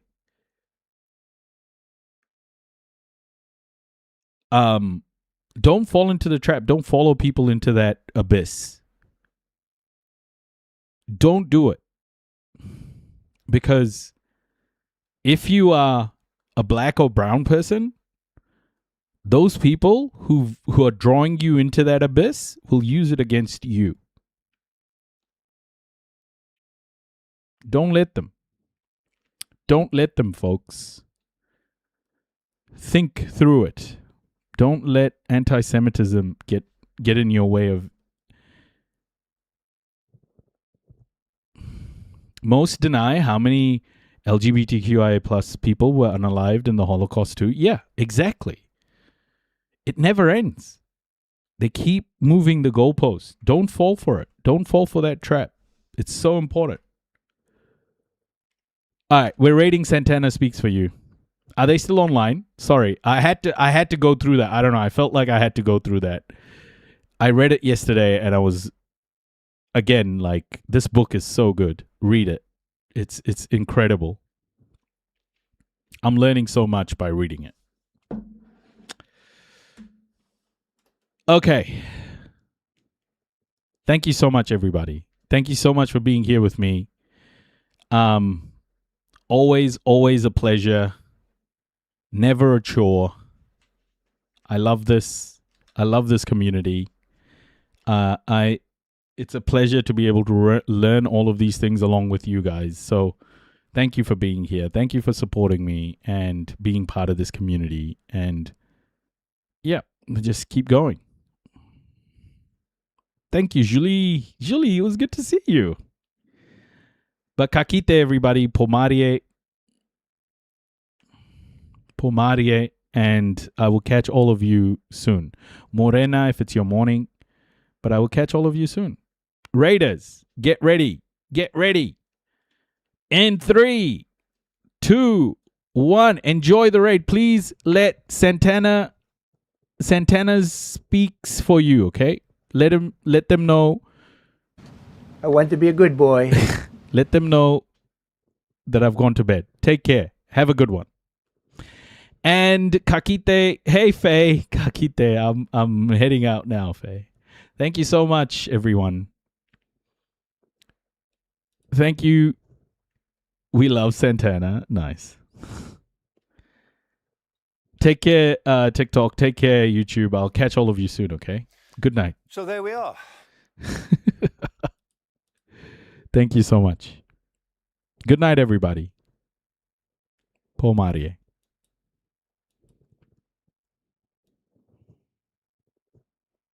Kakite.